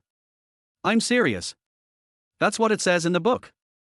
It's just that no one taught me, so I didn't learn it well enough. Otherwise, you would never be able to get out of it." "Books?" Jiang Beiran asked. Seeing that Jiang Beiran finally showed an interested look, the young leader nodded repeatedly and said, "Yes. I dug it out when I was robbing a tomb before. It's very valuable. As long as you are willing to let me go, I will give you the book." "Not interested." At this time, the 5 junior sisters came back and saluted Jiang Beiran and said, "Senior brother, all the thieves have been tied up." "Okay, let's go." Jiang Beiran stood up and said, "Hey! Don't. The formation in that book is really powerful. If you don't believe me, I'll take you to see it. It's in the back mountain. It's real." Chapter 32, Does Dun Dun, a member of the demonic cult, have children? This method really works all the time. Jiang Beiran originally just wanted to find out whether his formation skills were taught by his master or learned by himself, but he didn't expect that he not only said that he learned it from a book, but also revealed that the book was hidden in the back mountain. It is true that human nature is that if you drive them you will not move forward, but if you hit them you will move backwards. As the young leader was wailing, Liu Zijin came to Jiang Beiran and whispered, "Brother, what should we do next? Should we take them to the government?" "Don't bother with that. Just go to the nearest Zebei town to report to the police and bring the constable here." "Yes." Liu Zijin responded and was about to leave when Jiang Beiran suddenly stopped her and asked, "Do you know where Zebei town is?" "Yes, I noted it down when I came here." Liu Zijin nodded. "Okay, let's go." Watching Liu Zijin's figure quickly disappearing into the darkness, Jiang Beiran couldn't help but feel puzzled. This girl obviously has a good memory. Why can't she remember what I taught her? It's strange. With a sigh, Jiang Beiran looked at the remaining sisters and said, "You stay here and watch the thieves. I'll be back soon." After saying this, Jiang Beiran turned around and returned to the cave. The 4 junior sisters responded yes to Jiang Beiran's back, but they didn't understand what their senior brother was going to do. Not long after, bursts of crying suddenly came from the cave, and the 4 sisters suddenly realized what was going on. Child. Just now, they were all caught up in the sense of accomplishment of catching thieves for the first time, and completely forgot to ask these thieves where they hid the children. Thinking of this, the 4 of them looked at each other and blushed. The senior brother probably didn't mention this just now because he was waiting for them to speak up, but they didn't realize it at all. "I'm going to be scolded again." The 4 of them sighed in their hearts at the same time. After bringing out all the children hidden in the cellar, Jiang Beiran glanced at the 4 junior sisters who were looking down and said, "Next time, think about what else you have not done before you have fun." "Yes." The 4 junior sisters responded at the same time. "Fool. Woo." The 4 junior sisters immediately lowered their heads even lower. When Jiang Beiran was teaching the 4 sisters a lesson, the young leader suddenly shouted, "How do you know where the child is being held?" "Why should I tell you?" Jiang Beiran glanced at the young leader and replied, "I." The young leader was confused. When most people heard this kind of question, they would brag about how smart they are. How could such a trivial matter possibly stump him? But why does this person always act out of line? This time Jiang Beiran rescued 9 children from the cellar. None of them were injured and were crying for their mother. This made the 4 sisters feel very distressed.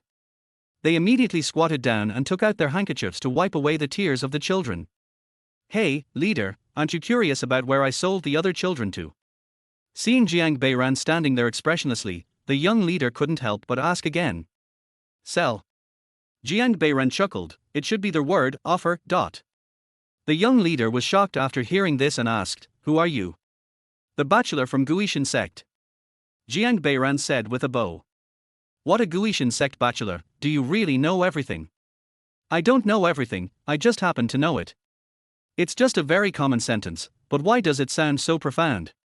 The young leader and his 4 junior sisters thought of it at the same time.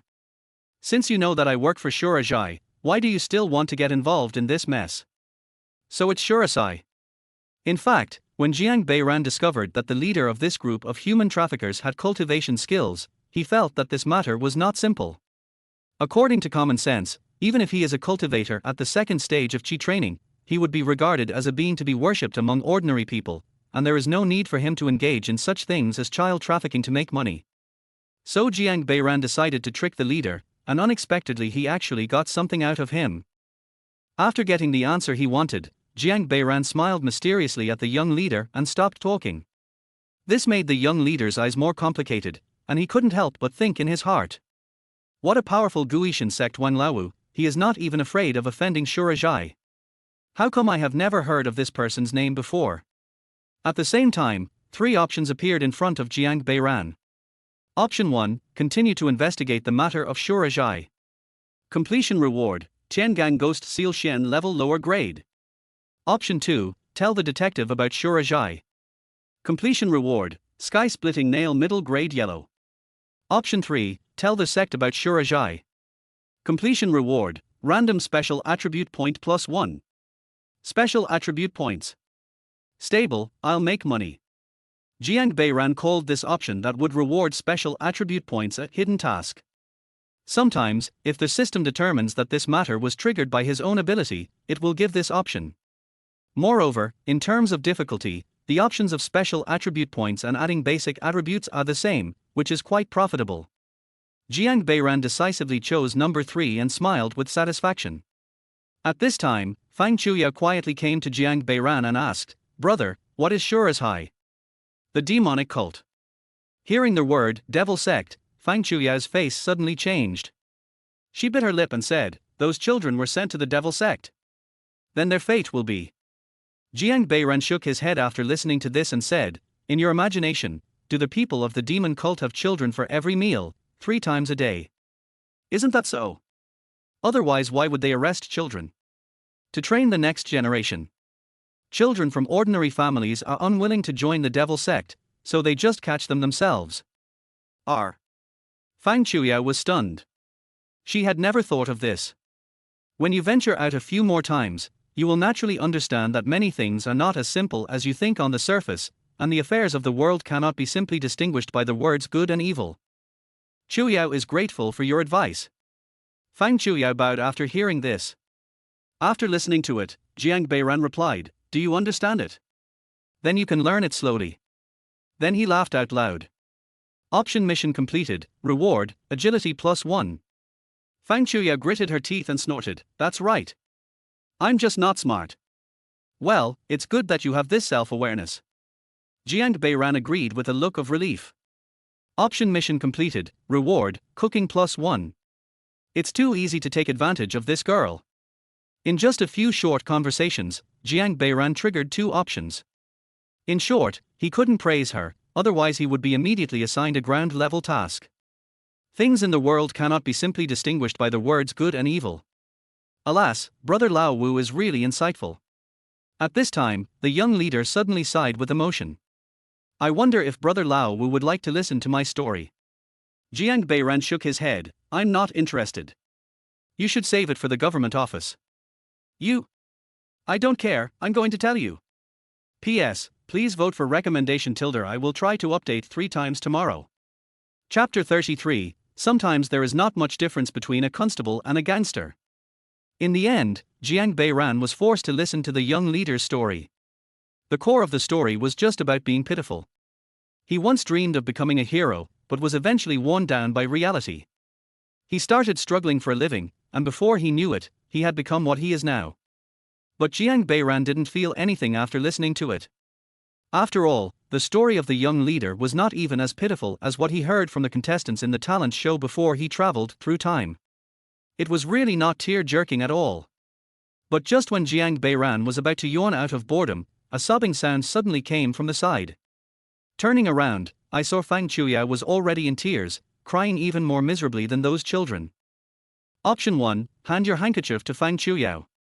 Completion reward, Meteorite Demon Solution Earth level mid-grade. Option 2, comfort Fang Chuyao in a low voice. Completion reward, 100 Guan Emperor Curse Xian level upper grade. Option 3, only fools and idiots would believe this kind of story. Which type are you? Completion reward, random basic skill point +1. Jiang Beiran decisively chose the number 3 that suited his heart the most. He tapped Fang Chuya's straw hat and said, only fools and idiots would believe this kind of story. Which one are you? Option task completed, reward, calligraphy +1. I. Fang Chuya wiped her tears and thought for a while before answering, is there any difference between these two choices? Yeah, idiot sounds a little better. You. Humph. Fang Chuya turned her head, and the sadness that had just surged up in her heart suddenly disappeared by more than half. At this time, the young leader shouted in dissatisfaction, I am not lying. I was really forced to take this path. If I am given another chance, I will definitely be a good person. Well, save these words for them. Jiang Beiran said and pointed behind him. Looking back in the direction Jiang Beiran pointed, the young leader saw a group of constables running towards him. Hey, let me give you a piece of advice before you go. Shurasai is not someone you can easily mess with. Oh. Jiang Beiran nodded at him. Har har har, I really can't see through you, but surprisingly I don't hate you that much. Wang Labar of Guishan sect, we will meet again. As soon as the young leader finished speaking, dozens of detectives came to him. Captain Lin, these are the thieves. Liu Zijin said, pointing at a group of thieves tied up on the ground. The young man in white cloth first bowed to Liu Zijin, then turned around and took out the copper waist badge representing his identity as a constable and showed it to everyone. Finally, he took out a ticket and shook it in front of the young leader, saying, did you see it clearly? I have been ordered to arrest them, take them all away. Yes. After the process was completed, a group of detectives stepped forward and grabbed the thieves one by one, dragging them all up. After counting the children present, Captain Lin bowed to Liu Zijin again and said, the Guishan sect is indeed worthy of its reputation. We have been looking for this gang of thieves for a long time, but we have not heard any news about them. Now we have finally brought them to justice, all thanks to you, Miss Liu. Captain Lin, thank you for your praise. You should thank. After Liu Zijin finished speaking, he looked back, only to find that his senior brother was gone. Looking at Liu Zijin's somewhat confused eyes, Fang Chuyao also realized that something was wrong. Huh? Where is my senior brother? He was standing here just now. Realizing that his senior brother was unwilling to show up, Liu Zijin changed his words and said, my junior sisters, they are the main contributors to catching these thieves. Har har har, thank you all, but now we have to hurry back and report back, otherwise if we are late, the master will accuse us of neglecting our duties. After saying okay, the 5 sisters followed Captain Lin and escorted the thieves to Zebei town. Everything that happened next was a natural progression. They arrived at the government office, completed the statement, and received their reward. Liu Zijin and her companions had thus added another layer of honor to the Guishan sect's reputation in this place.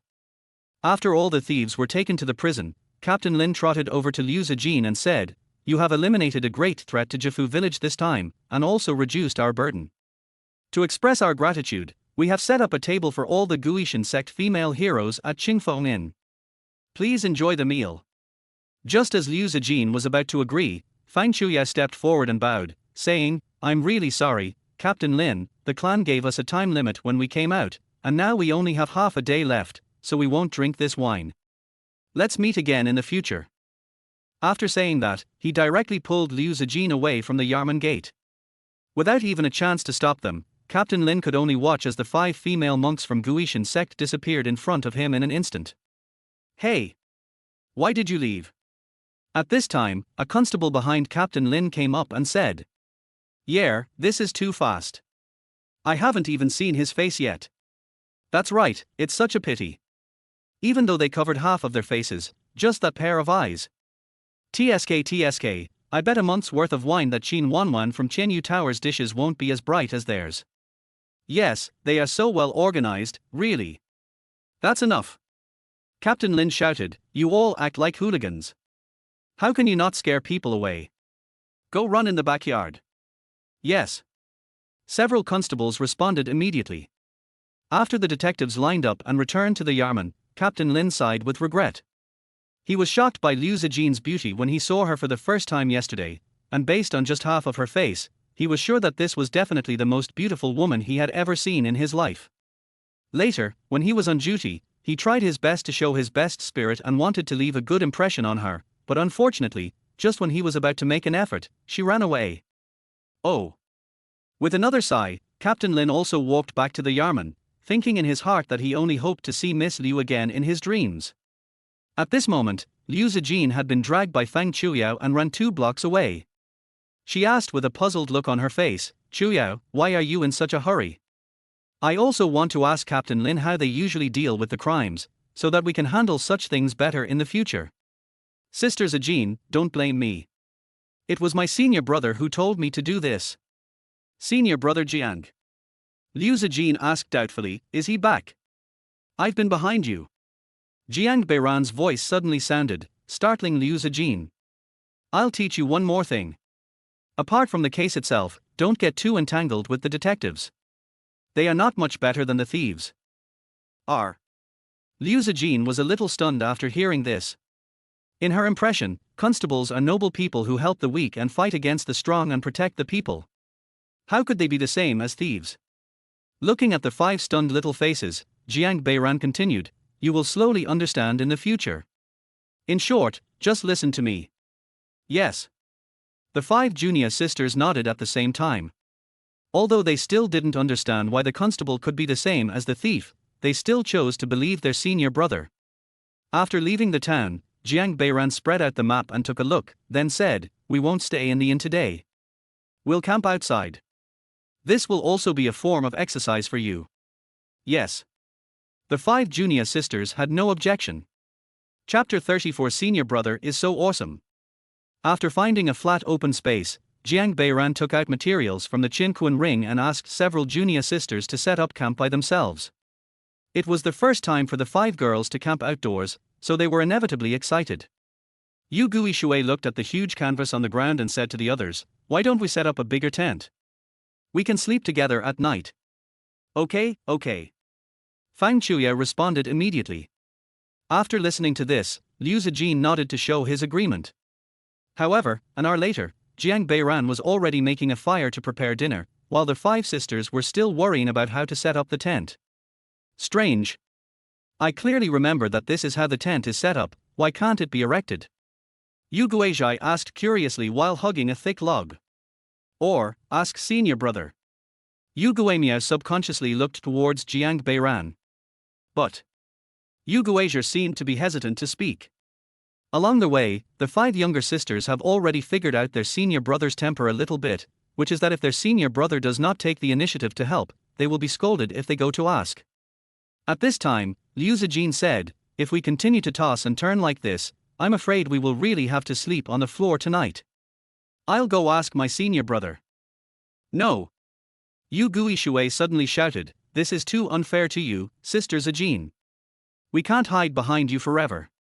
Let me go this time." "It's okay. Senior brother is not as strict as you think." No, I have to go this time."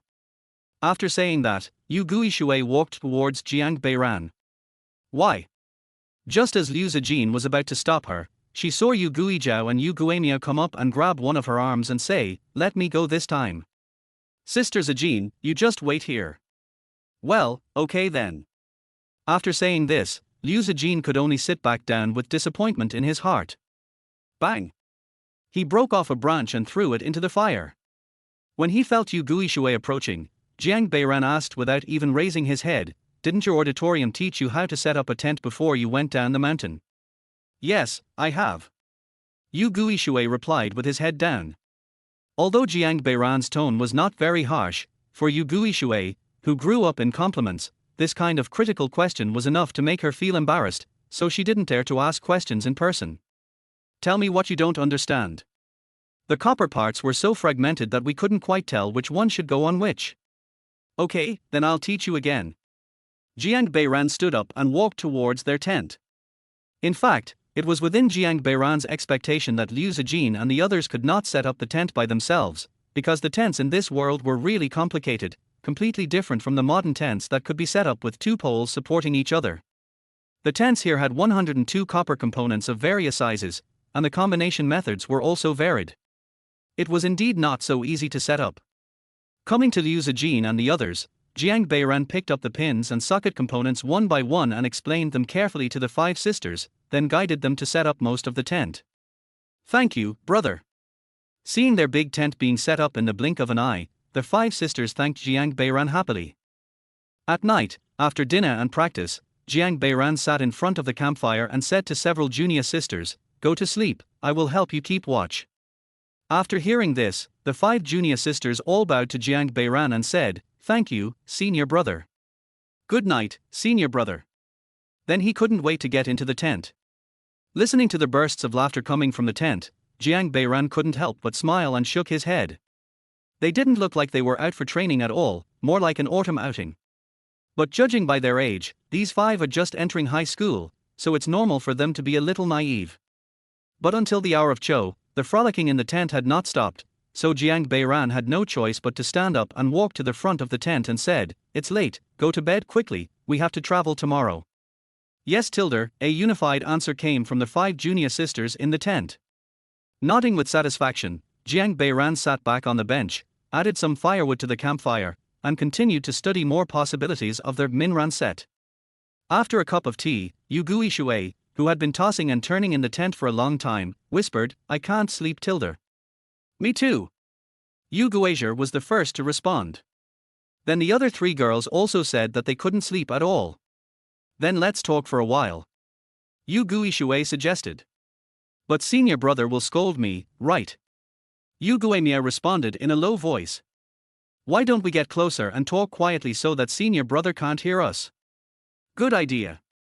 Yu Guishui's proposal was immediately accepted by all the girls, and soon the 5 of them formed a circle face to face.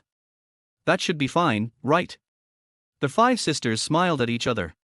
Yu Guimia turned his head to look at the shadow of his senior brother on the tent, and when he found that he didn't move, he suggested, "Since senior brother can't hear, why don't we talk about him?" "Good." Yu Guizhi took the lead in agreeing, and directly started the topic. "What do you think? Was it senior brother who broke the formation yesterday?" After hearing this, Yu Guishui immediately said, "No way, no one would really believe what senior brother said, that the formation broke by itself, right?" "I didn't." Yu Guizhi immediately retorted, "I just wanted to confirm whether everyone has the same idea as me." "Shatilder, keep your voice down." Because Yu Guizhi's tone was too excited, the 4 girls immediately made a gesture to her to keep quiet. "Oh." Yu Guizhi nodded quickly, and then asked, "Then how do you think senior brother broke the formation?" "I heard from my father before that it is several times more difficult to break the formation after entering the formation than to break it outside the formation." "Yes, and it was so strong that I felt dizzy after a while." Fang Chuyao immediately replied, "Me too. I don't know what that formation is. I feel more and more dizzy and panicky the more I walk." Yu Guimia paused and nodded, "I was so scared yesterday. If it weren't for my brother, we would have fallen into the hands of those thieves now, right?" "Yes, so the question is back again, how did senior brother break the formation?" "I remember that senior brother is a disciple of Lan Shentang, right? Isn't it Qing Luotang that teaches formations? And..." Yu Guizhi suddenly dragged out the words, "Senior brother seems to know a lot. Did you find that the straw hat and straw sandals that senior brother prepared for us are also very special? This is the first time that no one noticed me when I went out on the street. We discovered it a long time ago." The other 4 girls answered at the same time. More than that. Fang Chuyao was about to add some details about how her senior brother saved her that night, but after thinking about it, she decided not to say it.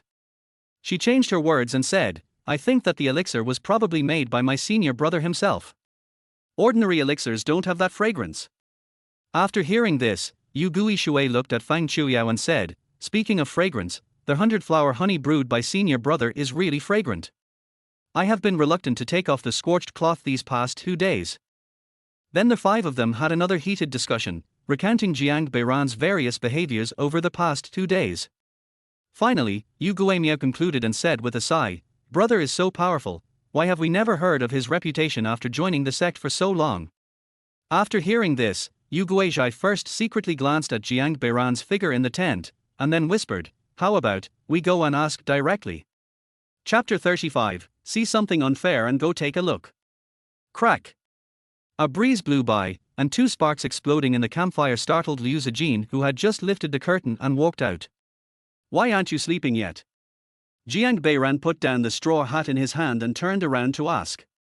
Liu Zijin, who had already prepared a statement, replied, I really couldn't sleep, so I thought of coming out to keep watch with my senior brother for a while, just as a practice for the future.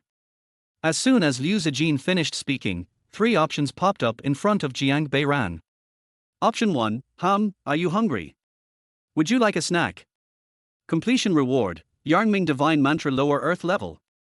Option 2, take out a low stool and let Liu Zijin sit next to you. Completion reward, 5 spirits ghost technique Shen level mid-grade.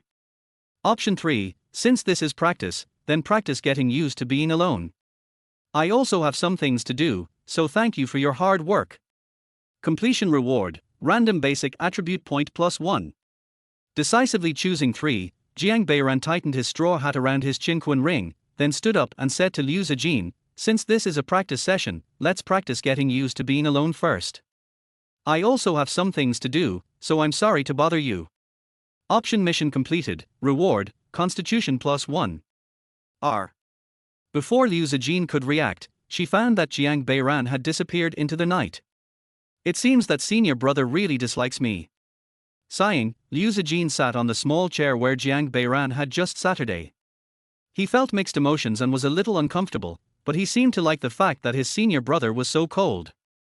After a while, the curtain of the tent was lifted again, and the 3 sisters of the Yu family stuck their heads out one by one and asked, where's my brother?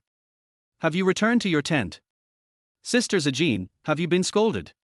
Shaking his head, Liu Zijin turned around and said, my senior brother said he had something to do, so he asked me to keep watch alone.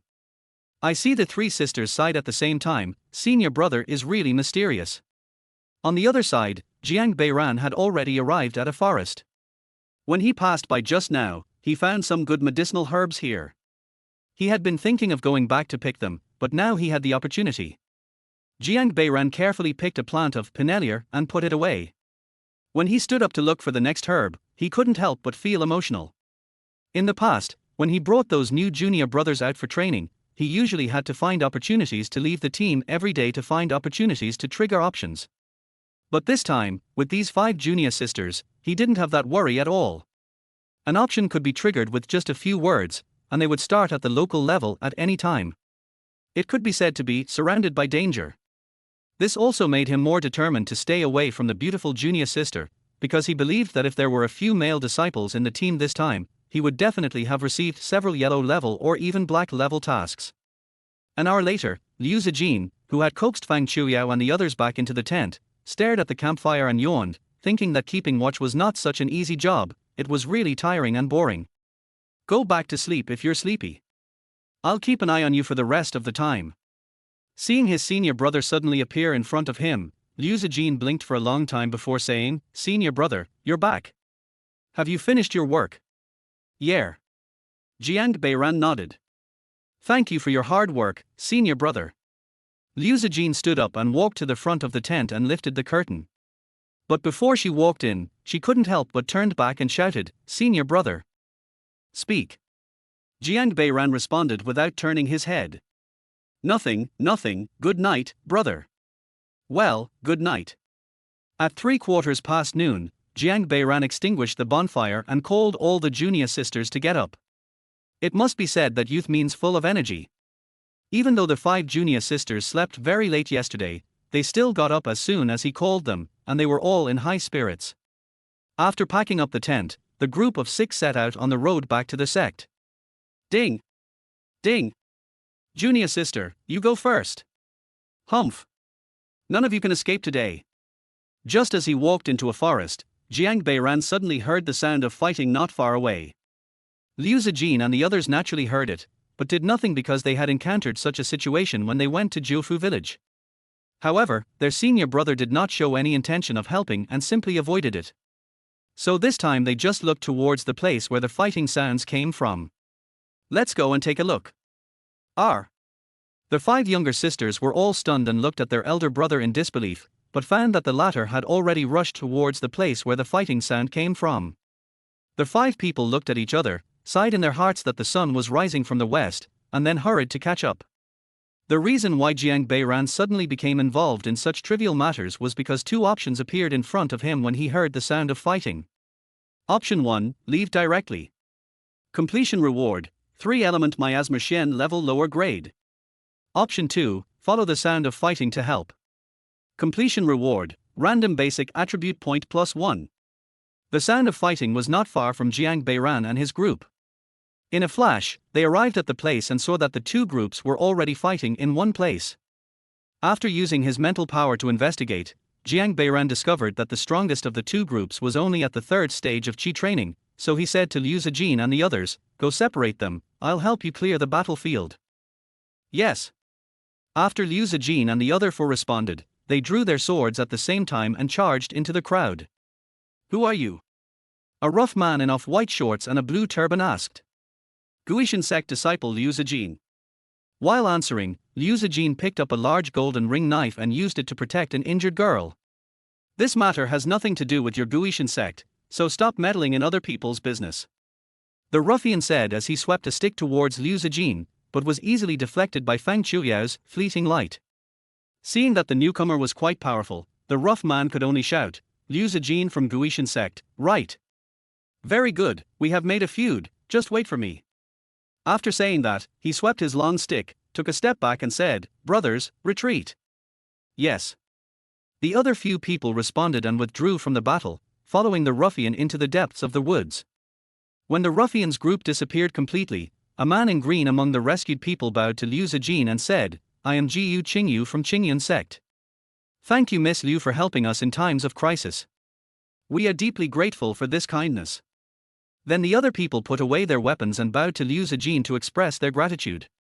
Just as Liu Zijin was about to return the gift, he suddenly heard a clang sound behind him.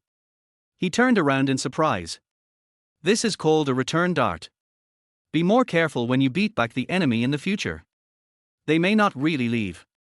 Jiang Beiran put down his sword, bent down and picked up a four-sided dart with 2 sharp ends and a bulge in the middle and handed it to Liu Zijin. "It's a spike dart. Take it as a souvenir. P.S. Stop cursing, if you continue to curse, you will be considered stupid. I have been working hard to update, but there are too many things to consider, so I have to delete and revise for a whole night before I can publish a chapter. After all, this chapter is really strict now." Scared.jpg. Chapter 36 Brother, this is the protagonist template. Thank you, brother. Liu Zijin took the dart handed to her by Jiang Bei, still feeling a lingering fear, thinking that if her senior brother hadn't blocked it for her, the dart would have pierced her chest. Jiu Qingyu, who was standing nearby, saw Jiang Beiran suddenly appear and blocked the sneak attack, and hurriedly bowed and said, "Great skills. I have yet to ask for your name, brother." Jiang Beiran returned the greeting and said, "Excuse me, my surname is Wang, and my name is Lao Wu." "So it's you, brother Wu." "I'm Jiu Qingyu from the Qingyun sect. I was entangled by the thieves this time. Thanks to. Let's save the polite words for later. Your companion is injured," Jiang Beiran said to the girl with blood oozing from her chest. Just now, when Jiang Beiran was observing the fight between the 2 groups, he saw that the girl was injured because she was trying to block the sword for Jiu Qingyu. Even after being injured, she still stood firmly in front of Jiu Qingyu. Jiang Beiran didn't believe that there was nothing going on between the 2 of them. The girl saw Jiang Beiran's eyes sweeping over her and waved her hand. "It's just a superficial wound, it's nothing serious." "Miss, are you also a disciple of Qingyun sect?" Jiang Beiran asked with a smile. Yes, I am Tang Tingshuang from Qingyun sect, and I am honored to meet you, benefactor. No, I'm just helping you all, I can't be called a benefactor. Jiang Beiran suddenly seemed to remember something and said, I've always heard that Qingyun sect's Lanling Heart Sutra is first rate in healing. I wonder if you can broaden my horizons. Tang Tingshuang was stunned at first, but he quickly reacted and replied, I am not very good at learning, and I haven't learned the Lanling Heart method to perfection, so I won't use it to embarrass myself. Oh tilde, Jiang Beiran suddenly slapped his head after he finished speaking, and said with a smile, look at my memory, Lanling Heart method is not the unique skill of Qingyun sect, but the one of Zhaoqian sect. As soon as these words were spoken, the atmosphere suddenly froze. Several junior sisters who were about to take out medicine to give to the opponent took a step back and came behind Jiang Beiran. After hearing this, they all naturally understood. How could anyone remember their own sect's unique skills incorrectly? Tang Tingshuang was even more stunned. How could she have known that this hero who had just saved them and looked harmless would set a trap for her right away? Seeing that several benefactors began to look at him with hostile eyes, Jiu Qingyu hurriedly bowed and said, misunderstanding, it is really a misunderstanding. The 6 of us are indeed not disciples of Qingyun sect. We are just away from home, and sometimes. Hey, no need to explain to me. Jiang Beiran waved his hand, I understand. I just happened to teach my junior sisters a lesson. Don't think that if you save someone outside, they will tell you everything without reservation. Jiang Beiran said this lightly, but Jiu Qingyu felt like he was slapped hard in the face. It is true that many practitioners would hide their real names when traveling in public, but it would be somewhat rude to conceal it from the person who had just saved them. I. Jiu Qingyu, with a red face, kept saying I for a long time, but he couldn't say the rest of the sentence. Jiang Beiran didn't care at all. He bowed to Jiu Qingyu and said, Brother Jiu, there's no need to be like this. We just met by chance. Now that you are all right, we will leave first. Goodbye. After Jiang Beiran finished speaking, he bowed, turned around and left with his 5 junior sisters. Brother Wang, wait a minute. Jiu Qingyu suddenly shouted loudly. Brother Jiu, do you have anything else to say? Jiang Beiran turned around and asked. My real name is Li Fuqin, and I am a disciple of the Blood Flame sect. No, I am the son of the leader of the Blood Flame sect. My goodness. A member of the evil cult. And the cult leader's son. This prize is too big. Jiang Beiran was shocked. He had heard from his teacher that the Blood Flame sect was a well-known evil sect in the Huainan area. Its Blood Flame ghost knife was so terrifying that even the locals were terrified. However, the Shenlong continent is too large, and there is no magical tool like the internet that can transmit information in real time. Therefore, Jiang Beiran has only heard a little about the Blood Flame sect far away in the Huainan area, and has not had the opportunity to learn more about it. Hearing Li Fuqin suddenly shout out his true identity, the people behind him hurriedly said, Young master. That's fine. Li Fuqin waved his hand at the people behind him, Brother Wang is right. They saved our lives, but we still lied to them. This is not the way of a knight. But. Tang Tingshuang wanted to stop him again, but looking at Li Fuqin's determined eyes, he finally didn't say it. While the situation in Lefu City was in an uproar, Jiang Beiran's 5 junior sisters looked bewildered. Brother, what is the Blood Flame sect? The 3 sisters of the Yu family asked together because they didn't understand. I just heard of this name accidentally. It should be the evil sect in Huainan. The demonic cult. The 5 junior sisters exclaimed in unison. This was the first time they saw someone from the demonic cult face to face. After being shocked, the 3 sisters of the Yu family asked in a low voice. Don't they say that all members of the demon cult have 3 eyes? And a mouthful of fangs? And the tongue is so long tilde. Seeing Yu Guimiao trying to open his arms, Jiang Beiran couldn't help but laugh and said, those are just folk legends. The people in the demon cult are also human. They don't have 3 heads and 6 arms. After the discussions on both sides gradually faded away, Li Fuqin took a step forward and bowed to Jiang Beiran again, saying, Brother Wang, I hope you can now understand why I cannot introduce myself. Of course I understand, but I don't know why Brother Li wanted to come to Jiangbei area incognito. Of course, if it's inconvenient to tell me, just pretend I didn't ask. Alas. Li Fuqin sighed after hearing this, to be honest with you, my brother, I also have many difficulties. It seemed that he rarely had anyone to talk to, so after Li Fuqing sighed, he started talking. As a disciple of the leader of the Blood Flame sect, everyone in the sect has high hopes for me.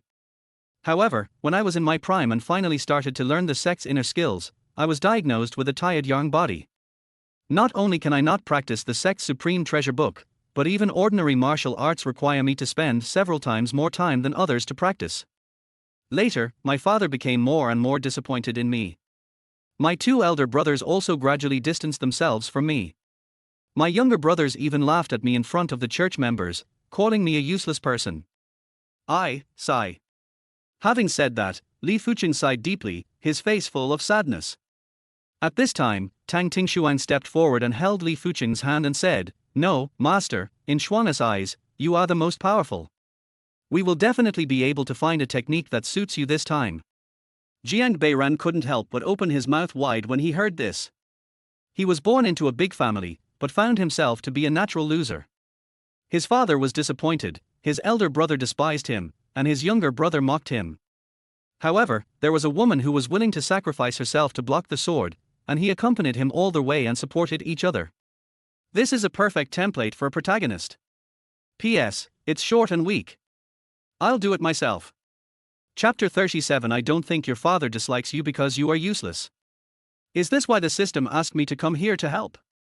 Could it be that Li Fuqing, the protagonist template, will be able to help me in some way in the future? After coming to this conclusion, Jiang Beiran suddenly felt that the man in front of him looked much more handsome. Fang Chuyao, who was standing aside, burst into tears after listening to Li Fuqing's story. Especially the look in his eyes when he and Tang Tingshuang looked at each other, made Fang Chuyao feel that such love was so beautiful. But when Fang Chuyao thought of her senior brother's words, "Only fools and idiots would believe such stories," she held back her tears. Jiang Beiran naturally saw Fang Chuyao's performance. He chuckled in his heart and said to Li Fuqing, "So brother Li came from afar just to establish a career in a foreign land and prove himself." After hearing this, Li Fuqing clenched his fist and nodded vigorously, saying, "That's right. I want to make those who once looked down on me look at me with new eyes. It's okay to look at it with new eyes." Jiang Beiran thought that this guy was the son of the leader of the demon cult after all, so shouldn't he make those who looked down on him pay the price? Why did he speak like a model student? But as soon as Li Fuqing finished speaking, he suddenly lost his temper, and said with a somewhat collapsed expression, "But now I can't even beat those country scoundrels just now, how can I talk about making achievements, alas?" Seeing Li Fuqing bring it up, Jiang Beiran asked, "I wonder how the conflict between Brother Li and those thieves started." Hearing Jiang Beiran's question, before Li Fuqing could speak, another girl behind him said, "That's all my fault." But Tang Tingshuang immediately shook her head and said, "Sister Ni, that's not your fault, you don't have to blame yourself." "So, what's going on?" Jiang Beiran asked curiously. The girl called Ni my first glanced at Li Fuqing, and after seeing the latter nod, she said to Jiang Beiran, "It's like this. I passed by a field that day and found a few hooligans bullying an old farmer. I couldn't stand it, so I taught them a lesson. Later, I didn't remember it. Who knew that they actually called for help to ambush us halfway? If it weren't for you, Brother Wang, who helped me, I would have made a big mistake. Taught those two rascals a lesson."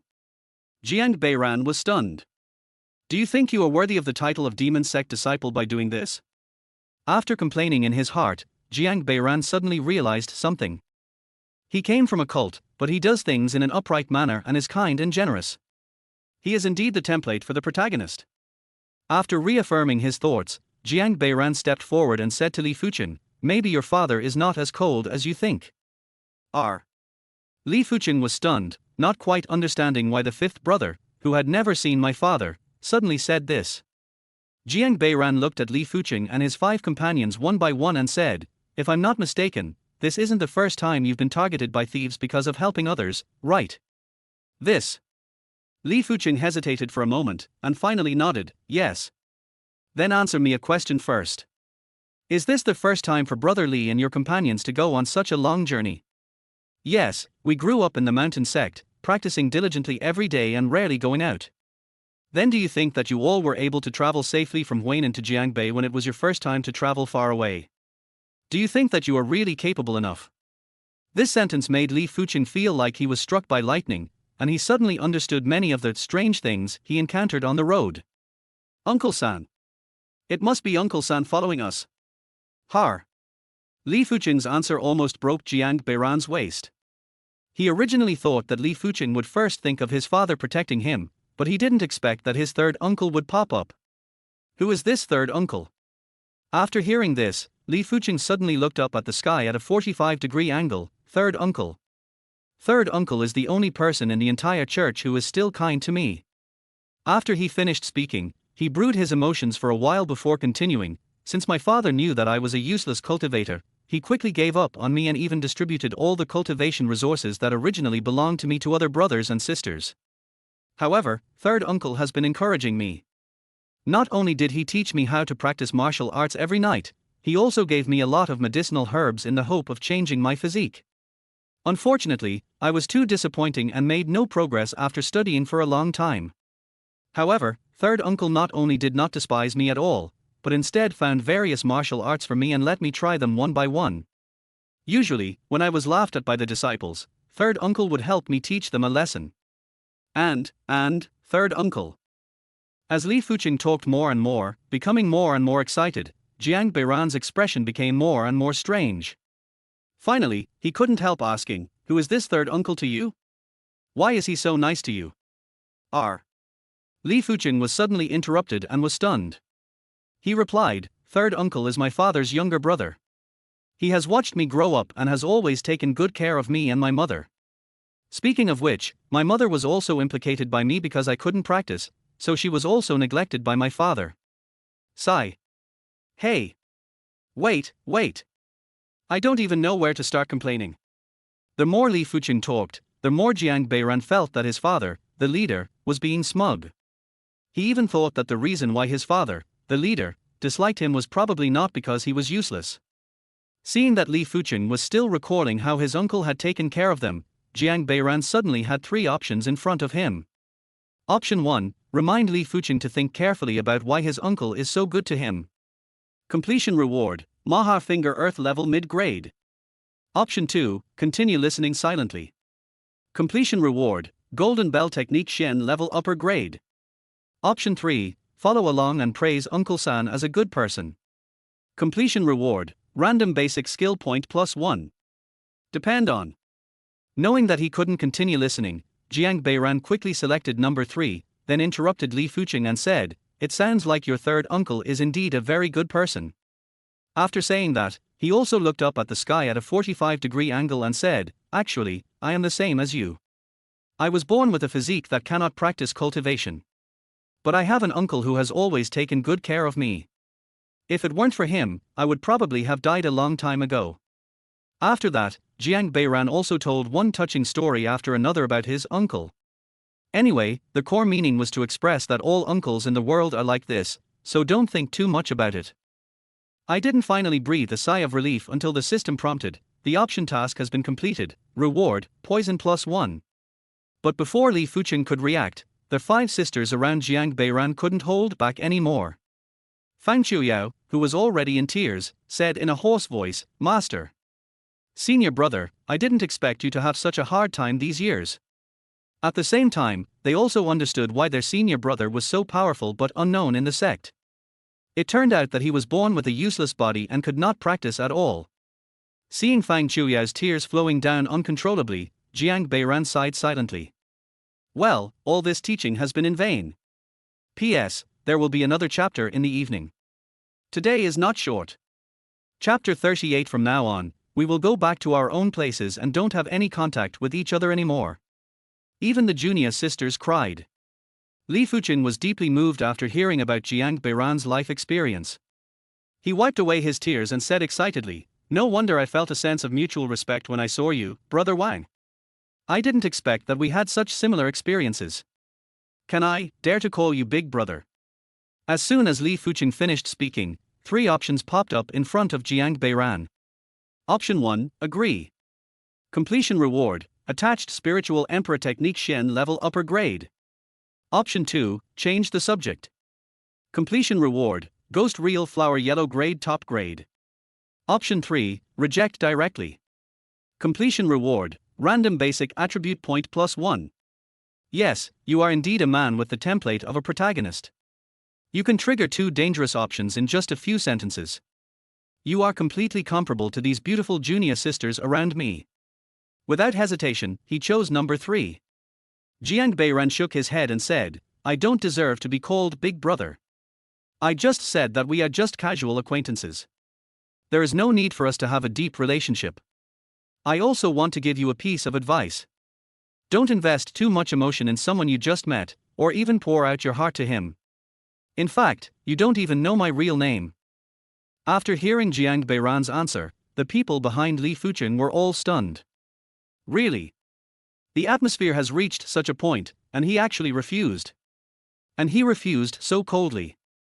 But let alone the companions in Li Fucheng, even the few junior sisters who knew Jiang Beiran were all stunned. Although they knew that their senior brother was very cold most of the time, he was actually quite easy to talk to. This time, they really didn't expect that their senior brother would reject the other party so harshly. Li Fucheng certainly didn't expect to be rejected so harshly, and he was speechless for a long time. But after carefully savoring Jiang Beiran's sincere advice, he bowed respectfully and said, Fucheng, I'm grateful for your advice. Nodding with satisfaction, Jiang Beiran leaned close to Li Fucheng's ear and said, meeting is fate. Let me give you a suggestion. If you want to become stronger, you don't necessarily have to practice martial arts. There is a lot to learn in Chimanduanjia. After that, he took out a book called 8 Palaces and 4 Luos from Jiang Beiran's Qinquan ring and handed it to Li Fucheng. Try to read it, maybe it will inspire you. Since he knew that the other party was most likely the template of the protagonist, and the system had assigned him to help him, Jiang Beiran naturally wanted to establish a good relationship with him. Anyway, Jiang Beiran felt that he had met the young master of the demon sect at his lowest point, and he would probably have many adventures in the future.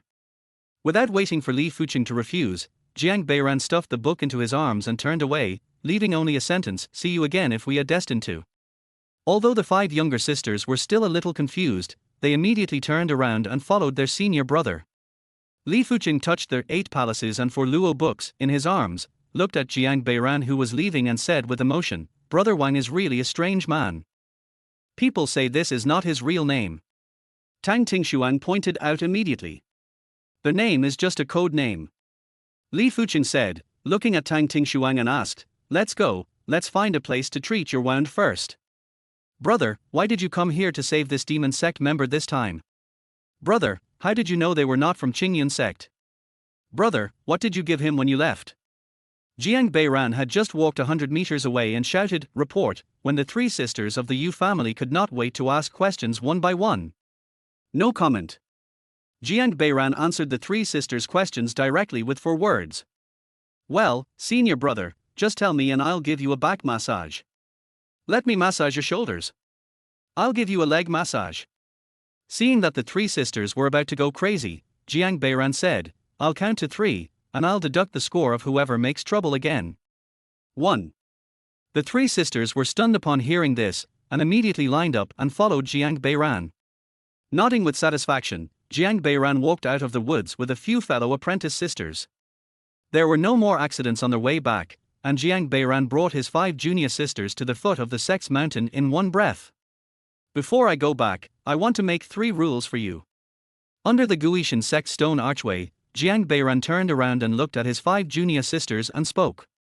After hearing this, the 5 junior sisters stopped and looked at Jiang Beiran.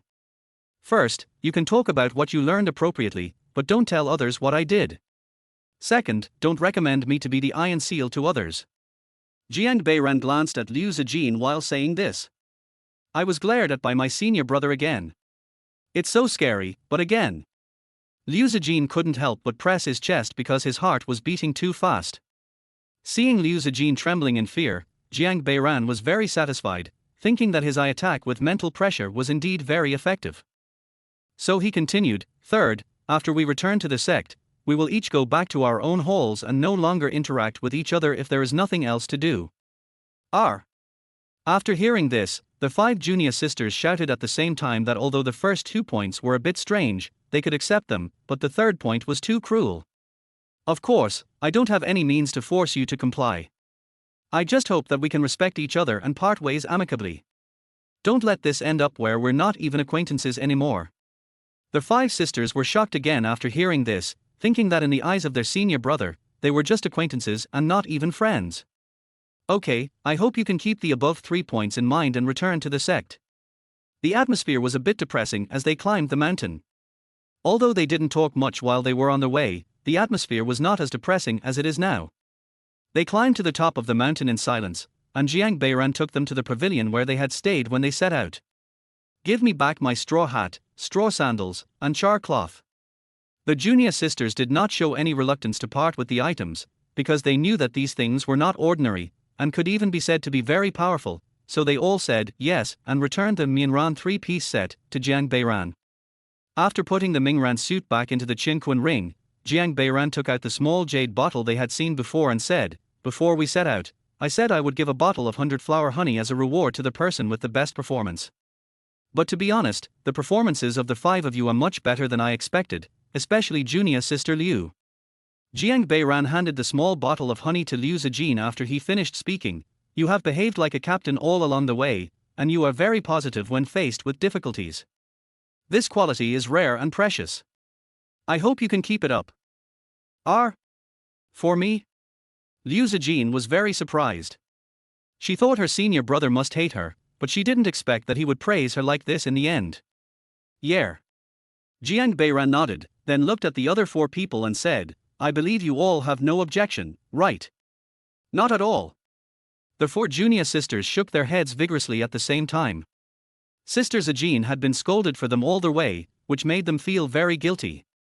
"Then, I will respectfully obey your command." "Thank you, senior brother." After saying this, Liu Zijin took the small jade bottle with both hands.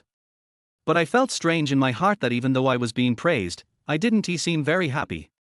Without paying attention to Liu Zijin's slightly complicated expression, Jiang Beiran walked out of the pavilion and shouted, "Okay, let's go and report to the Law Enforcement Hall."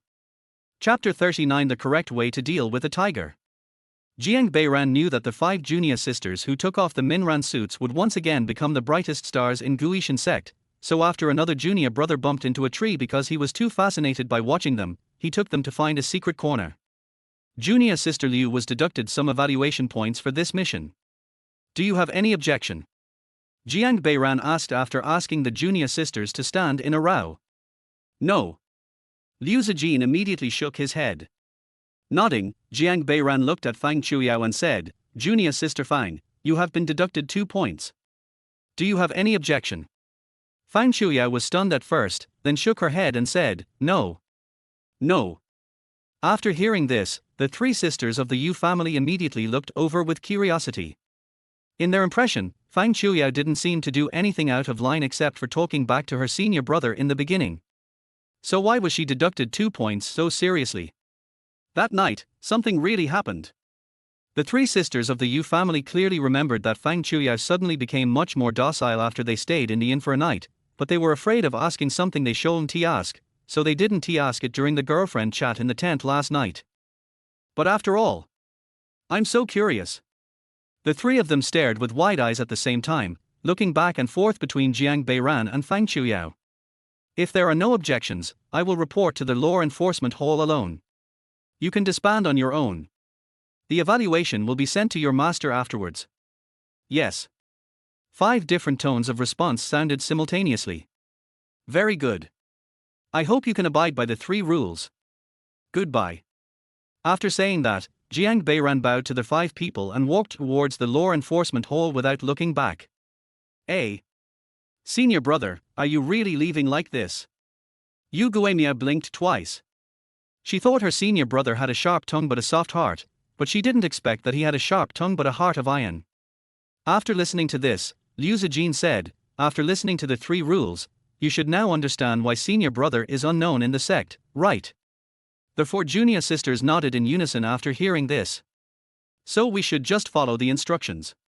Senior brother is definitely the kind of person who does what he says."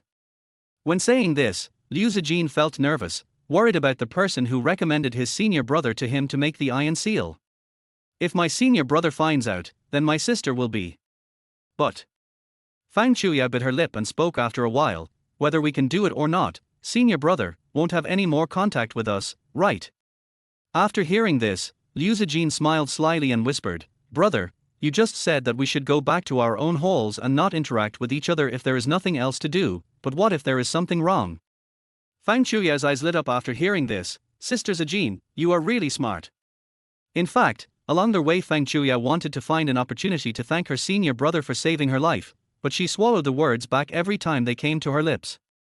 She thought about treating her senior brother to a good meal after returning to the sect, and then thanking him formally, but she didn't expect that her senior brother directly refused to associate with her, which almost made her die of anxiety. Next time I will definitely speak clearly." Fang Chuya swore secretly in her heart. On the other side, Jiang Beiran just stepped into the law enforcement hall and quickly found Huaguan, who was on duty today. "Hello, senior brother Hong. I'm here to report."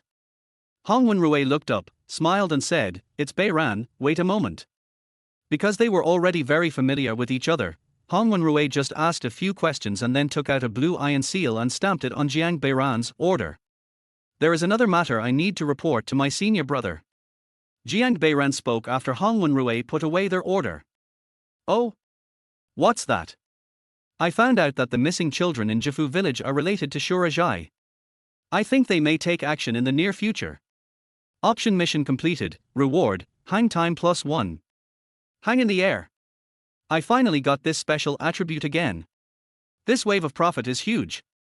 When Jiang Beiran was excited, Hong Wenrui frowned and said, "Zurajai. Okay, I understand. I will report this to Black Flag." After listening to this, Jiang Beiran bowed and said, "Then I'll have to trouble senior brother Hong." Hong Wenrui immediately returned the greeting, "No, this is my job." After some politeness between them, Jiang Beiran bowed and said goodbye, but he did not go back to Lanshan Hall directly, but left the sect again. Without having to worry about his fellow apprentice sisters, Jiang Beiran suddenly jumped high into the air. He pierced the sky like an arrow and arrived in the air, flying forward at an extremely fast speed. Special attribute points are really powerful. Just adding a little bit has greatly enhanced my ability to adjust myself in the air. Jiang Beiran continued to speed up in joy and headed towards Jifu village. In just a stick of incense, Jiang Beiran had already landed near the lair of the gang of thieves he had caught before, and came to the back mountain. Shalala. Pushing aside a patch of bushes, Jiang Beiran observed the traces left nearby. The humidity in this forest is quite high, and the grass on this road is obviously much darker than other places. This must be the road he often walks on. So, Jiang Beiran began to advance along these darker grasslands and other various traces and clues. Raw. After going around a big tree, Jiang Beiran was about to continue walking forward when he saw a white-browed tiger roaring towards him. Its pupils had shrunk into lines, staring at Jiang Beiran, the alien creature who had intruded into its territory. "Go away, don't bother me." Jiang Beiran made an impatient gesture to drive away the tiger. The white-browed tiger was stunned at first, and then, feeling its self-esteem hurt, it let out a roar that was even more powerful than before. Roar. Seeing the white-browed tiger making a posture ready to pounce on its food, Jiang Beiran first sighed, then turned his head and stared at it fiercely. Meow. In an instant, the white-browed tiger lost all its momentum, shrinking its neck and retreating with all its might. "Hey, wait, normally a tiger should sneak up behind me and wait for an opportunity to attack. This thing is a bit stupid. Could it be that the young leader hired this person to scare people up the mountain?" Thinking it was very possible, Jiang Beiran immediately chased after him. The white-browed tiger that was about to retreat saw Jiang Beiran chasing after it, and all the hair on its body instantly stood up, and it turned around and ran away. But as soon as it turned around, it found that Jiang Beiran had come to it. Ouch! This frightened the white-browed tiger so much that it stood upright, its big eyes filled with fear. "Don't be afraid, I just have something to ask you." Jiang Beiran took a step forward, touched the tiger's chin and said, "Come, sit down first, and we'll talk slowly." After having its chin touched twice, the white-browed tiger didn't dare to move at all and just stared at Jiang Beiran. Alas, the animal communication with only a little bit is really not very useful. This attribute is even rarer than hovering in the air. I wonder when I can get more. With a sigh in his heart, Jiang Beiran once again stared at the white-browed tiger and strengthened his mental strength. "Sit down, I don't want to say it for the third time." Perhaps because of its strong desire to survive, Although the white-browed tiger still didn't understand what Jiang Beiran was saying, it suddenly knelt on the ground with its hind legs, then closed its front paws and made a bye-bye gesture to Jiang Beiran. Chapter 40. Are all the people working for the demon cult so rich now? Tigers are considered the smartest animals among cats, so after Jiang Beiran had a friendly communication with it for about 10 minutes, the white-browed tiger with a head full of scars took Jiang Beiran to a tung tree. The white-browed tiger stretched out its claws and pointed at a place that had obviously been filled. Well, good performance. Jiang Beiran reached out and touched the big head of the white-browed tiger. Woo! The white-browed tiger let out a cry of enjoyment and rubbed its big head hard against Jiang Beiran's arm. Be good, go to the side. Pushing the white-browed tiger away, Jiang Beiran walked to the buried location and squatted down. At the same time, two options popped up in front of him. Option 1, dig directly. Completion reward, blue dragon emerging from the water, yellow grade, top grade. Option 2, make full preparations before digging. Completion reward, random basic skill point +1. Oh no! Jiang Beiran really didn't expect that there would be a trap waiting for him in this pit that was worth the system jumping out of the option. After all, the other party was only a second-level chi training cultivator. You really can't underestimate any cultivator. Who knows what strange treasure he will suddenly take out and throw at you. With a sigh in his heart, Jiang Beiran took out a piece of black fern yarn with strong anti-toxicity from the Qinquan ring and put it on his face, then took out a bottle of blue python juice and poured a little into the soil. After waiting for about 5 minutes, Jiang Beiran, who was wearing silk gloves, was about to dig up some soil when he saw a black and gold centipede about the thickness of a finger crawling out of the soil as if escaping for its life. Black meteor centipede. Although Jiang Beiran never expected to see this thing here, his hands did not slow down at all. He grabbed and released the 1-foot-long black meteorite centipede and put it into the gourd. Okay, I didn't expect to have such an unexpected gain. Jiang Beiran laughed while shaking the gourd. As far as Jiang Beiran knew, the black meteorite centipede was the Shurajai's signature poison, but it was usually only owned by high-ranking officials. This centipede is extremely poisonous. If a cultivator below the Xianling level is accidentally bitten by it, he will die on the spot at worst, or later at best. For cultivators above the Xianling level, it will not be pleasant to be bitten either. How could a mere human trafficker use such a rare item to protect his treasure? It seems that what he said about the tomb robbery that day was indeed a lie. He was quite careful. Hanging the gourd around his waist, Jiang Beiran started digging after confirming that there should be only this one black meteorite centipede, and soon touched a hard object. Yes. Jiang Beiran raised the corner of his mouth slightly, completely dug up the soil covering it, and took out an orange-red box from it. The optional task has been completed, reward, chess skill +1. When Jiang Beiran saw the system prompt, he knew that the alarm had been completely lifted. After brushing off the dirt on the box, Jiang Beiran looked at the copper lock on the box and felt a little amused. MDZZ. The fact that he was able to get this box means that he is not afraid of the black meteorite centipede, so how can he be stumped by your small copper lock? Shaking his head, Jiang Beiran took out a piece of wire and inserted it into the keyhole and fiddled with it for a while. Then he heard a click, and the lock opened. After removing the lock and putting it aside, Jiang Beiran slowly opened the box. Damn. Is this how much money you can make by being a peripheral for the demon cult now? Looking at the 3 low-grade golden spirit stones and a formation book in the box, Jiang Beiran couldn't help but burst out laughing in his heart. He originally thought that the low-grade golden spirit stone he had confiscated last time was all the belongings of the young leader, but he did not expect that it was only a quarter of it. No wonder more and more young people are willing to join the demonic cult. It's so profitable. Jiang Beiran sighed as he put the 3 low-grade golden spirit stones into his Qinquan ring. Then he picked up the formation book with Water Heart Mechanism Pavilion written on the cover and opened it to take a look. Just this one glance piqued Jiang Beiran's interest. The 16 earthly branches are the formations in the 1080th game. They are written in a very complicated way. I have to go back and use the live disk to deduce them. When he turned to the middle page of the book, Jiang Beiran already knew that his trip was worthwhile and he had learned something new. It seems that this formation and the black meteorite centipede should have been given to him by Shurajai. But how can a mere outer disciple have so many good things? Is Shurajai so rich? For a moment, Jiang Beiran had many ideas, such as that the young leader was the illegitimate son of a high-ranking official, or it was possible that he had stolen these things from Shurajai. But it has nothing to do with me. After ending these groundless speculations, Jiang Beiran stuffed the water heart mechanism pavilion into the Qinquan ring, then stood up and looked at the white-browed tiger who had been sitting obediently beside him and said with a smile, "Do you think I should kill you to silence you?" After hearing this, the white-browed tiger's fur stood up again, and it immediately prostrated itself on the ground, shaking with fear. A woo a woo a woo. Regardless of whether Jiang Beiran could understand it or not, the white-browed tiger kept expressing that it was just an ordinary little tiger and would not pose any threat to you. Woo woo.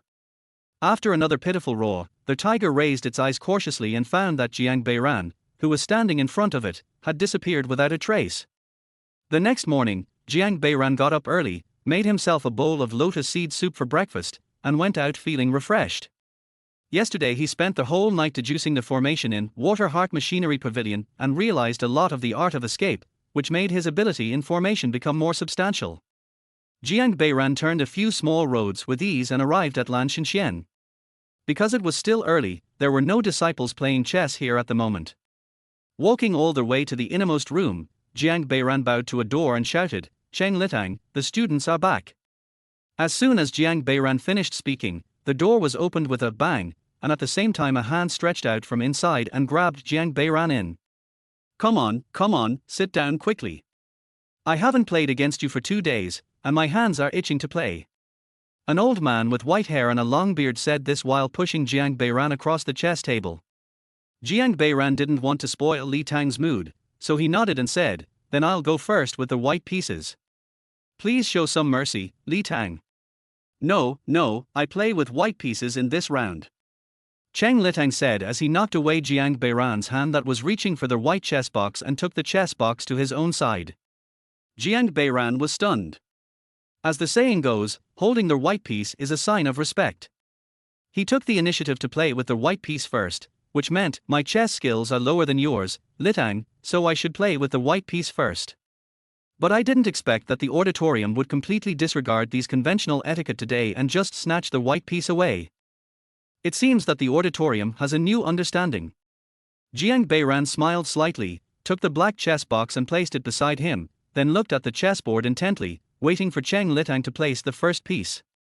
P.S. I originally planned to update twice, but this chapter took me 4 hours. Okay, I'll be short. Chapter 41. Give me back the heroic Hall Master. Tick, tick, tick. In the quiet room, there was only the sound of black and white pieces falling on the chessboard. Both players had serious, even solemn expressions. An hour passed like this, and finally there was no longer any room for dispute on the chessboard. Cheng Litang let out a long sigh, picked up the ceramic cup beside him and took a sip of the hot tea that had just been refilled, while Jiang Beiran took the responsibility of counting consciously. After clearing all the dead pieces from the board, Jiang Beiran began to round up the pieces. The black chess pieces total 177, and the white chess pieces are 3 and 43. Cheng Litang, you won by 41 pieces. Har har har. Cheng Litang laughed out loud after hearing this. Well, I'm holding you at 17, and I think you're a little exhausted. Cheng Litang's move was indeed powerful. I thought that I could resist your attack by placing a piece in the U position. Although you didn't save the dragon, you caught me off guard with the advantage of the first move. It was really powerful. Har har har har.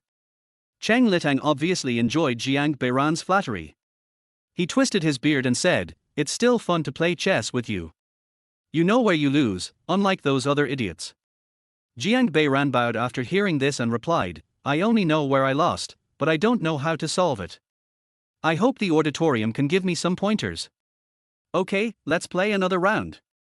At 3/4 past midnight, Jiang Beiran was still having a late night battle with Cheng Litang by the bright candlelight. After losing 2 more pieces, Jiang Beiran wiped the sweat from his forehead and said, "The embedding move of the hall is really infinitely varied, which amazes me. Please allow me to retreat for a month to study it carefully." The so-called retreat is actually equivalent to asking for leave from the sect. For example, if a disciple feels that he is about to make a breakthrough this month, he can apply for retreat from the abbot or master in his hall. If approved, he will not have to fulfill the Iron Order obligations or go down the mountain for trials this month. However, this leave opportunity is only allowed once a year, which makes Jiang Beiran quite regretful. Seeing Jiang Beiran's extremely admiring expression, Cheng Litang's heart suddenly blossomed with joy, and he immediately nodded and promised, "Good, I agree to this." "Thank you, Cheng Litang." Jiang Beiran bowed happily. "Another game," Cheng Litang said, stroking the chessboard. "Thank you for your teachings, Hall. As the saying goes, meeting a worthy opponent is one of life's greatest joys." Jiang Beiran and Cheng Litang fought fiercely all night long, and neither of them felt sleepy even at dawn. Boom boom boom. "Liang Ji, is Beiran here with you?" Just as Cheng Litang was frowning and thinking about the meaning of Jiang Beiran's small flying hang of 17 and 14, there was a knock on the door suddenly, followed by a voice that was very familiar to both players. "No way, it's actually the Hall Master himself who is here." Although Jiang Beiran had expected someone to come looking for him today, he didn't expect that it was the Hall Master himself who came. Cheng Liangji naturally didn't know what Jiang Beiran was thinking, so he answered directly, "He is playing chess with me." "Then I'll come in," Zhang Heching said and pushed the door open. "Greetings, Hall Master." Seeing Zhang Heching come in, Jiang Beiran immediately stood up and saluted. "Yeah." Zhang Heching smiled and nodded, then said, "Beiran, take a rest first and come with me." Jiang Beiran and Cheng Liangji were both stunned after hearing this, their faces full of surprise, because there is an unwritten rule in Lanshan Hall that as long as it is not a matter of life and death, you have to wait until the other party has finished the game before taking any action. However, this time the Hall Master actually asked them to pause as soon as he came in. "Beiran, have you committed a crime?" After being surprised, Cheng Liangji looked at Jiang Beiran and asked. Otherwise, he really couldn't figure out why the Hall Master would not even give him face. Jiang Beiran hurriedly shook his head after hearing this and said, "Absolutely not. I have always been an honest and dutiful disciple. How could I have committed a crime?"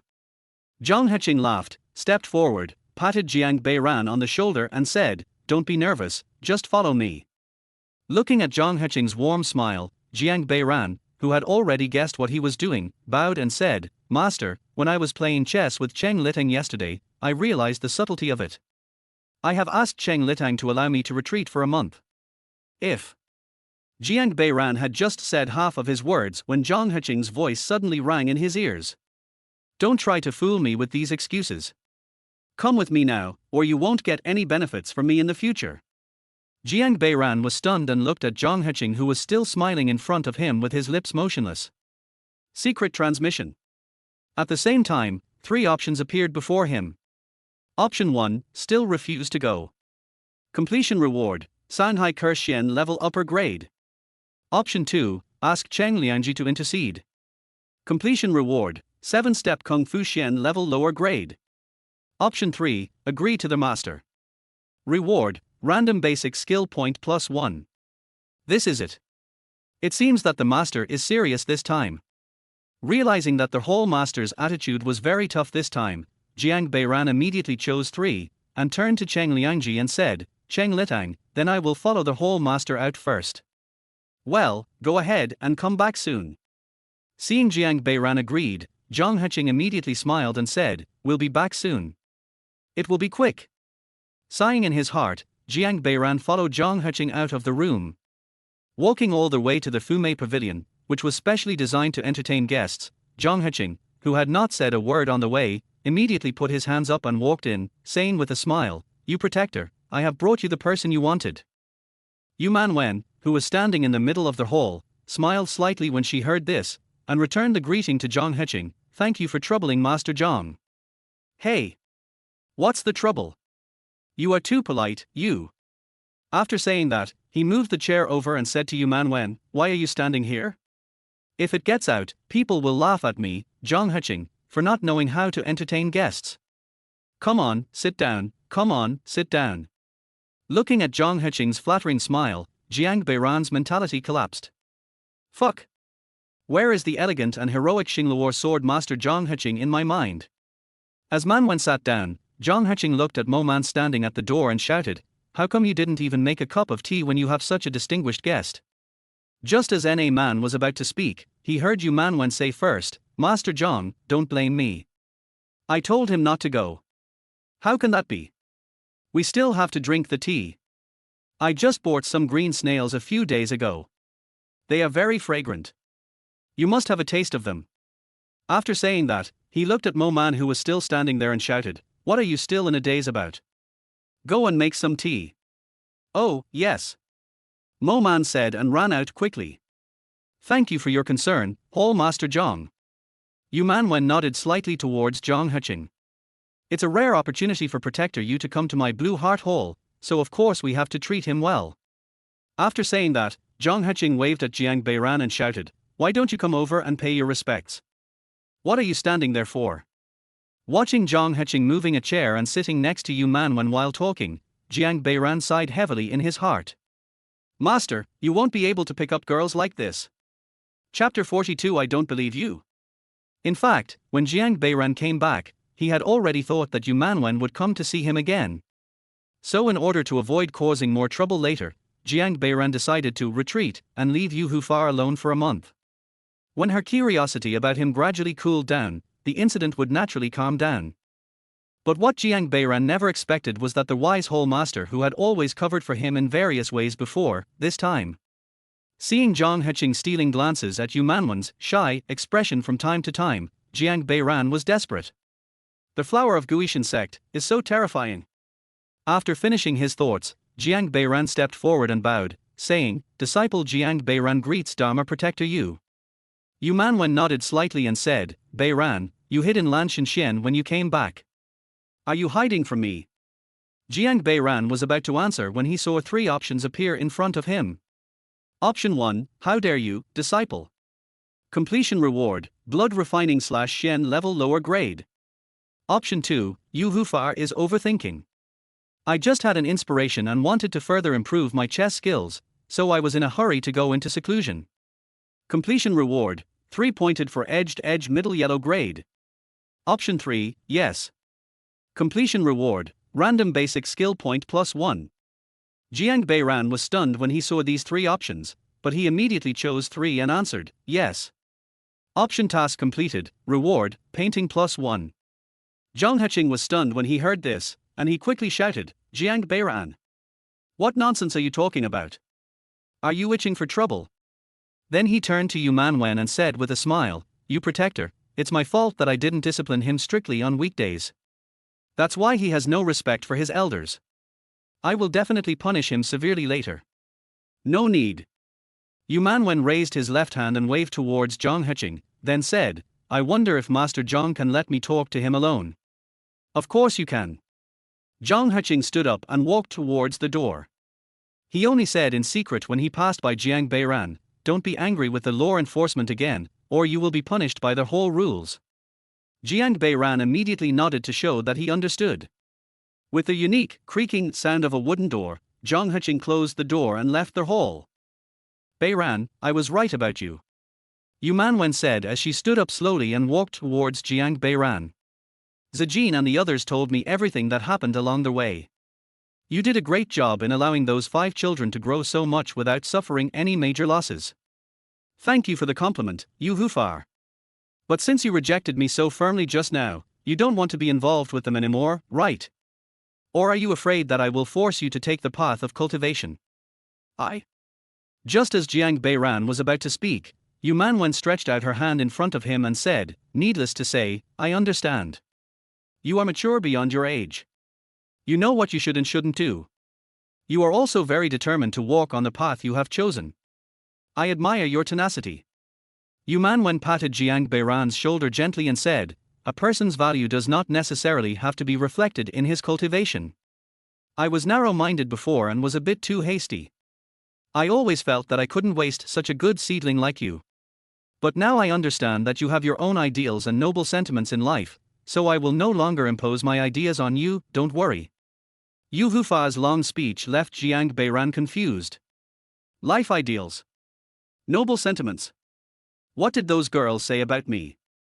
But no matter what the process was, Jiang Beiran still liked the result very much, so he bowed and said, "Thank you for your understanding, Dharma Protector Yu. I will definitely keep these praises in my heart." Well, that's all I have to say. Besides, you have helped me this time, so I owe you a favor. If you need anything in the future, just let me know. I still have a say in the Guishan sect. Thank you, Dharma Protector you. Well, do your best. I'm leaving first. After saying that, Yumanwen turned around, pushed open the wooden door, and walked outside. It really ended, a little suddenly. However, it was certainly a good thing for Jiang Beiran that Yu Hufar was so reasonable. At least he didn't have to worry about her coming up with any tricks to torture him again. Outside the door, Yumanwen went out and nodded to Zhang Heching, who was waiting there, saying, "Thank you for bothering me today, Master Zhang." "No, Protector Yu is too polite. Have you finished your conversation with Beiran?" "Yeah." Yumanwen nodded. He is a good disciple. It seems that Lan Shintang really has a good teaching method. It is worth learning from Shujingtang. Zhang Heching smiled modestly after hearing this. "You are too kind, Dharma Protector Yu. But there are still some things waiting for me to deal with in the hall today, so I'll take my leave now.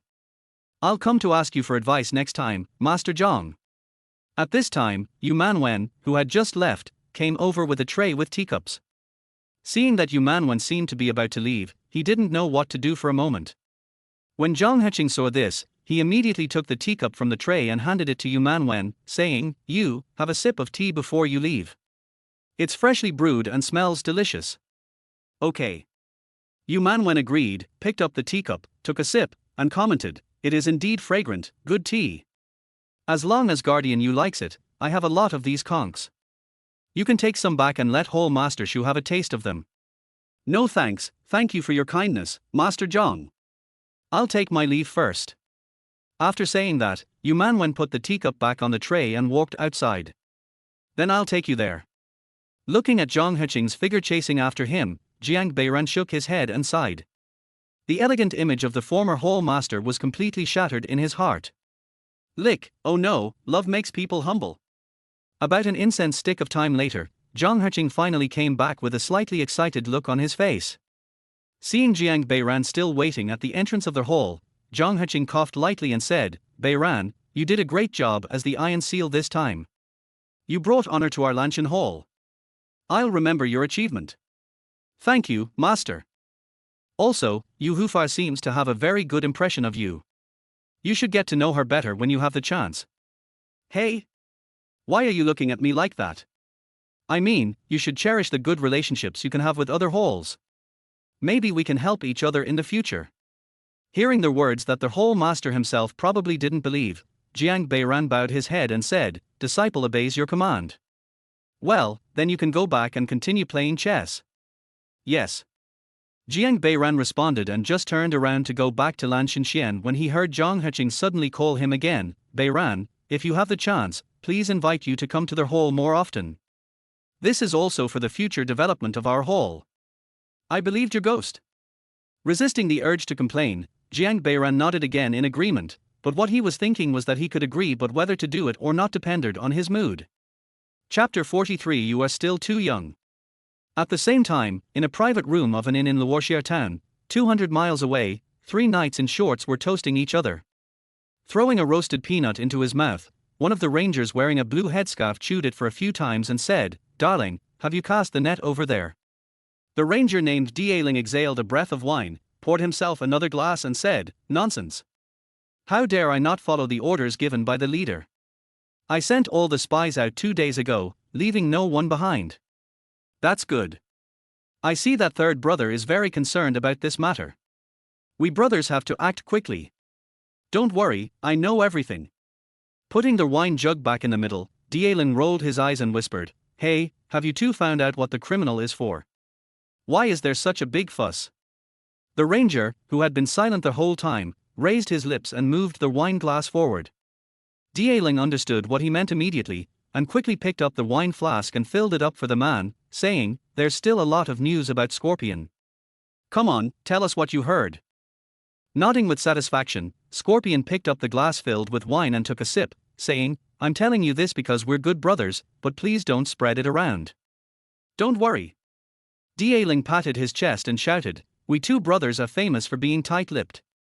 Just tell me now." "Okay, come here, come closer and I'll tell you." Scorpion waved to the two of them. Dieleng and another ranger were also very cooperative and immediately leaned over to listen.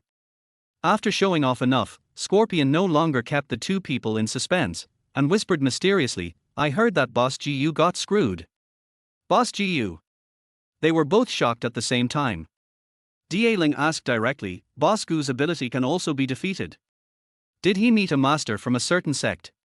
"That's what we're investigating, but I heard there didn't seem to be any major conflicts, so we'll focus on finding out where the other party came from first." TSK, this is really a big deal. I have to calm down," Dieleng said as he picked up the glass and drank their wine in one gulp. "But I heard that Boss Gu is an 8th level Xuanzhe master who can defeat him. I'm afraid he must be at the Xianxia level. We are asked to investigate such a master, this." From Dieleng's perspective, those who practice Qigong are already quite powerful figures. The Xuanzhe, Xianxia and Great Xianxia who come after them are all people to be worshipped. As for the Xianling and Xianwang who are at the next level up, they are completely out of reach. So when he heard that the gang had provoked a person who was suspected to be a master level figure, he suddenly felt a little nervous. "Don't be afraid of him." The ranger with the blue turban slapped the table. "Our gang leader is a great master.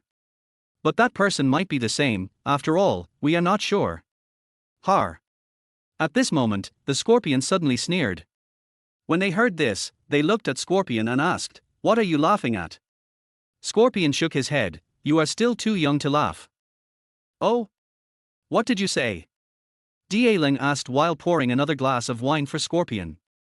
"Do you really think that the Huanggang, with only a Grand Master as its leader, could take root in the Jiangbei area in 2 years and still thrive?"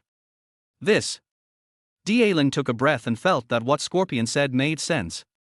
There are many sects in Jiangbei, and each disciple in the sect is more chivalrous than the other. If it weren't for its deep foundation, the Huanggang would have been uprooted long ago. "Brother, I admire your insight, Scorpion. It's really great. Now tell us who is behind the Huanggang." "I don't know about that."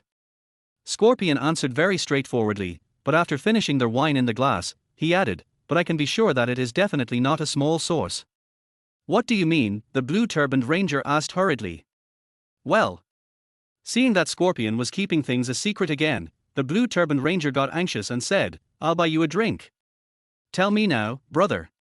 "Har har har, Binyo is still good at handling things. Then I will talk to you guys in detail." Scorpion rolled up his sleeves and put his right hand on the table. "Have you heard of Luo Yanwu Shentingjun, and Broken Mountain Palm Lin Yunjian?" "No." The other two shook their heads at the same time. TSK. Scorpion shook his head. "You guys are too out of touch with the news. How are you going to survive when you get out? Aren't you here, Scorpion? Tell me. I haven't heard of these two people, Dingqian sect, but I think you know Shigu." "I know these two." Dieleng answered quickly, "It's a very famous sect in Dongjun. I heard there are many masters." "Yes, you have some knowledge. Shentingjun and Lin Yunjian are disciples of these two sects. Moreover, they have made a name for themselves in the district at a young age. It can be said that they have unlimited prospects. But now, these two have already," Scorpion said as he made a gesture of wiping his neck. "Dead?" Binyu asked in shock. "Yes, and do you know why they died?" Seeing the two shaking their heads, Scorpion continued, "It was because they meddled in the affairs of our Huanggang." "Wow!" Dieleng shouted, and immediately became excited. "Is our Huanggang so powerful?" "I'm afraid it's not our Huanggang that is powerful, but the power behind our Huanggang that is powerful. So I guess our Huanggang must be the bait released by some great demon sect to lure those self-important and brilliant elite disciples, and then wait for the right time to kill them. This. Binyo suddenly stuttered, "If we kill the elite disciples of those big sects, won't those big sects send people to cause trouble for our Huanggang? Looking for shit?" Scorpion laughed disdainfully. "It wasn't our Huanggang who killed them. Remember, our gang leader is just a great master. How could he dare to provoke these big sects? If those big sects insist on killing us, then they are killing innocent people indiscriminately. How is it different from the demon cult?" Okay, I'll stop here, the rest you have to figure out for yourselves. Remember, don't spread it randomly, these are my own guesses, they may not be accurate, be careful to lose your head if you spread it randomly." I understand. Oh, it's still our brother who sees through everything. I don't understand it at all. Come, let's drink. After that, the three brothers started toasting each other again. Boom, boom, boom. As the three of them were drinking and nodding their heads, there was suddenly a knock on the door. Who is it? Binyo shouted. Boss, it's me, Do-san, I'm here with news. Come in. With a creaky sound, the door of the private room was pushed open, and Do-san walked in from outside, bowing and saying, "Oh, the three bosses are all here. I greet you all. Let's talk about things." Binyo said directly. Okay, Vol just sent a message saying that he saw 6 people entering the town, all wearing straw hats, and their characteristics were the same as what the bosses said. Oh? Where is it? Binyo asked with shining eyes. On the other side, Li Fucheng and 6 others were looking for a place to rest in Luoxia town. Senior brother, this straw hat is too ugly, and I'm not used to wearing it. Tang Tingshuang said with an awkward expression. After listening to him, Li Fucheng looked around first, and when he found that no one was paying attention, he replied, "Don't call me by the wrong name next time. Remember, I am your senior brother. As for this straw hat, even someone as experienced as Brother Wang wears it, which means it must be useful.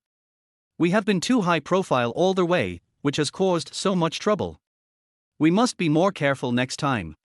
Okay? I'll listen to you, senior brother." Tang Tingshuang nodded obediently. P.S. Thank you all readers for your votes. I have already received 3,000 recommendation votes.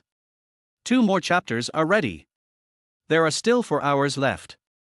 If the number exceeds 4,000, I will add another chapter. Chapter 40. For this face looks familiar. Boss, it's them. In front of a herbal tea shop, Vol and Scorpion found Li Fucheng and his group who were resting. 6 people, all wearing straw hats and straw sandals. The women are also very smooth, and they are all foreigners. They really look like the group of Ma Qing that third brother mentioned. Nodding, Scorpion turned to Da Ling and said, "You and Binyo stay here and watch, I'll go report to third brother." "Okay, leave it to us," Da Ling assured, patting his chest. Nodding, Scorpion turned around and slowly walked away into the crowd. A cup of tea later, in a large manor outside the town, Scorpion gave a secret signal and saw Chen Yuanju, who was sucking the colorful moth powder. "Third brother, Ma Qing has been found." "Oh." Chen Yuanju, with a flushed face, exhaled a breath of green turbid air. "Are you sure?" "There were 6 of them in total, all wearing straw hats and straw sandals, just as you described." "Very good." Chen Yuanju stood up and straightened his messy hair, then put a bag of grey white powder beside him into his arms. "Come on, take me to have a look." "Hey, this way please." Through several special contact codes, Scorpion brought Chen Yuanju to the town market and successfully found Da Ling and Binyo, who were still following them. Third brother. As soon as they saw Chen Yuanju, Binyo and Da Ling hurriedly saluted. "Where are the people?" Chen Yuanju asked. Binyo immediately replied, "I went into the pickle shop. A field mouse was watching me." Nodding, Chen Yuanju walked straight into the pickle shop and saw Li Fucheng and the other 6 people. "Brother, this pickle looks crispy, let's buy some and try it." "Okay, I think it's good." After picking up a jar of pickles, Li Fucheng and his group left the store. Just as the boss was about to put the money into the cash box, he suddenly heard a voice shouting, "Wait." The frightened boss looked up with some dissatisfaction, but when he saw the person coming, he quickly put on a smile and said, "It turns out that it is Mr. Chen who has come. I am sorry for not welcoming you in person. Stop talking nonsense and give me the copper coins those people just paid." The boss' heart skipped a beat after hearing this, but he didn't hesitate at all. He immediately handed over the money with both hands. "That's all, Mr. Chen, keep it." Chen Yuanju casually took a copper coin from the boss's hand, and his eyes lit up. It is indeed the 3 treasure coins of the Huainan area. After confirming, Chen Yuanju threw the copper coin back to the boss, glared at him and said, "Don't tell anyone that you have seen me, otherwise you know what will happen." After that, he turned and left the shop. The field mouse who followed behind also slammed the table and shouted, "Did you hear that, old man? If you dare tell anyone." Then he raised his fist to the boss. The boss, who was threatened for no reason, nodded repeatedly. He breathed a sigh of relief only after the 2 of Wilders left. He felt his back was completely wet. What the hell is this? After walking out of the pickle shop, Chen Yuanju found Scorpion and the others again and said, "Go find 2 people and create some trouble around them." "Yes, I'll do it right away." Scorpion nodded smartly and quickly turned and left. Although Chen Yuanju was already 70% sure that the group of people in front of him were the same ones that Jiyu Luqing had encountered before, in order to have a greater chance, he chose to try again. Jiyu Luqing had said before that there was a little girl in this group who could even be fooled by the ghost woman, so she was probably helping the young man. After an incense stick of time, Li Fuqing and others, who had almost finished touring the entire market, were about to find an inn to stay in when they heard a noise coming from the front. Bang! Ding! Boom! Various tables and chairs fell down, and the sounds of dishes breaking were heard one after another. Ouch! Master Wu! Please stop smashing it. Please stop smashing it. I kowtow to you. I beg you. Damn it. You dare to open a shop when your sesame paste is so unpalatable. I'm shutting down your shop to get rid of the harm to the people of Luoxia town. Bar. You're a cunning and dishonest businessman. As he said that, Master Wu kicked over another table. The boss could do nothing but kowtow and beg for mercy. Li Fuqing frowned when he came over and saw this scene. Tang Tingshuang behind him had her brows furrowed and her eyes wide open. If the young master hadn't said before that they should keep a low profile, she would have rushed forward long ago. Thinking about what they had experienced along their way and Tang Tingshuang's wound that had not yet healed, Li Fuqing was just about to say, "Let's leave here," when he suddenly remembered what his brother had said to him at the time. "You guys were able to travel safely from Huainan to Jiangbei. Do you really think you are that capable?" Thinking of this, Li Fuqing suddenly said, "Tingshuang, Xiani, you go up and help." Tang Tingshuang was stunned after hearing this, but he immediately relaxed his frown and said happily, "Yes." The reason why he made this decision in the end was because Li Fuqing wanted to confirm whether his third uncle was really around. If so, he really wanted to meet him and tell him about the hardships he had experienced along the way, which was really too difficult. "You rascal! Stop it!" Tang Tingshuang shouted and rushed forward. Not far away, Chen Yuanju saw Tang Tingshuang rushing forward and was completely certain that this group of people was definitely the same group that Jiyu Luqing had met before, so he stopped looking down, said to Scorpion and the others, "Keep staring at them," and turned and left. This is too much of a disregard for our Huang gang. In a magnificent hall, after listening to what Chen Yuanju described, a tall and thin man shouted loudly. Jiyu Luqing on the other side also thought for a while and said, "They obviously suffered losses but still want to care about such trivial matters. It seems that they are really confident in their own abilities. Har! I think they defeated our whole Master Jiyu and think that our Huang gang has no one, so they are so arrogant." Hearing this sarcastic tone, Jiyu Luqing immediately drew out the copper knife from his waist and shouted at the man holding a folding fan opposite him, "Meng, if you have the guts, come out and fight me in single combat instead of disgusting me. Go ahead. Who's afraid of who?" The man folded his folding fan and stood up suddenly. "What are you arguing about?" As the battle was about to break out, a middle-aged man slowly walked into their hall. As soon as they saw the newcomer, the 2 men who had been on edge just now immediately turned around, bowed and said, "Meet the deputy gang leader." "I heard that the person has been found." Cheng Qingheng asked and glanced at Chen Yuanju. Reporting to the deputy leader, "Yes, there are 6 of them. They should be coming from Huainan. I have sent people to find out their details." "How old do they look?" The leader is about 16 or 17 years old, and the others following him are about the same age. Cheng Qingheng thought for a moment after hearing this, a 16 or 17-year-old can suppress the 6th brother. Which sect is this genius disciple from? Jiyu Luqing's face turned blue and purple as he listened, but he didn't dare to refute out loud. He could only lower his head and remain silent. The third one. Hearing the deputy gang leader calling him, Chen Yuanju hurriedly said, "I'm here. Take me over there to have a look. Such young geniuses are rare. I have to confirm it myself." "Yes." Cheng Qingheng acted decisively and immediately asked Chen Yuanju to take him to the town. When they arrived at the market, Chen Yuanju discovered that the group from Li Fuqing had not left yet, and there was a young man in a white gown next to them, and the 2 seemed to be chatting very happily. "Deputy boss, those guys wearing straw hats are the ones we're looking for." Cheng Qingheng nodded and looked towards Li Fuqing.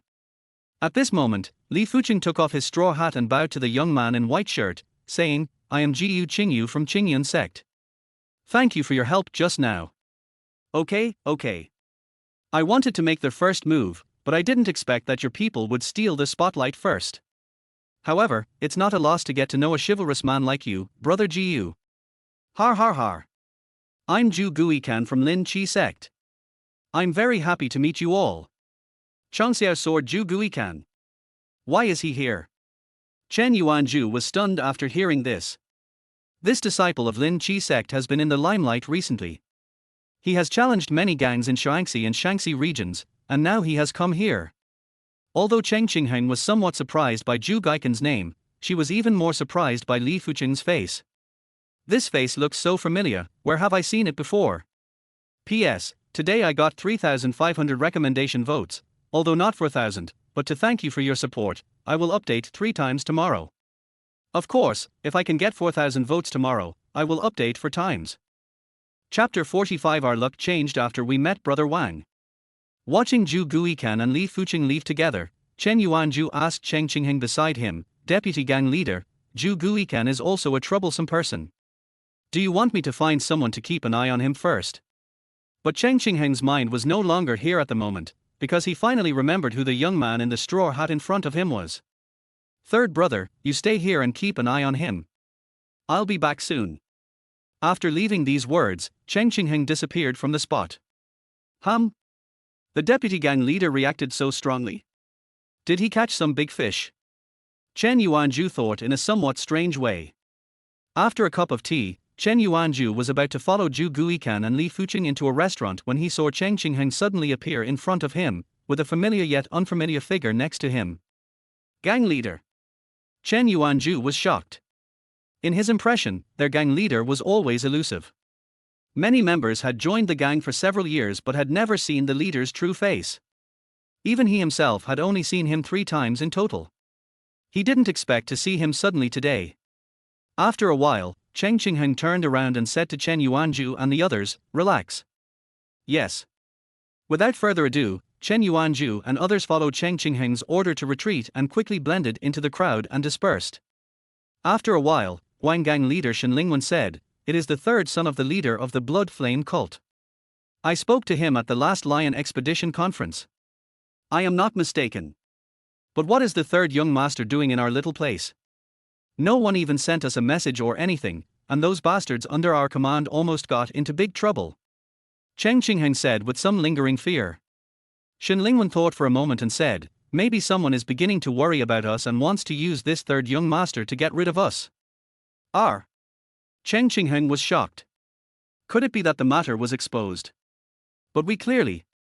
Cheng Qingheng had just said half of her words when she noticed Shen Lingwen's eyes looking over at her, so she quickly shut up. But this 3rd young master doesn't seem to be planning to become our enemy, otherwise he wouldn't have done so many stupid things as you reported. I'm afraid he's secretly reminding us of his existence, or something else. Then, should I go and get in touch with this 3rd young master? No need. Since the 3rd young master wants to remind us in this way, it means he doesn't want to meet us. Let's wait for him to come to us. Anyway, Yangchong County should act quickly. As for the 3rd young master, send a few smart ones to protect him. Don't let him get into trouble on our territory. Yes, I'll arrange it right away. Cheng Qingheng said and quickly turned and left. Looking at Li Fuqing laughing heartily in the tavern, Shen Lingwen fell into deep thought. What went wrong? Is there a traitor? I have to investigate thoroughly. Thinking of this, Shen Lingwen instantly disappeared from the spot, as if he had never appeared. At night, Li Fuqing was reading the 8 Palaces and For Luo book on his bed. Tang Tingshuang asked, Brother, I see you have been studying it every night for several days in a row. Is this book really that interesting? It's not interesting, but it's amazing. If I meet Brother Wang again someday, I will definitely thank him. Maybe what Uncle San once said about meeting a noble person when going out is referring to someone like Brother Wang. Tang Tingshuang couldn't help but smile as he looked at Li Fuqing's shining eyes. But since we met Senior Brother Wang, our luck seems to have really changed. We haven't encountered any trouble all the way to Luoxia town. Not only did we not get into any trouble by helping him today, but we also made friends with a chivalrous man. Yes. Li Fuqing nodded repeatedly. When we have established ourselves here and have something to show for it, we will definitely go to Guishan sect to thank Brother Wang. Achoo! Jiang Beiran, who was refining medicine in the back mountain, sneezed. Really? Why do people keep saying I'm handsome behind my back lately?